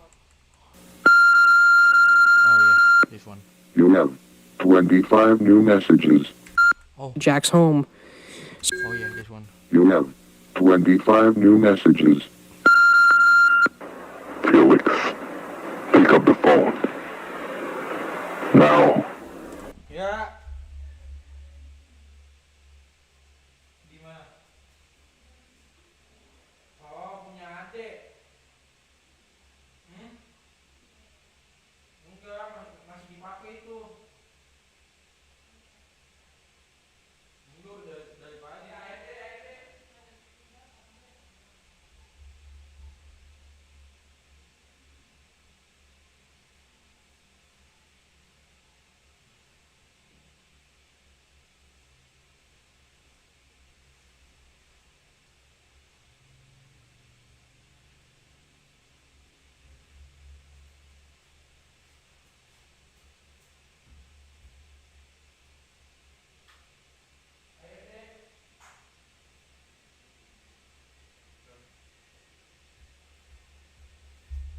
Let's go.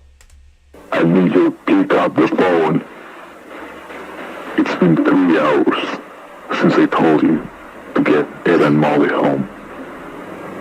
What happened to my children? If anything happens to us, he must tell me. You haven't told me in 3 hours. I need to know what's going on. I'm trying to call you all night. What the hell is wrong with you?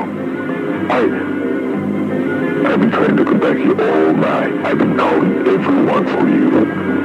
Just what the hell is wrong with you? 3 hours, you didn't call. I asked you to do one simple favor for me. I need to know, where are they? Where did you... But that's not all, is it? There's still something you forgot to remember. They've been waiting for you. It suddenly becomes clear that this hasn't just been the ghost of the dead co-workers trying to talk to Sophie. This is Ed and Molly trying to talk to her as well.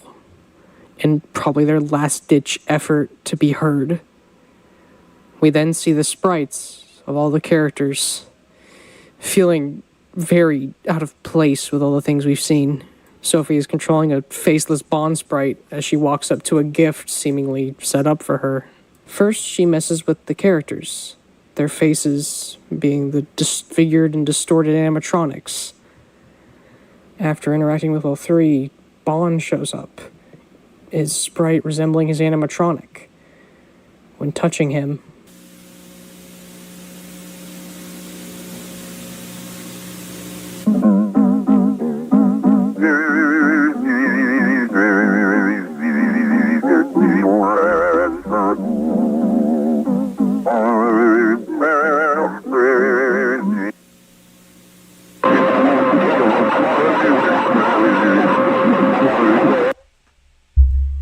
I'm not sure if I can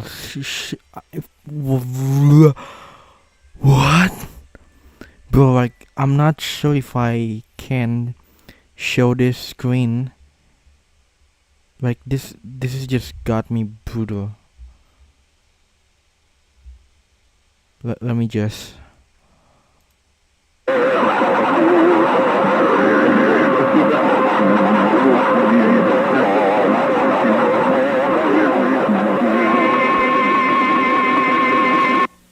calm music plays as we see Rocket sitting in a chair. Then suddenly, two faces appear, presumably being Ed and Molly. And with that, the third tape concludes. Now, there is so much that I just hear and look back at. Hey bro, can you play my new analog horror series? Of course, yeah. I'll do it later, okay? Felix has... But first, I mean, I kind of really, just curious about this horrifying from files. some character that we just know is the one... I'll do it later, I promise. On keeping things... Wait, let me just, I'll go check your channels. Hold on. Let me just check your channels. What kind of analog you made? Wait, let me just hold on. Let me just check out your channel. Oh. Wait. Where's my... No, not channel activity. Yes, go to channel.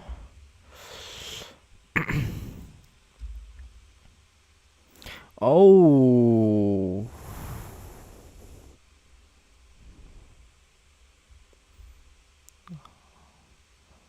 Oh, Internet Darkest Media. Sure, I will. Yeah. Yeah, I'm gonna react to your video after this. Somewhat functional. Thanks to this. Thanks for telling me, bro. You know what? I'll subscribe first. Yeah. There you go, bro. Pop. Alright, let's continue. you could almost argue villain of the series. Yeah, I'll go watch your anime soon. I mean, timeline-wise, Jack went missing a month later after Ed and Molly died. Perhaps out of grief and just guilt, maybe thinking it's his fault the kids are dead, went missing, when in reality, maybe he went far out somewhere and killed himself. Then, after this, Rosemary went to Bond's Burgers, and then from there on out, Bond committed the crimes that he has committed. But then this still doesn't answer the question of who the hell is Bond? Who is controlling him? It's very clear that the other people are controlling those animatronics. So, somebody has to be controlling Bond. But is it Jack? I mean, it would kind of explain him telling Rose, I will make you beautiful, but he says he's making everyone beautiful. So, then, he isn't being specific to her. And Rose wasn't his first victim. It was just what would be in Jack's eyes a fucking technician that helped him build the animatronics. Why would he have a reason to kill them? This then leads me to a theory that's gonna sound stupid. But I think that if Jack is dead and isn't just missing, I think Jack is controlling the Snow Bear. He knows Sophie. He knows about Ed and Molly. But presuming Jack went missing not knowing what happened to Ed and Molly, how would Jack know? Unless his ghost perhaps has spoken with them. It's Bond. And by talking to each other as ghosts, he's now learned It's Bond, right? The truth. I And is trying to get Sophie to also learn the truth.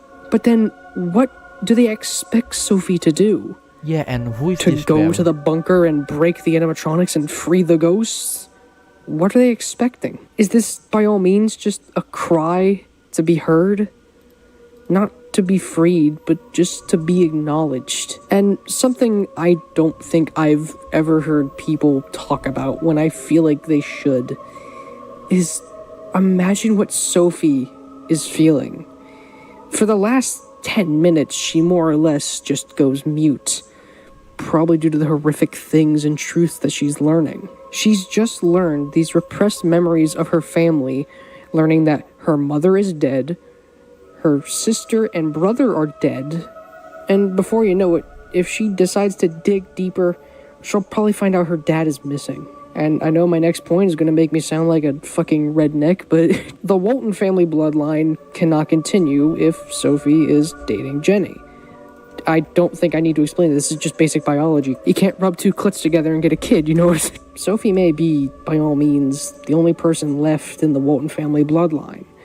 Maybe she has a cousin that might continue it, but if not, then the Walton family bloodline is going to come to its end. And there has been so much revealed to us that it's a little hard to honestly take all of it in. But to make it digestible, we learn that Boozoo's animatronic is haunted by somebody, presumably that Charles guy mentioned in the second.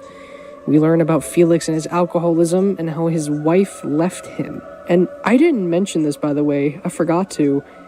The same day he killed his coworkers' kids in a, drunk driving fit was the same day he probably went home to see the letter from his now ex-wife.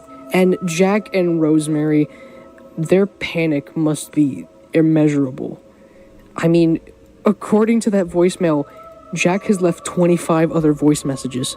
And you could argue he doesn't even sound mad, just tired. He wants to know if his kids are okay. This tragedy is so much deeper than just people killed by Bond. It's families who have been affected. Friends, siblings, co-workers. And to assume Bond hasn't been weird before all of this, Felix may or may not be what set it in motion. Maybe Jack is the one haunting Bond. His ghost, out of anger, just killed people, but it might be. Like I said, it feels off. I mean, from what we have seen, Jack has seemed like a fairly calm, level-headed man. So it's a bit weird for him to suddenly just release anger onto people that had nothing to do with the death of his kids. And if you noticed throughout the video, there were bits and pieces of URLs. And much like Lucky You, a secret video can be found. This secret video is titled Guilty. Oh, wait, there's a secret video. Well, I don't know anything about the unlisted video. Let us just gonna watch. The video starts explaining this is a Bunny Smiles archive. We then listen to a company greeting from April 15th, 1967, long before the place even opened up, and we hear a much younger and enthusiastic Felix, one who seems to be happy, who's excited. Hello, my name is Felix Trankin. I just want to greet all of you to the company. Me and my friend Jack are both very excited about working with all of you. Here at Bunny Smiles, we believe that all it takes to achieve our dreams is hope. Would you like to achieve this dream with us? Great! As of now, our team isn't very big, just like our budget. But hey, we have hope, and in my opinion, that's all that matters. We then listen to a message from December of 1972. Felix's voice is now much deeper, and he wishes all of his employees a happy Christmas.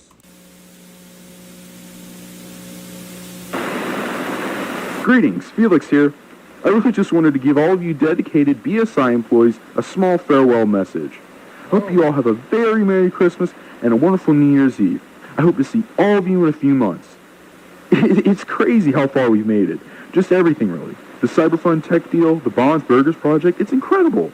I never thought we would have made it far. And I'm proud of all of us. Y'all should feel proud too. And I'm very much looking forward to seeing all of you next year.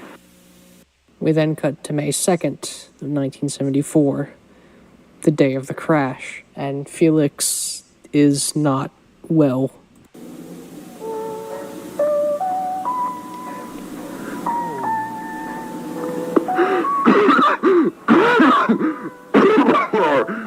Alright,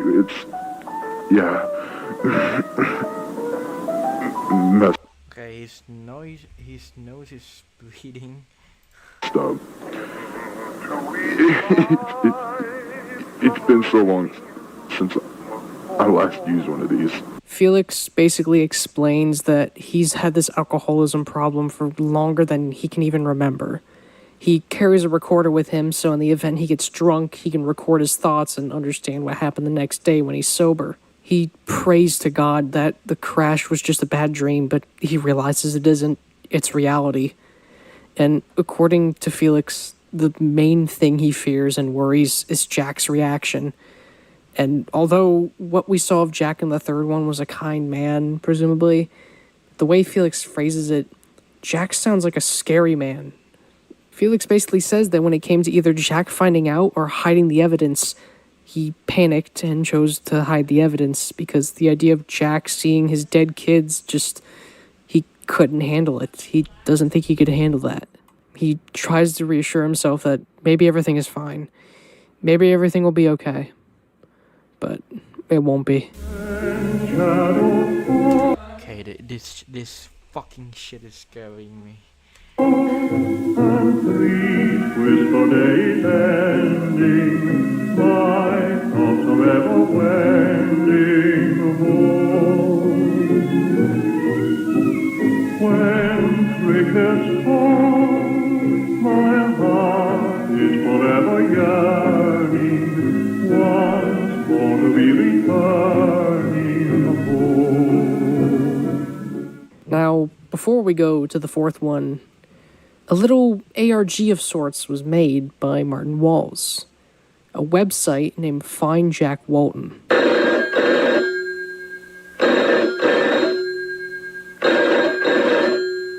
Oh, there's an official website. You have 25 new messages. Find Jack Walton helps us to learn a lot of information the series has never taught us. The website itself throughout the years have actually changed. The series has never taught us. The website itself throughout the years have actually changed. The series has never. These pictures.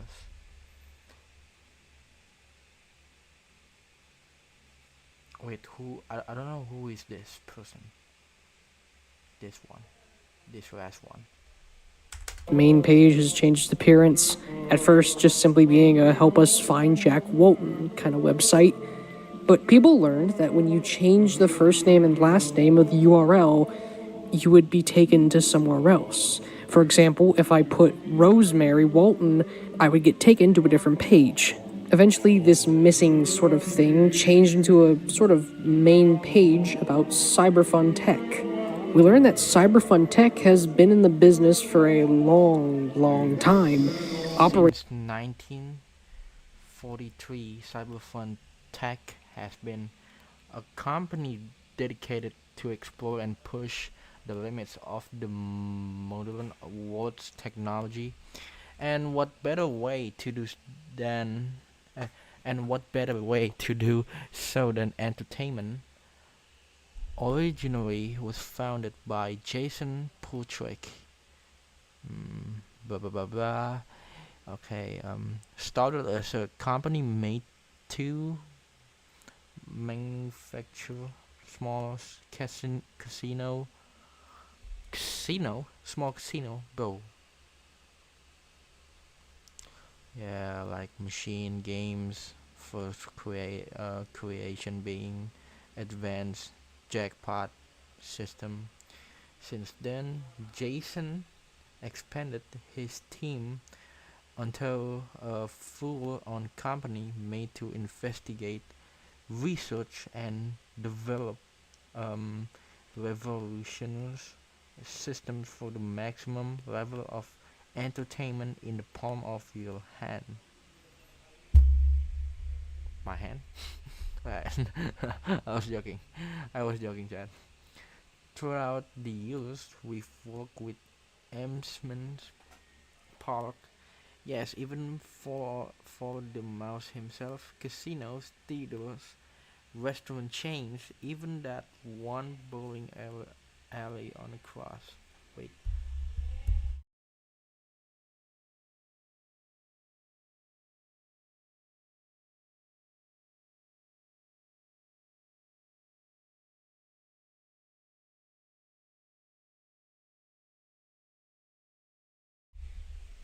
Like back again. On March 1952, Mr. Portrick, well, may he rest in peace. So Mr. Portrick died of a heart failure. His son eventually took over the company, honoring his father's legacy by pushing the limits of recent technology even further. Along only some of the very best technicians across America, we've been able to not only develop games that manage to amaze our clients' minds, but we've managed to make our games develop a mind of their own, a cutting edge new method of artificial technology. Operating since the 1940s. Apparently, the company was originally founded by a man named Jason Pultrick. I think I'm pronouncing that right. At one point, the main page just changed to what appears to be a job offer version, and this weird character with the text "The future starts now" is shown. Perhaps it's the Cyberfun Tech mascot? This then said mascot seemingly takes over the page, and text just saying Bond is near him. We currently have no clue who this man is or his relationship to Bond. Also, we finally learn where the bear got his name, Mr. Snow.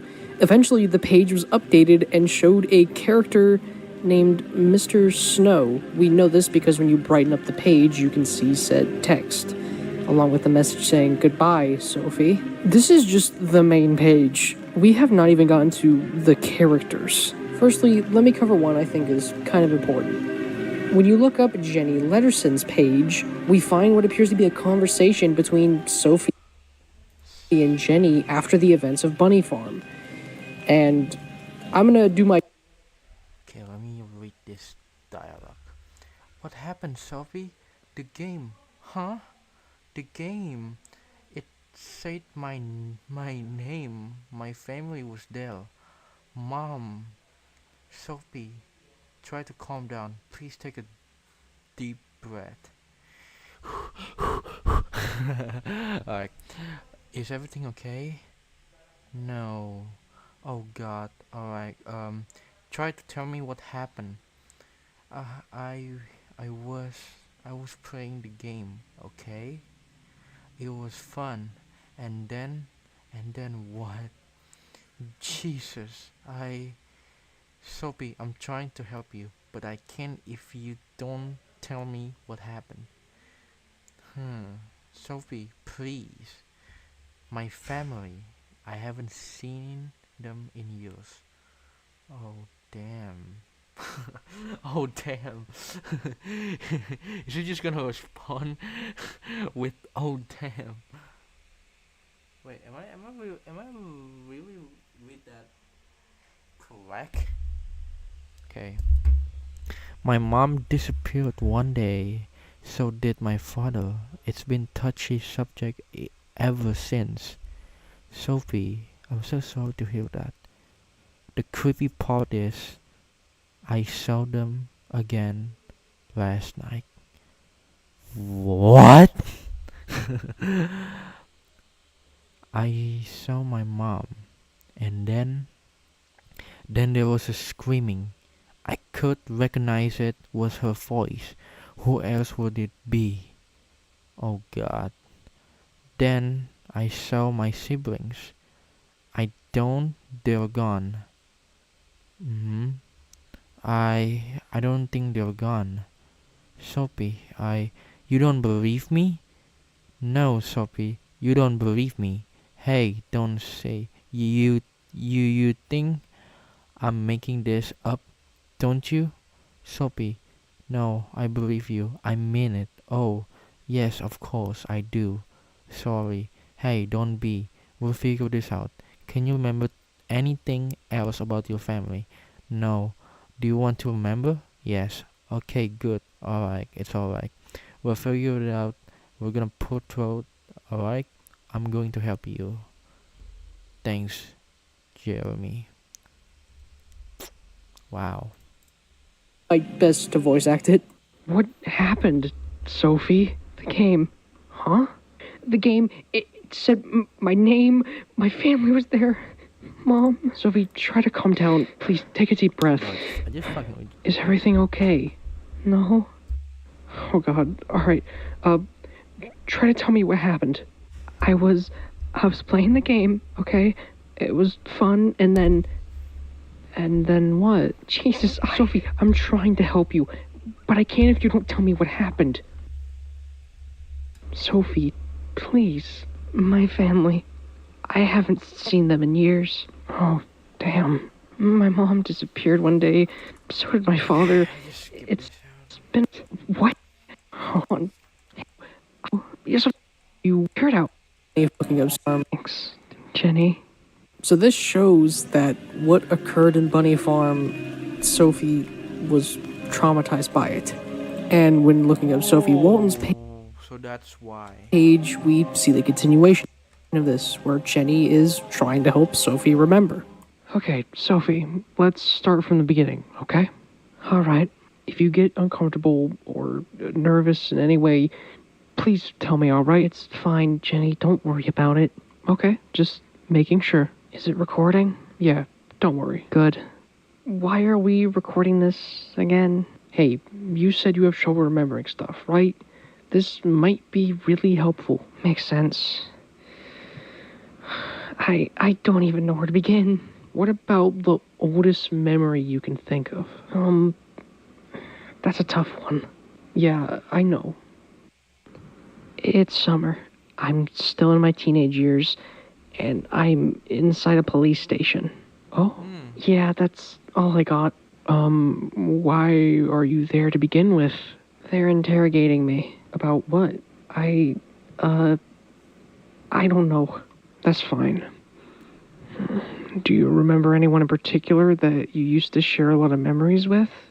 Yeah, my mom. Wow. You never told me about her. What was she like? She looked like me, but she had curly dark brown hair, and she was tall too. Alright. during most of summer, it was just the two of us. What about the rest of your family? Okay. Let's stick with her. What was her name? Rose? No. It was Rosemary. All right. How was she like? She was very caring and kind, but not like too kind, you know? Mm-hmm. As in, she'd let you know if something annoyed her. Oh, okay. Yeah, it wasn't until my dad, disappeared that she started acting different. How so? She became more unstable, not as in she became insane or something. She just felt more sad. I could tell whenever she tried to act nice so I wouldn't feel bad myself. Her eyes had a certain look to them, a sad look. Damn. Yeah, and she was extremely overprotective with me.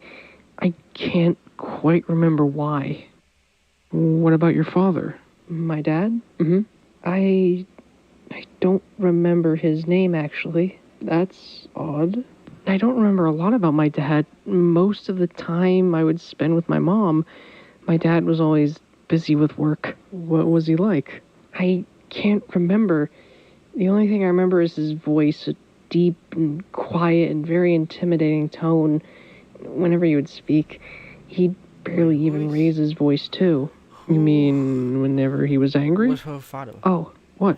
Well, he usually had a temper. Anger issues. So was he... well, you know... What? No, not at all. He loved us. Ah, good to know. As the website got updated, it then changed to show dialogue of presumably Sophie almost arguing, it seems like, with Jenny. I know what I'm getting myself into. You don't. Don't try your luck. If it is the pill's fault for this memory loss, it has wiped out huge chunks of her memory. And assuming it's not the meds, if this was just her brain as a coping mechanism, just forgetting about all that, then that also would explain this. And I'm jumping to big conclusions here, but a part of me thinks Sophie got her medicine from her mother. She describes her mom as being overprotective, and maybe in a way to help her, she gave Sophie these meds that would have the side effect of wiping out her memory. Maybe she got her the meds knowing it would wipe out her memory. Another web page titled Investigation reveals that 3 years after the missing case of Ed and Molly, police went back to investigate the Walton house, but sadly did not find anything. They attempted to interview Sophie again, this probably being that memory she had, and she just didn't remember any of it. This seems to imply she's been taking these meds long before she even probably worked at BSI. When typing in Rosemary, we get this very unsettling missing poster of Rosemary. It then changed to this fucking horrific image. When looking up Rocket Bunny, it used to take you to a picture of what appeared to be Rocket's, animatronic mouth moving. Then it changed to a picture of a domino. And then the page just became blank. A lot of these pages have actually become either blank or deleted. Luckily, and for once a fandom wiki is fucking good, the fandom Walton Files wiki has done a good job archiving all of this. As a matter of fact, all my info for this segment is pretty much from this wiki. To be specific, the new wiki, as the old one got abandoned. Although I sadly can't find out where on the wiki. Apparently, back then, that old Cybertech info page would lead you to a page made by Anthony, the guy who's canonically uploading these videos, named Brighton Ghosts. And to represent himself, he put a picture of his face, although terrible quality, onto a Ghostbuster. He's a Ghostbuster. That's weird.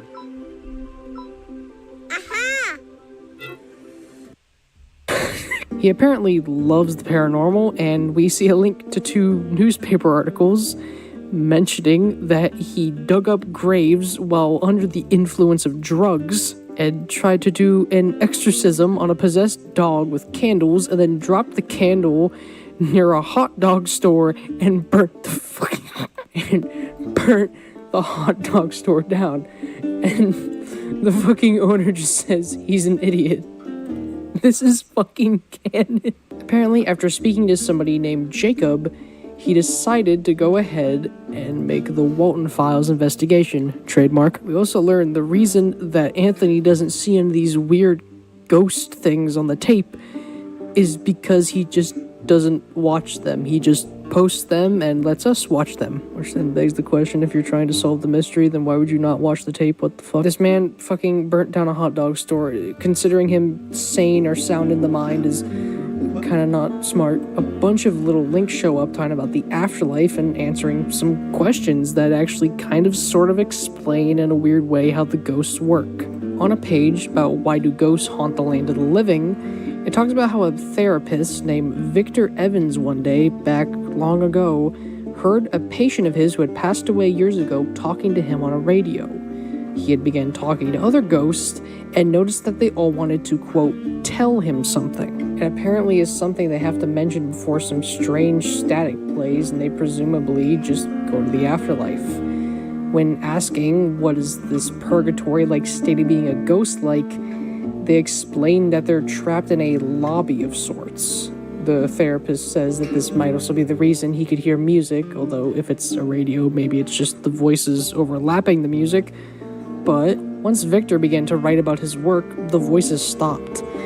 He says that they don't like being watched, and after a few weeks, the radio became just obsolete. It couldn't play music, it couldn't tell the news.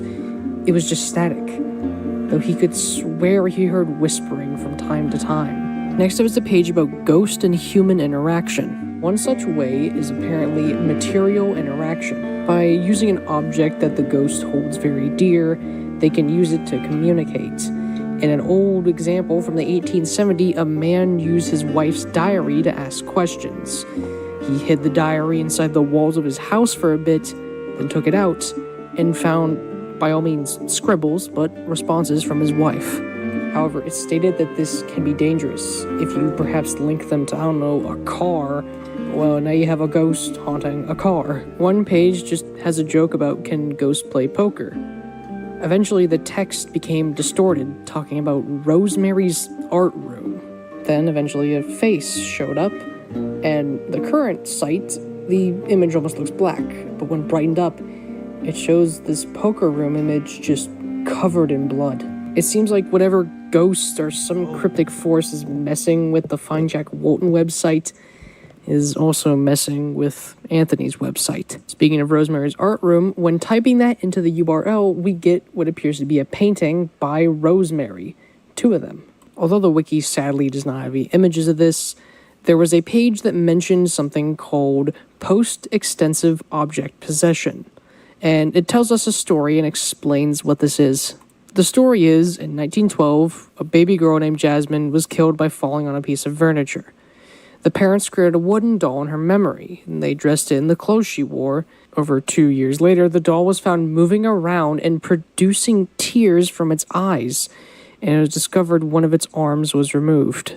The family called a priest who took the doll, which he believed was this work of witchcraft. After 3 months of not moving, the priest tried to remove one of the arms from the doll, and the doll began to bleed and tried to move away, before eventually becoming lifeless once again. The doll was then locked away for 3 years until one day the doll was heard speaking, saying, "Mama." According to Anthony, once the soul chooses its vessel, it becomes its body. However, the longer it spends inside of it, the more it becomes its actual body. Which basically means if a ghost haunts an object enough, that means it becomes the object. Which this could explain, although weird, why in the first episode we saw Bond cry.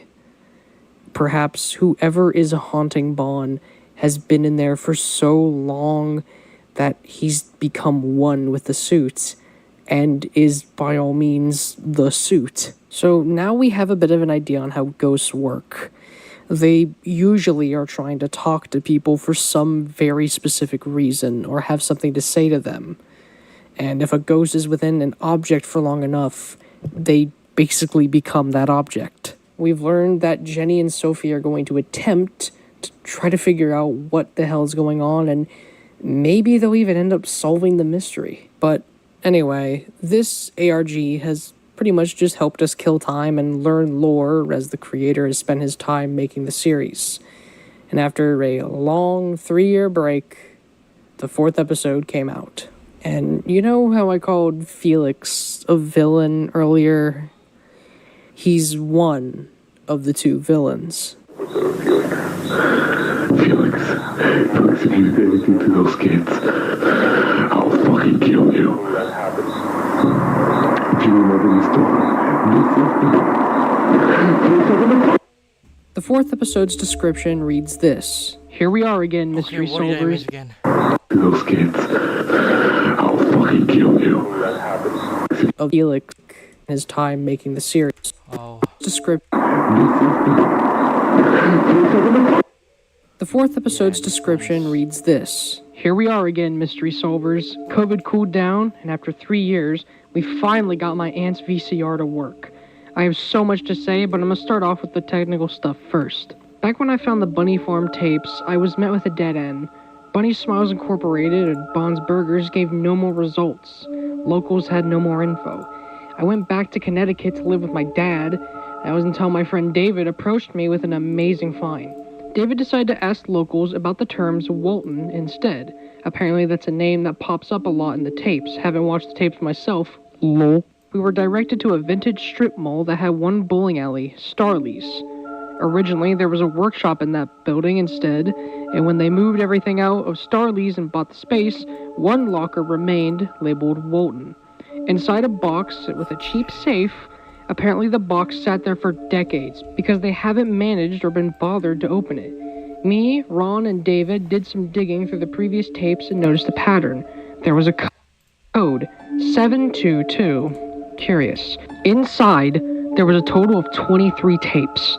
I moved back to Brighton, Michigan to help my friends fix, clean, and compile these tapes into what we call the Cyberfun Tech Collection. This is part 1 of 3. Cyberfun Tech is a company that funded and created most BSI projects. It's unclear whether Cybertech owned BSI or whether they were simply partner companies, but perhaps Cybertech bought BSI at some point. Either way, all the tapes were labeled Cyberfun Tech, and supposedly these were supposed to be handed over to technicians and artists. I should note some bits of this compilation are weird on some screens. It would appear as minutes and minutes of empty static, and on other screens it would appear to be a white screen with faint voices heard on them. As for me, I'm doing great. The past 3 years are filled with some of the happiest and saddest moments, but I'm still standing. I'm going on a vacation with my girlfriend for a few weeks. I'll post parts 2 and 3 when I return at the end of the month. The video does not start with this Cyberfun Tech greeting, but instead with balloons falling down. Music slowly fades in as we see glimpses of hallways and party cups. During one of these shots, we see 2 people come out of the darkness. Ed and Molly. Molly carrying her rocket doll with her in her backpack. Come on, Molly. Let's go. The 2 of them find Felix, approaching an adult-only zone, as it said, and as they approach, the screen turns to white. Suddenly, we're shown this foggy field with a fence to the right. Finally, the company tape begins.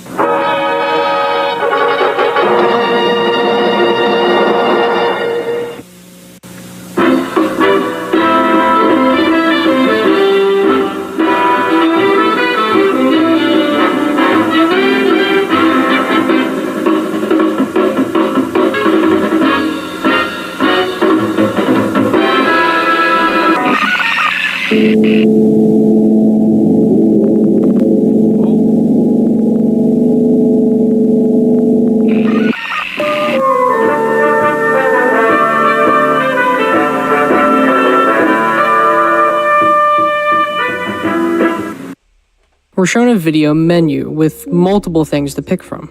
These are Bond's Burgers promo, Cyberfun programming demo, SHA joint movement, and BSI cleaning procedure. We go ahead and start with Bond's Burgers promo. One of the first images we see is a note written by that Charles character mentioned, his last name, Brooke. It appears to be a letter saying that he is now officially the computer supervisor for the unnamed Bunny Smiles restaurant. The way it's written is almost like a diary.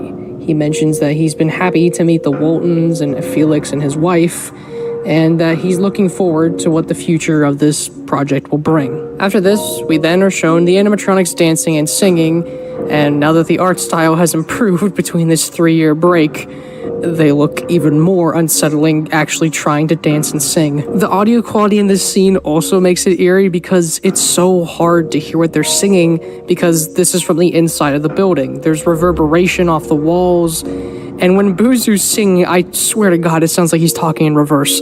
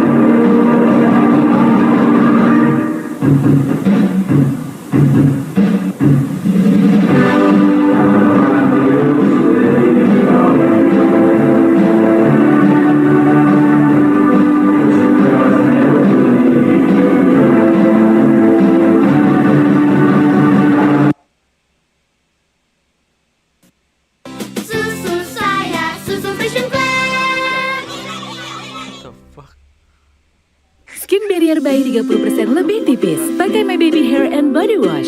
Dengan baby skin barrier formula, extra moisturizing, teruji dokter kulit dan anak. My Baby Hair and Body Wash. Melindungi skin barriernya sejak awal. My baby moms know best. When looking back at what happened during Bond's segment, we see what appears to be the woods with the sensor mark, and then the vague outline of a man with a black tie and what maybe is a face, before then seeing a weird, eerie face. We don't know what this imagery could mean. The figure here does look similar to that character that we saw in the Find Jack Walton ARG bit, but he just looks familiar. Maybe it's just a coincidence. Either way, we have no idea what his importance is right now. We then hear a voice very enthusiastically talk about this endoskeleton head, explaining it's one of the first ever ones made for the animatronics. Before then, a mascot, I guess you could say, appears. This character is named Cybertelly, and he's kind of almost like a basically mascot when it comes to the maintenance side of Bunny Smiles. Cybertelly explains he's going to show us how these animatronics were made and how they work. And once again, we see that weird white figure. He's appeared twice now and we're only 6 minutes in. And it's a little hard to shake off the feeling that him and that character that we saw earlier are not related, but they appear to be related in a way. I mean, they both look vaguely similar, just one's more grotesque. Is this person a ghost we haven't known? He can't be that guy that's possessing Buzu, who I'm going to assume is Charles for now, because we saw him. We saw Ashley. We saw Susan. We've saw all the ghosts.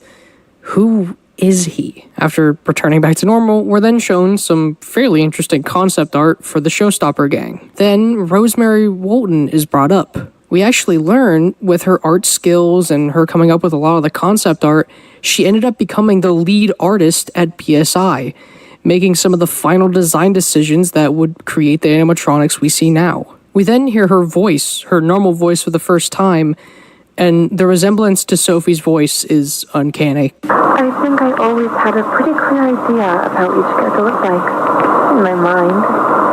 The designs just made sense to me. I wanted to make them seem appealing to younger audience. I had a clear idea of how each character looked like in my mind. I think I always had. And the resemblance to Sophie's voice is uncanny. I think I always had a pretty clear idea of how each character looked like in my mind. The designs just made sense to me. I wanted to make them seem appealing to younger audience while still being simple enough so they can be easy to remember. I knew these people, and for some reason my brain just forgot about them. We then go to the segment talking about animatronics, and voicing this is Susan Woodings. She tries to explain that she's the lead engineer, but her audio glitches out, and we're just shown images of the animatronics with nothing but VHS static in the background. We then see the animatronics presumably being made, and Susan explains something interesting. These animatronics were designed to be able to walk. We added a ton of features into the models. We managed to even make them have the ability to walk and interact with the audience.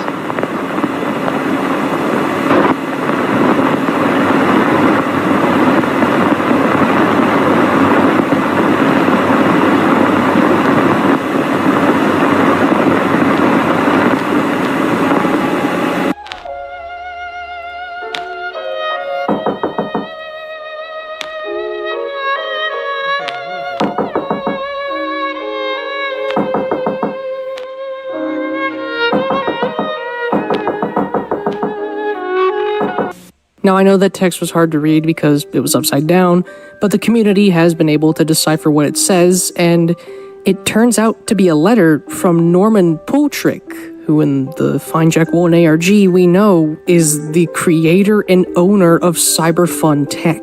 Mr. Crankin, this is Norman. I'm sending you this letter on behalf of our deal between Bunny Smiles and Cyberfun staff, and most importantly, the well-being of our Cyberfun staff. We've been getting a lot of complaints about a member of our staff going missing, who is highly associated with you and your team.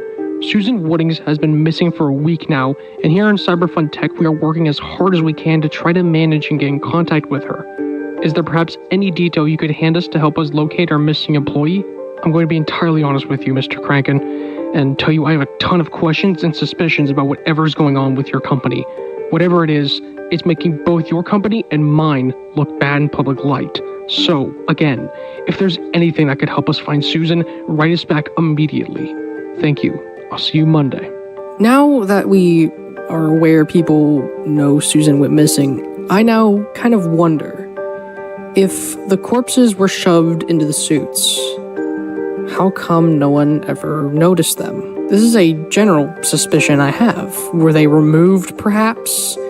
Or did they rot to nothing in the suits? But surely people would notice Rosemary's corpse within 3 days. A corpse can't rot that fast. But as we can see, people were very much aware of the people going missing. And all of this blame and questioning was on Felix. Jack is missing, so there's no questioning to ask Jack. We finally cut back to the actual point of this tape being why these animatronics work the way they do. And we're shown the CTC. This little thing is where all the data, information, audio, it's all stored. And we learned Cyberfun Tech was ahead of the game when it came to this technology. They had advanced movements and, could walk, but presumably also do hand gestures and other things, had over 40 different responses to people talking, could walk around, and had facial tracking to recognize specific customers. For being the 70s, their technology was extremely impressive. We see blueprints, which I'm not going to bother to read, just know everything I mentioned the animatronics can do. We then cut to another segment, which more or less appears to just be a questioning, answering segment, answering some questions people might have. The first one is, what is the Cyberfun console? And also, we get to hear Charles' voice. Yeah, don't worry, it's working. First we need to... Is the console on? Yes, Charles, I just told you. All right. I'm just checking if everything's going as planned. I know. Don't worry, this isn't the first test we need to do with the robots. All right, great. You're taking notes, right? Yes. Yeah, I am. This whole recording here is them testing the animatronic's ability to move around an area. This is how it's supposed to go. We place the tunnel objects around the room. The animatronic is supposed to get to us without bumping into any of the tables, boxes, chairs, etc. Sounds good to me. What happens if the robot falls or comes across any object? Well, then we're just going to have to test this out again until we get it right. It'll be a long night then. You said it. Can I just say the voice acting here just makes the human characters feel human? I know that sounds dumb, but I swear to God, 90% of analog horror series I watch seem to somehow struggle with it. I understand. Yeah. This.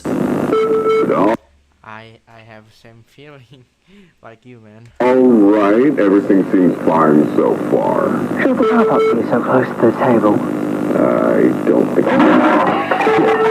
Fuck, again. Fuck, I told you to watch for the table, man. Well, damn it. Sorry.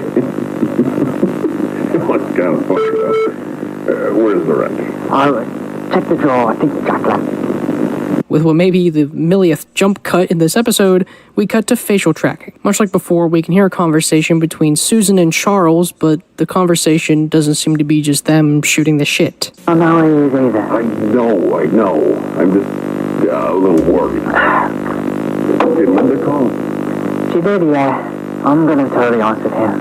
Knowing Felix, he's probably drinking somewhere in town. Does Jack or Rose know? Nope.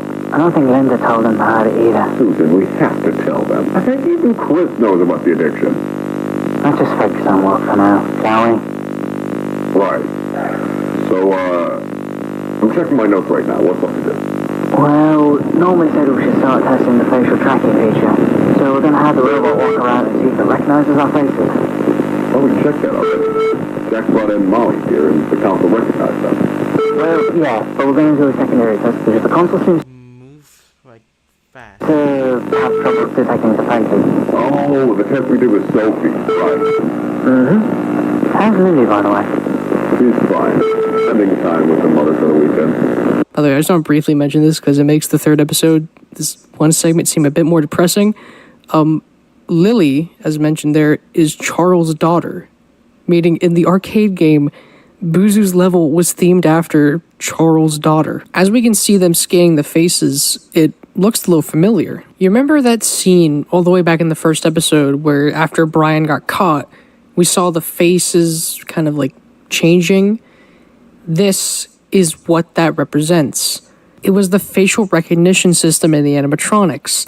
And what makes this even more fucked up is that we can clearly see when the faces have that solid outline, it's actually recognizing the face. Meaning, in this shot, as Bond was tearing up Brian's face, the system kept glitching, trying to recognize his more torn face.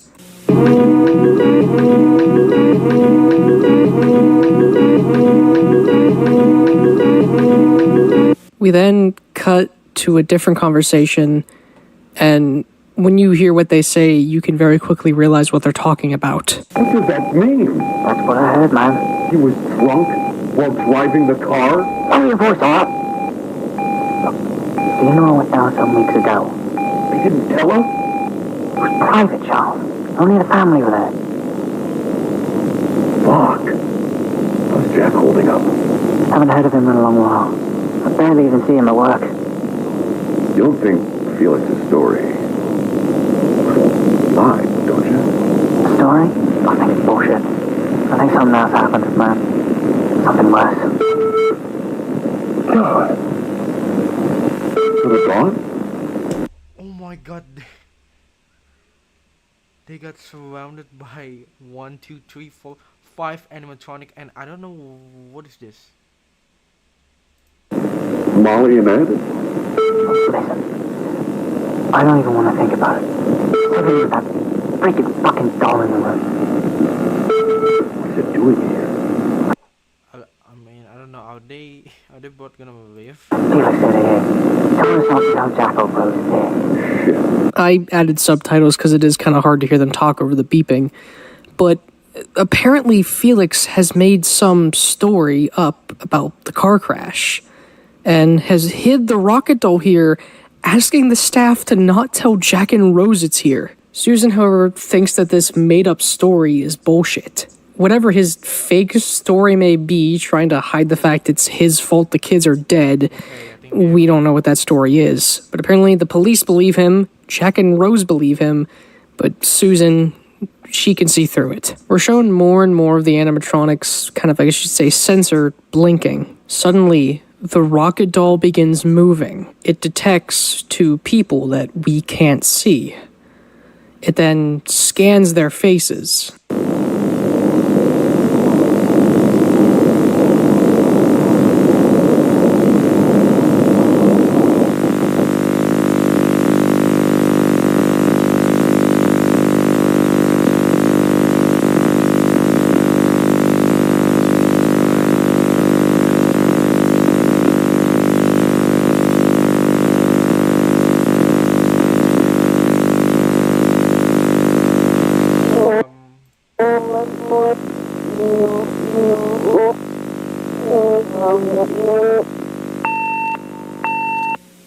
When the speech is reversed, it plays this.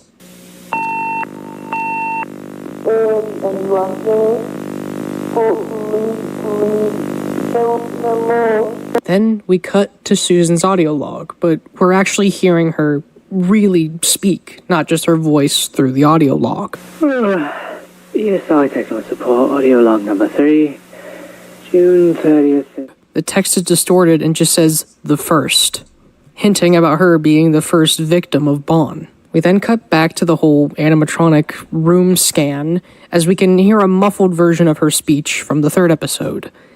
After a few scans, a strange, white, upside-down face shows up. It gradually just gets closer and closer to the Bon animatronic.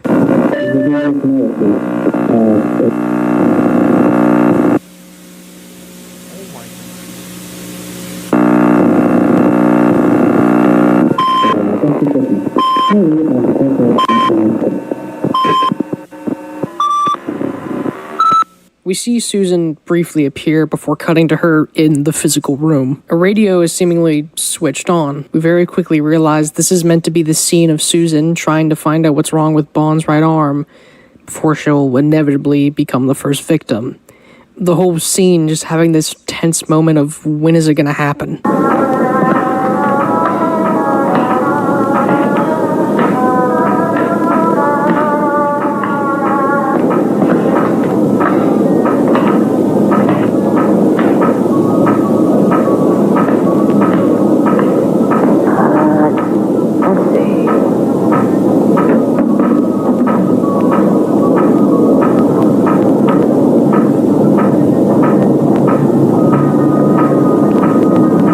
Susan seemingly notices the rocket doll has now moved.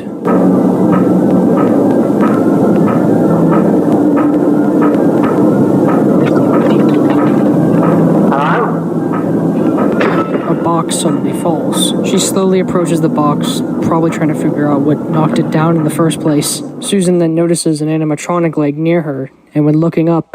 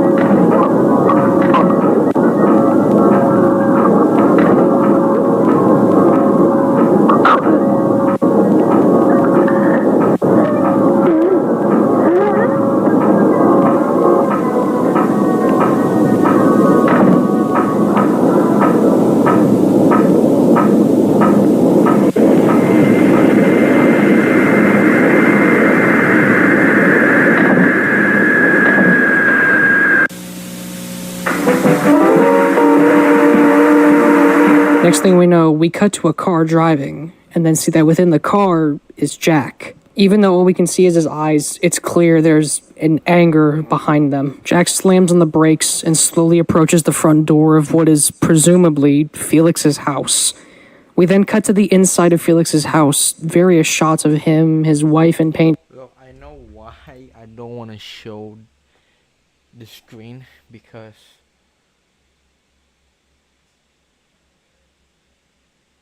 it's brutal. That's all I'm gonna say. Alright, let's continue. Paintings and the furniture. And we can hear from his phone, although kind of hard to understand, the voice messages of Jack. Jack taps the doorbell over and over and yells for Felix.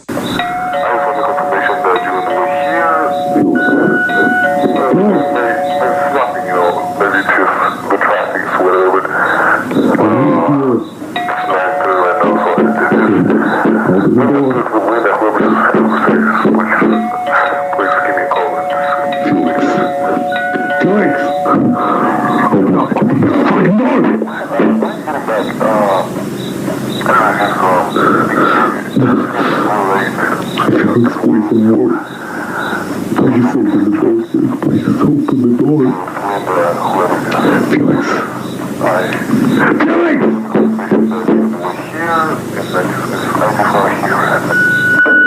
Hey, what's the deal, Felix? Come on, Lord. I told you 9 p.m. I told you 9 p.m. Please.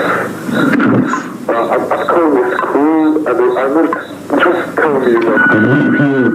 This is some prank you're trying to pull. I don't find it funny, so please. Don't make me drive over there, Felix.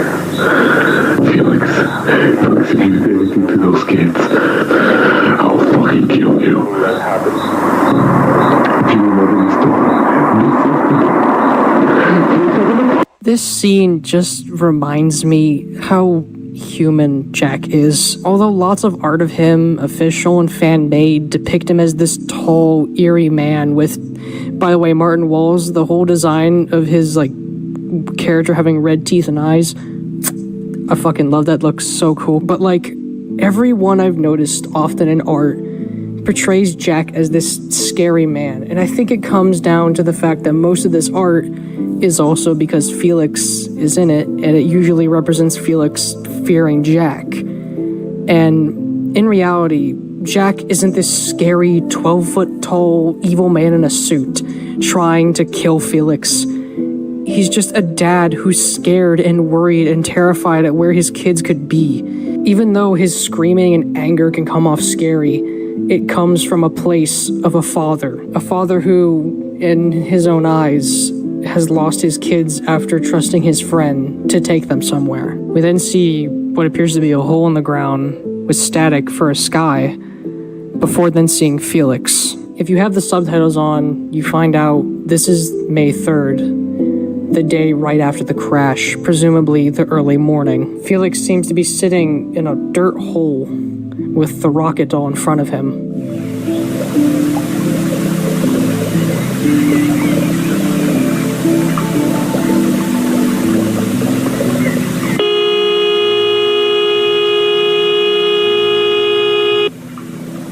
The static slowly fades away, and we can see the actual forest behind him, before then seeing a shot of Ed and Molly's graves, and what appears to be a grave he dug for himself. And the music that plays here is just amazing. Felix gets out of the dirt hole, grabbing Molly's backpack and the rocket doll. We can see from head to toe he is just covered in spots and patches of blood, his arms practically soaked in it. He comes up to an edge, which drops down into a river. We see him chuck Molly's backpack into the river, probably trying to get rid of evidence. Felix then also throws a shoe in, and eventually stares down at the river.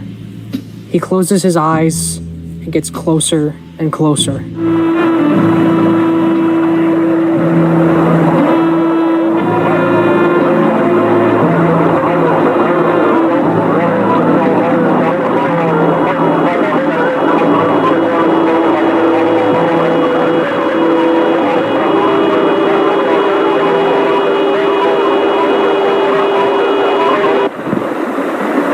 Felix can't bring himself to commit suicide. He just stands there with the rocket doll near him, staring down at the river. If it wasn't obvious, any semblance of a Cyberfun tech guiding tape is gone. We hear Felix speak again, seemingly doing what he did in Guilty of recording his thoughts. Felix explains that Jack and Rosemary came into his office and he confessed, quote, about the accident. He said that Jack and Rose had an anger in their eyes that will just haunt him forever. And he's lost. He doesn't know what to do. And he wants to get rid of that rocket doll, but he just can't bring himself to get rid of it. When, during the conversation, Rosemary asked, "Where's the doll?" Felix said it's probably at that school that they went to. But in reality, it's in his house. He just can't bring himself to get rid of it. I don't know what to do with the doll. Wherever I go, there it is. And I can't get myself to get rid of it. It's like a constant reminder of this huge mistake and how there's nothing I can do to make it better.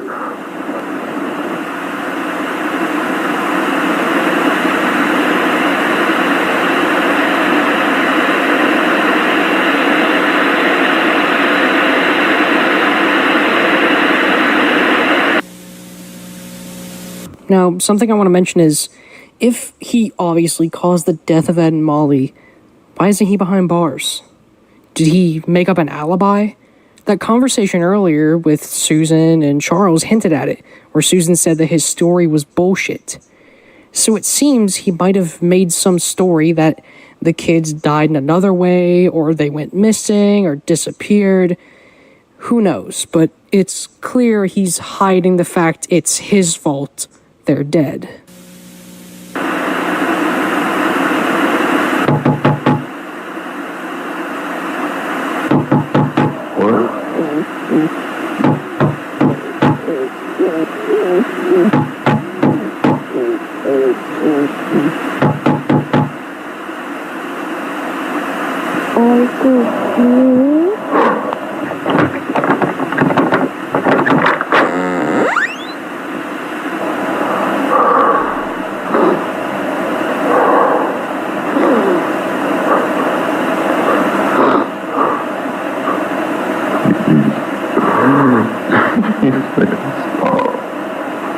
Make it stop.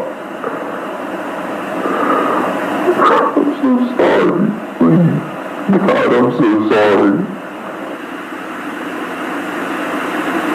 It's very clear Ed and Molly are trying to talk to Felix via the rocket doll, but Felix probably just thinks he's going insane. We then cut to Rocket in the back of Bond's Burgers. According to the subtitles, when they're turned on, this is on July 1st, the day after Susan died. We can hear and see Bond tearing up Susan's corpse, probably trying to stuff it into the Banny animatronic. And something strange is Bond seems to acknowledge Ed and Molly when he lifts himself up a bit and then goes... He clearly knows they're in the room with him. The rocket doll, or Ed and Molly, probably in disgust and fear, shut their eyes, trying not to look at this. And when the eyes open back up, we see two separate eye colors. If it wasn't already apparent, Ed and Molly are both within the rocket doll. Both of their souls are within it. We then cut back to that seemingly strange white void from earlier. The music here is very distorted and eerie. Distorted speaking is heard, and we can see captions of what is actually being said. Quick, she's in here. Molly, I don't think we should. You saw what he did to her. He hurt her. He made her bleed. I don't want her to be hurt anymore. It's not fair. Molly, that's not our problem. Please, Ed. We have to find her. She doesn't deserve this. We have to. Fine, but be quiet. Something I'd like to note real quick is if you look in the background, you can see Bond's Burgers in this strange white void. Suddenly, we hear a familiar but more raspy voice.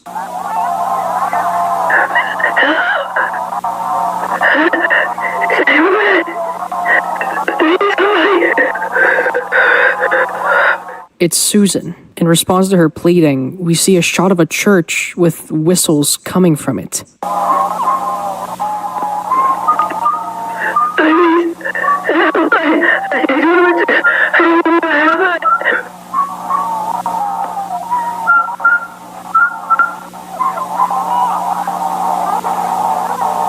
I can hear you, Susan. I'm here. Where are you? Please, where am I? Don't you worry. You're in safe hands, Susan. Welcome to Wonderland. Your new home. Isn't it beautiful? Am I dead? No. Not yet, at least. Your heart is still beating, but your body is now functionless. slowly suffocating. But here, you're safe. The spirit doesn't pass on quite as fast as the body does. I would know. Who are you? Oh, where are my manners? Pleasure to meet you. My name is Bon, and you're Susan. We now realize that this pale figure we saw in the Find Jack Walton ARG was this horrific creature. Near his one eye is a scar. For his nose, it's just a hole. And you can see a large, wide grin with teeth poking out in the middle. He has more mouth than he has teeth. The only thing you can see of him in this white void on his white body is his scars, his smile, his nose, and his tie. And because of that, he almost looks invisible or like a floating head. I've had my eye on you. I know you very well, my friend. I know you like to fix things, isn't that right? Well, so do I. Wouldn't you like me to fix you? What are you talking about? Perhaps I could help you. Here, a gift. Take a look inside.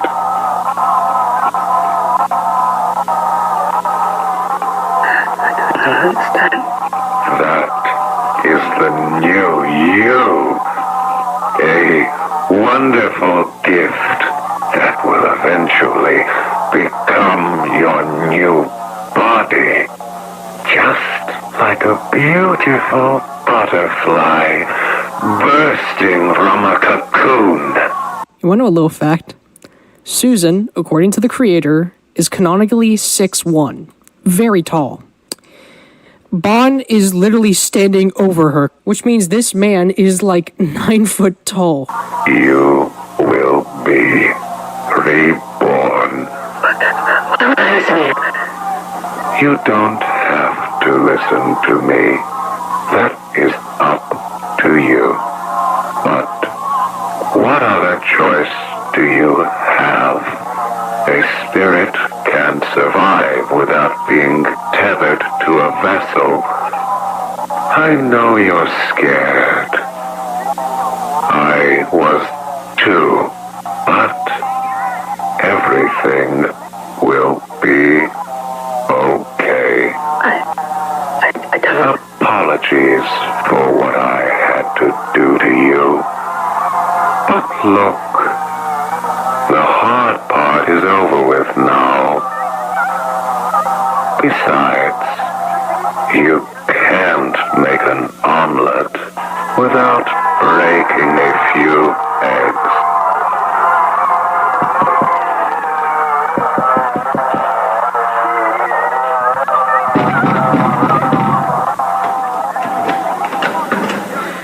We cut to what seemingly is Susan inside the Banny animatronic, and a shadowy figure stands in front of her. Bon's breathing is still heard in the background as this person walks around. We then cut to Bon, quote, standing out in that white void before he slowly fades away. He's gone. They're both gone. How are we gonna protect her now? Will she be alright? I don't know. We just have to wait, okay? Alright. Come on, Molly. Let's go. The two of them walk ahead, holding hands as they slowly drift away into the fog. A cover of We'll Meet Again begins to play as the credits roll. The folks that I know, tell them I won't be long.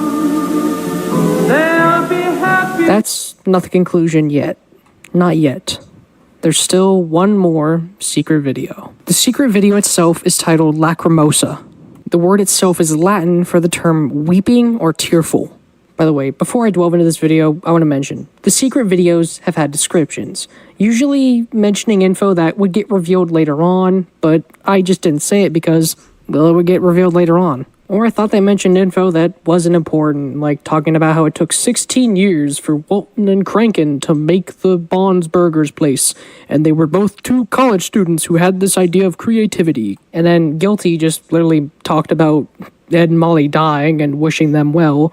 But this one mentions something actually important. The description itself is a police report. It talks about how Felix walked into the police station in the same physical condition we saw him in 4. And it turns out Felix, when confessing to Rose and Jack what happened, just practically lied about everything but the crash and getting drunk. He told police, and also Jack and Rosemary, that when the car crashed, he went unconscious.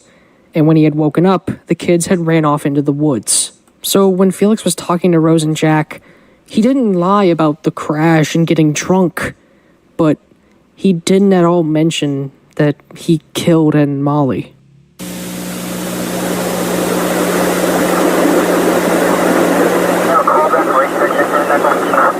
Negative state, nothing further, just take candy in the corner. I go alright, 10.62, 1090. 18 Sergeant of Central. 19 Sergeant check. Sergeant. The camera cuts to a shoe that Felix threw into the lake before glitching out and cutting to a different tape. It seems to cut back to the tape of the 4th one about what is the CyberFun console. Here, a voice tells us what the CyberTech console is. It more or less reiterates kind of what we already know. It's a console that contains data that the animatronics need to walk, interact, and speak. One thing, though, we are told that we have not been told is that this map tracking feature contains the animatronics' perspective. And you can take it out and see what the animatronics saw. If any error occurs, you are meant to contact Charles, who is the, lead programmer, computer manager of CyberFun. Upon mentioning his name, however, knocking begins to play in the background. If any console recording contains any error or faulty programming, please contact Charles Brooke.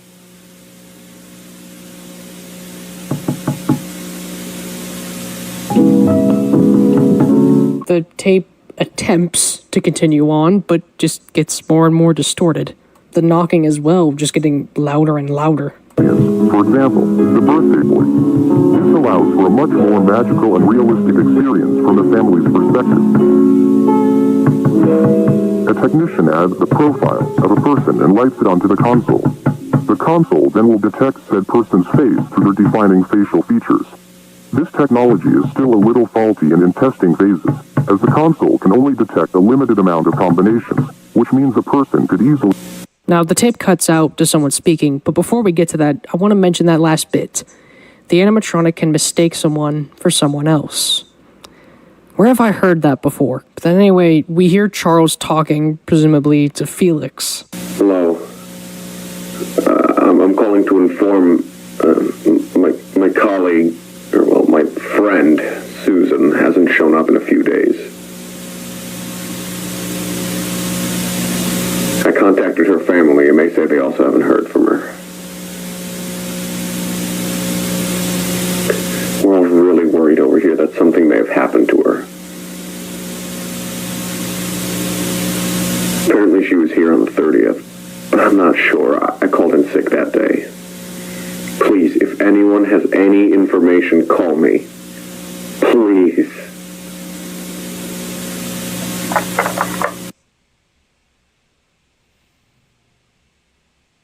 We see more map tracking, but it appears to show that strange white void that was nicknamed Wonderland by, quote, Bon.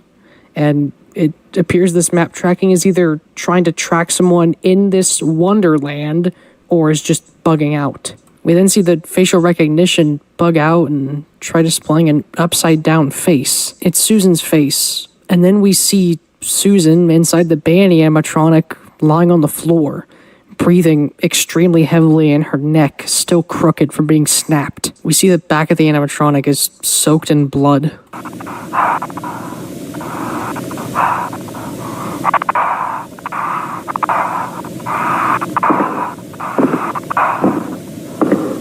Susan begins walking around, trying to find her way out of here.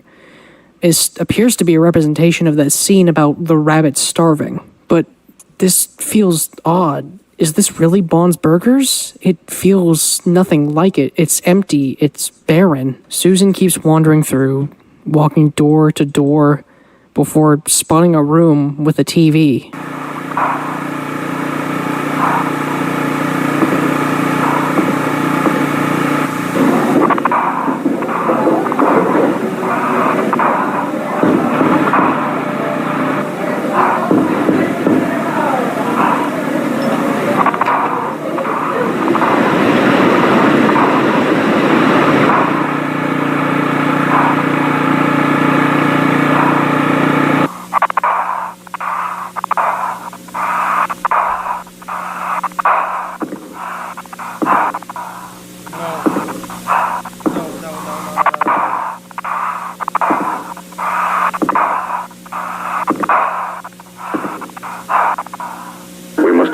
Into the forest. Hurry, follow me. The wall opens to seemingly reveal Wonderland, meaning she's never been in Bond's Burgers since she woke up here. She stares when suddenly... And the video ends there, and by all means, as of recording, the Walton Files as well. Now that I've analyzed the series, I want to explain why I think this series is just so amazing, and in my opinion, the best analog horror series I've ever seen.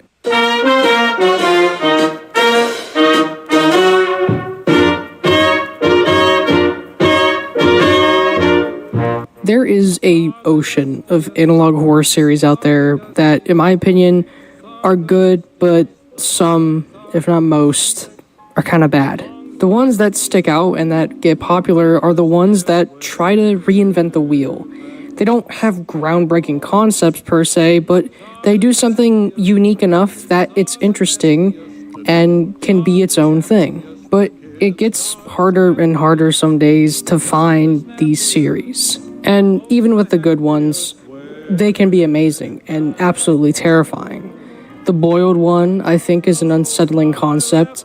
Mandela Catalog has some eerie atmosphere, and its soundtrack does a good job at creating it. The Backroom series is amazing with its characters and its story, and its CGI just makes the place feel so hyper-realistic, it's genuinely unsettling. Five Nights at Freddy's VHS took the overly bloated and terribly written FNAF games, got rid of 90% of the lore, and turned it into a very realistic and depressing story about an abusive father, the son who was abused that then killed their younger sibling, and the horrific consequences of it. Vita Carnis, even if I think it has flaws, is unique with its depiction of humanity just trying to live and adapt with this idea of flesh creatures. They're all scary, but with the exception of FNAF VHS, all of them have one thing in common. It's about monsters and creatures. Their eerie, disturbing appearances and the things that they do.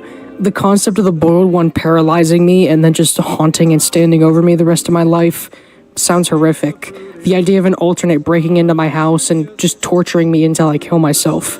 It's eerie. Being lost in the back rooms and the chance of finding a mold monster that might fucking kill me. But this would never happen in the real world. And where series like Walton Files shine is having horror that is real. About real things that could happen to anyone. There are people in the real world who suffer with alcoholism, who have caused the death of children due to it. There are people who simply go missing and no one knows why or where they are. There are people who lie about deaths and murders that they've done and get away with it. There are people who suffer with trauma and who repress their memories, maybe even using medication. But there's people out there that will try to help them. There are children out there that do their best to help adults in their darkest of moments. Walton Files shows a fear and a horror that I don't see often done with most horror series. Grief. With most analog horror series, it's simply just a spooky monster and them killing a person. Sometimes a character that isn't even important, just a random Joe to show you that they kill people. It's quick and over in a flash. But the Walton Files lets its horror sink in. It lets it drip. It lets it slowly fill your mind. Bit by bit, we slowly see more and more of Susan's death. First, just knowing a woman named Susan is related to the Purple Bunny in some way. Then knowing she was attacked by Bond and became paralyzed. Then learning the horrific truth about Wonderland, her getting stuck there, and even witnessing her neck get snapped, and she was still alive, and presumably starved to death. Over the course of 3 total videos, bit by bit is shown. Whereas, say, Mandela Catalog, characters' deaths I feel like are never really dug into. The only one that I felt like ever had any depth was Mark Heathcliff, because we see his sister's reaction in an ARG. You don't actually really get to see her reaction very much in the series. He's given the most depth out of every character who dies, and he's by all means just a random Joe. Death is treated as just a part of the story. And that's a problem a lot with analog horror, is death just not being taken seriously. A person dies, okay, a ghost is now there, or the person is forever gone. Although I didn't show them, feel free to dig into them yourself, there are some side videos from the Walton Files that just show more of the character's suffering. One that really scares me is a video depicting a news report about the screaming of a woman at Bond's Burgers, being Rosemary, and then her ghost shows up and you can hear her muffled screaming, and it's eerie. Whereas with most series, her single death scene in 2 would probably be the only thing we see. The horror and dread and fear and grief is built slowly and slowly and slowly. And the story, much like Martin Wall's upload schedule, doesn't rush to tell you these things. It will slowly let you piece them together and slowly let you figure it out. And obviously, where could all this grief and tragedy go if there weren't any well-written characters to put it onto? I briefly mentioned it earlier, but the voice actors of this series do an amazing job. They help convey the horror, the confusion, the terror that characters feel. And because of it, the characters feel human.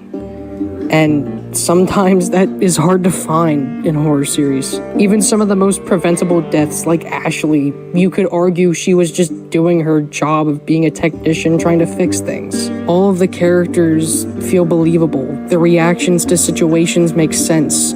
Susan's confusion as Bond is just casually explaining that, hey, you're a ghost, is understandable. Anyone would be confused in her shoes. Sophie's confusion in the 3rd episode makes a lot of sense from her perspective. That is the new you. When looking at Sophie's point of view, her fear is 100% understandable. She's repressed these memories with either her own mind or pills or maybe even both, and is seeing things that she doesn't know, but her name is brought up in them. Oh my god, I gotta take a deep breath. That was this just got so much deeper than I thought, and now I think I know what's happening. Felix is by all means the most understandable bad guy I've ever seen in a series. He suffers with alcoholism, which is something lots of people suffer with in the real world, and that some people just can't quit, or no matter how hard they try, will come back to it.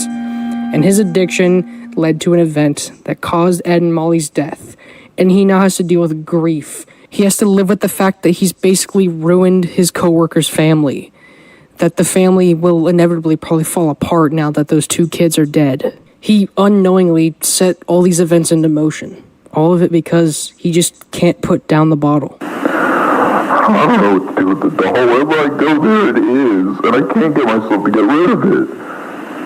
It's like a constant reminder of this huge mistake and how there's nothing I can do to make it better. And I'd argue, even though the series isn't finished, it's still got a whole other season after these next 2 episodes.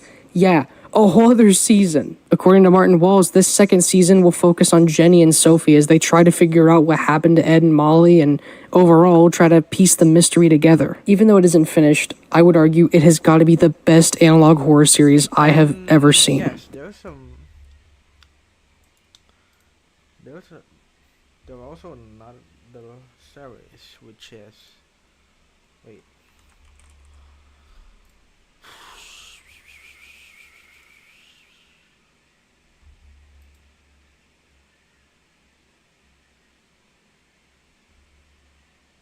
Turn.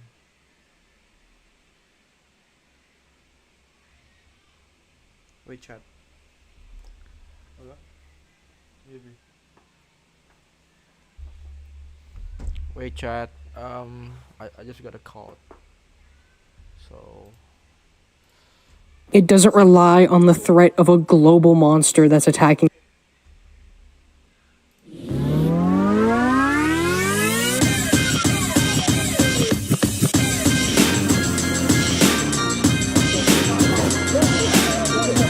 In the past, I used to worry that, will I be okay living alone without my parents? Will I be able to make friends? Now I know I can do it.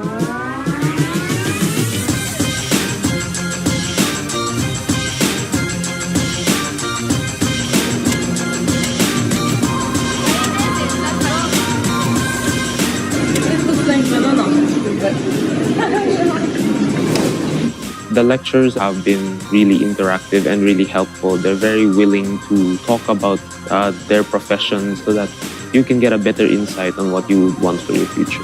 I really want to live my whole life in Singapore because the noodle is so delicious and the people are so kind. I want to stay here more.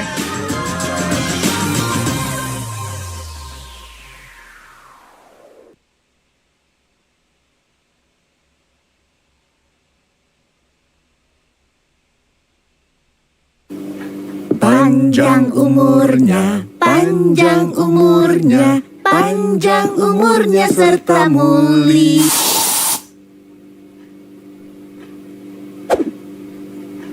SC Johnson. Welcome to the Fazbear Entertainment's main. No, I don't want to watch this. No spooky, scary Sunday. No, I'm done. Cause my name is Curry Kinchin. Bro, y'all really trying to watch these cursed videos? It's cursed! Welcome to the Fazbear. It's freaking Windows 95 voice reading to me. If you playing this through your speakers, you about to... you about to invite demons in your house. Put the headphones on. Welcome to the Fazbear Entertainment's maintenance video manual. I'm not with this, bro. This tape will cover the instructions on how to clean outer state-of-the-art animatronic characters. Each animatronic has the same cleaning procedure. First, reach behind their neck and press the red button. Oh my gosh. This will set them into maintenance mode. Oh my goodness. Second, it's gonna move. The blue unlock button on the back of the head.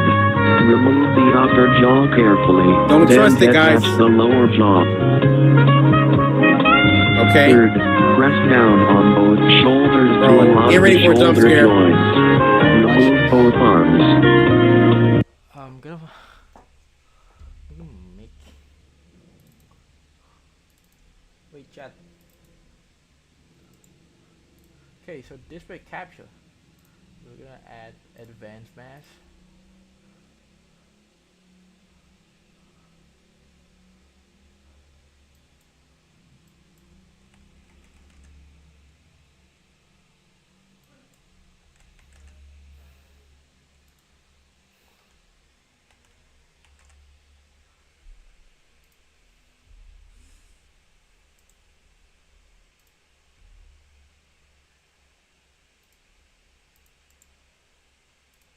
Wait, never mind.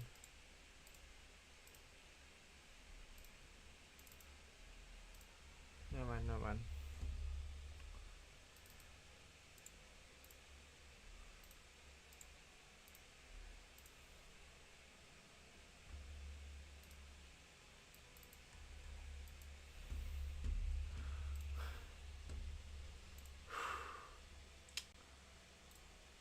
Alright, okay, so I think, wait, hold on, let me just play some music.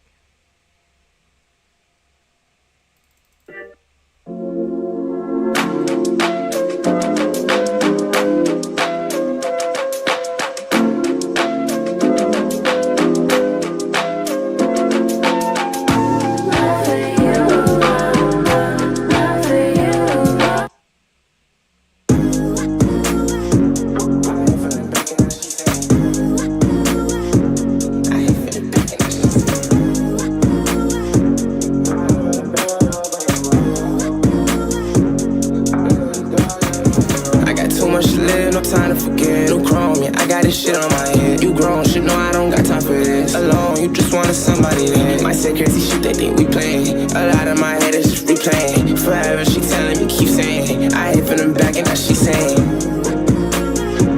I roll up the pack and now she saying I keep it a stack and now she saying spend it, made it back and now she saying tell her I'll be back and now she saying no, no, don't gotta go when you want. Leather seats on this truck, I ain't came with the coupe, yeah, my list a little taller. Bedroom and shorty like Lady Gaga. She want a pop star, roster. I got no hoes on my roster, I'm proper. Look through my record, say that you a Kasha. It's a long time trying to get to a Kasha. Tryna know what I'm on, ready to know that you gon' hit me like. Tryna know when I'm gone, come and touch down in your city like. Love to being alone, ain't no one there tryna blow the light. Welcome. Oh yeah, we're gonna watch this. Some of my viewers, internet doggers. Humongous cookie. Sweet chocolate chip cookies. What, no me? What, no me? How about some nice British pork?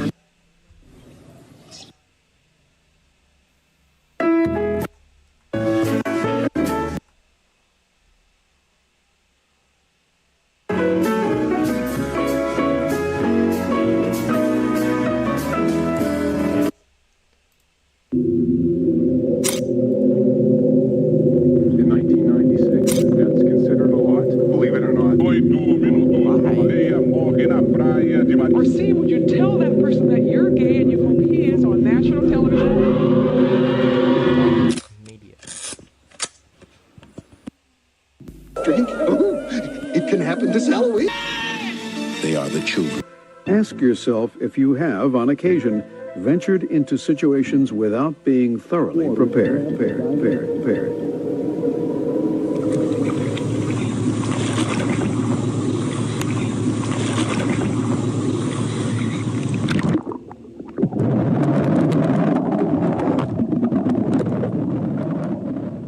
It was the start of a typical day for Kazim Ali as he dives into the waters off the coast of Trinidad and Tobago, proceeding to swim towards a large structure looming in the murky sea. Kazim was working the unique and highly specialized job of being an underwater welder, tasked with making repairs to a multitude of submerged structures that could only be reached by scuba diving. Kazim was employed by the Pariah Fuel Trading Company, who had tasked him and 4 others to perform maintenance on an inactive oil pipeline.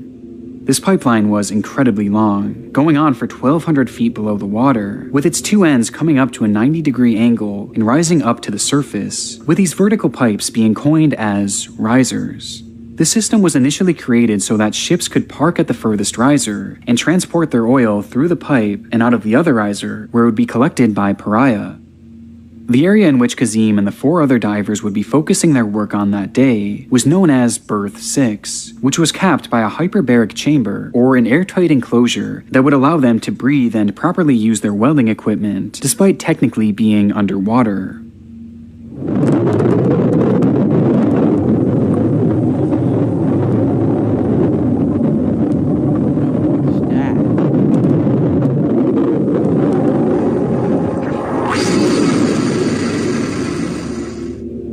In the video, Kazim approaches the chamber, climbing inside when he's met with his colleagues Faisal Kurban, Rishi Nagasar, Yusuf Henry, and Christopher Boudrim, whom he all considered close friends by this point, sharing a close bond over their unusual profession. Once inside, the crew would remove their scuba gear, as they were now able to breathe the fresh air from the chamber, before going on to start their work on the pipe. The plan initially was to remove an inflatable plug from inside the old tube that was placed there to prevent the oil from the pipe from being contaminated by the surrounding water, with that process being briefly shown in the footage.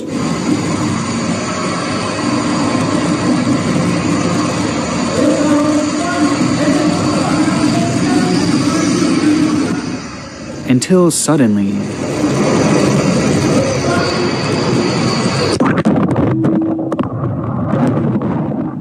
the footage goes dark. It all happened so quickly that even the camera couldn't capture what had just transpired. One frame we see the inside of the chamber, and the next, it's pitch black, with nothing but the noise of rushing water and the faint sound of muffled screaming.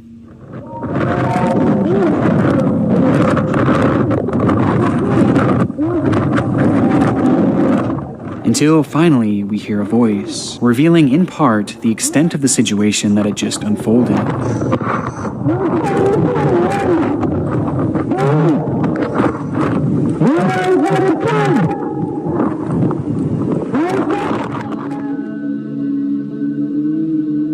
As the plug was removed from the pipe, in a time less than even a split second, the changing of pressure caused an instant suction in a phenomenon known as delta P, which proceeded to pull all the contents within the chamber inside of the tube, meaning that all the equipment, the air tanks, the tools, and the divers themselves were sucked into the pipe and were now being pulled at an impossible speed through the 1,200-foot-long tube system. Now this pipe was incredibly narrow, at only 36 inches in diameter, and as we hear Kazim being dragged throughout the tunnel, he and the others are repeatedly being struck by their heavy equipment. Yet as they each came to a halt, we hear one of the divers call out to the others, to which, one by one, they all miraculously respond.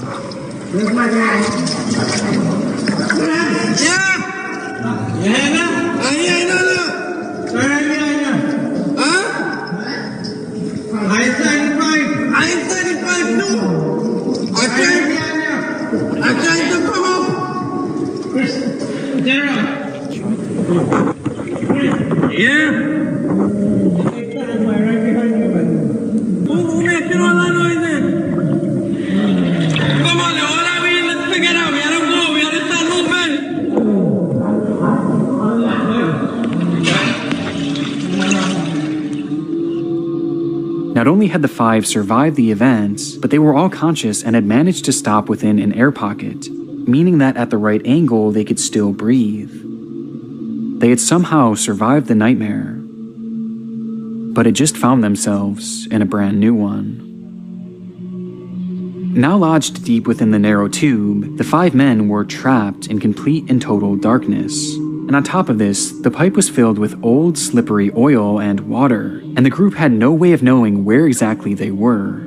Making the situation even more disturbing, all of the divers were badly beaten up by the debris, with some in significantly worse shape than the others, which became evident as the men try and take stock of the situation.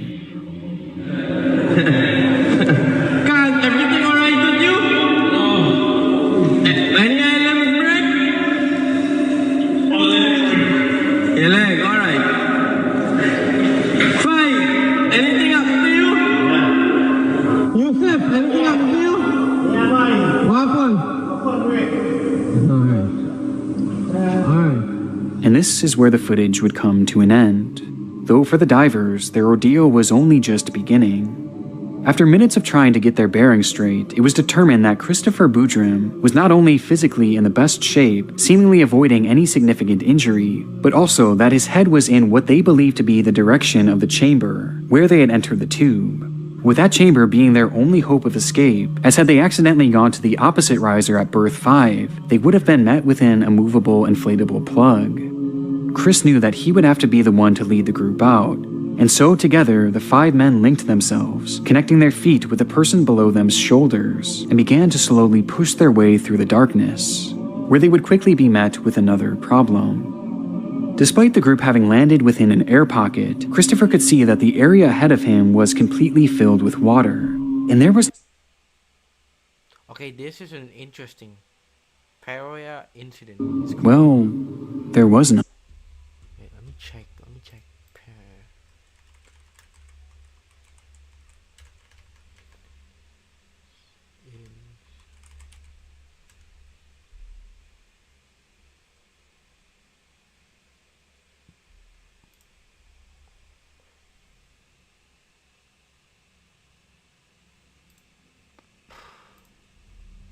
Wait, chat. I'm scared for life. Oh.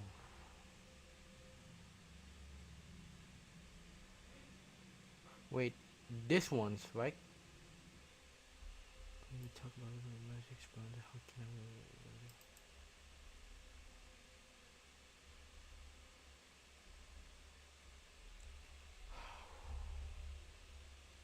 Wow. Wow. That is the coolest I ever saw.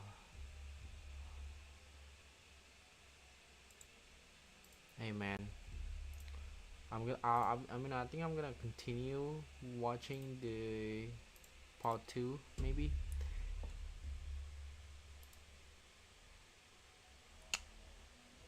Alright, that's definitely good.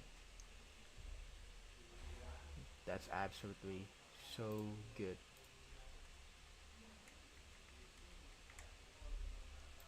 Oh my god. Alright, I think I'm gonna end my stream here. See you guys in the next stream. Bye bye.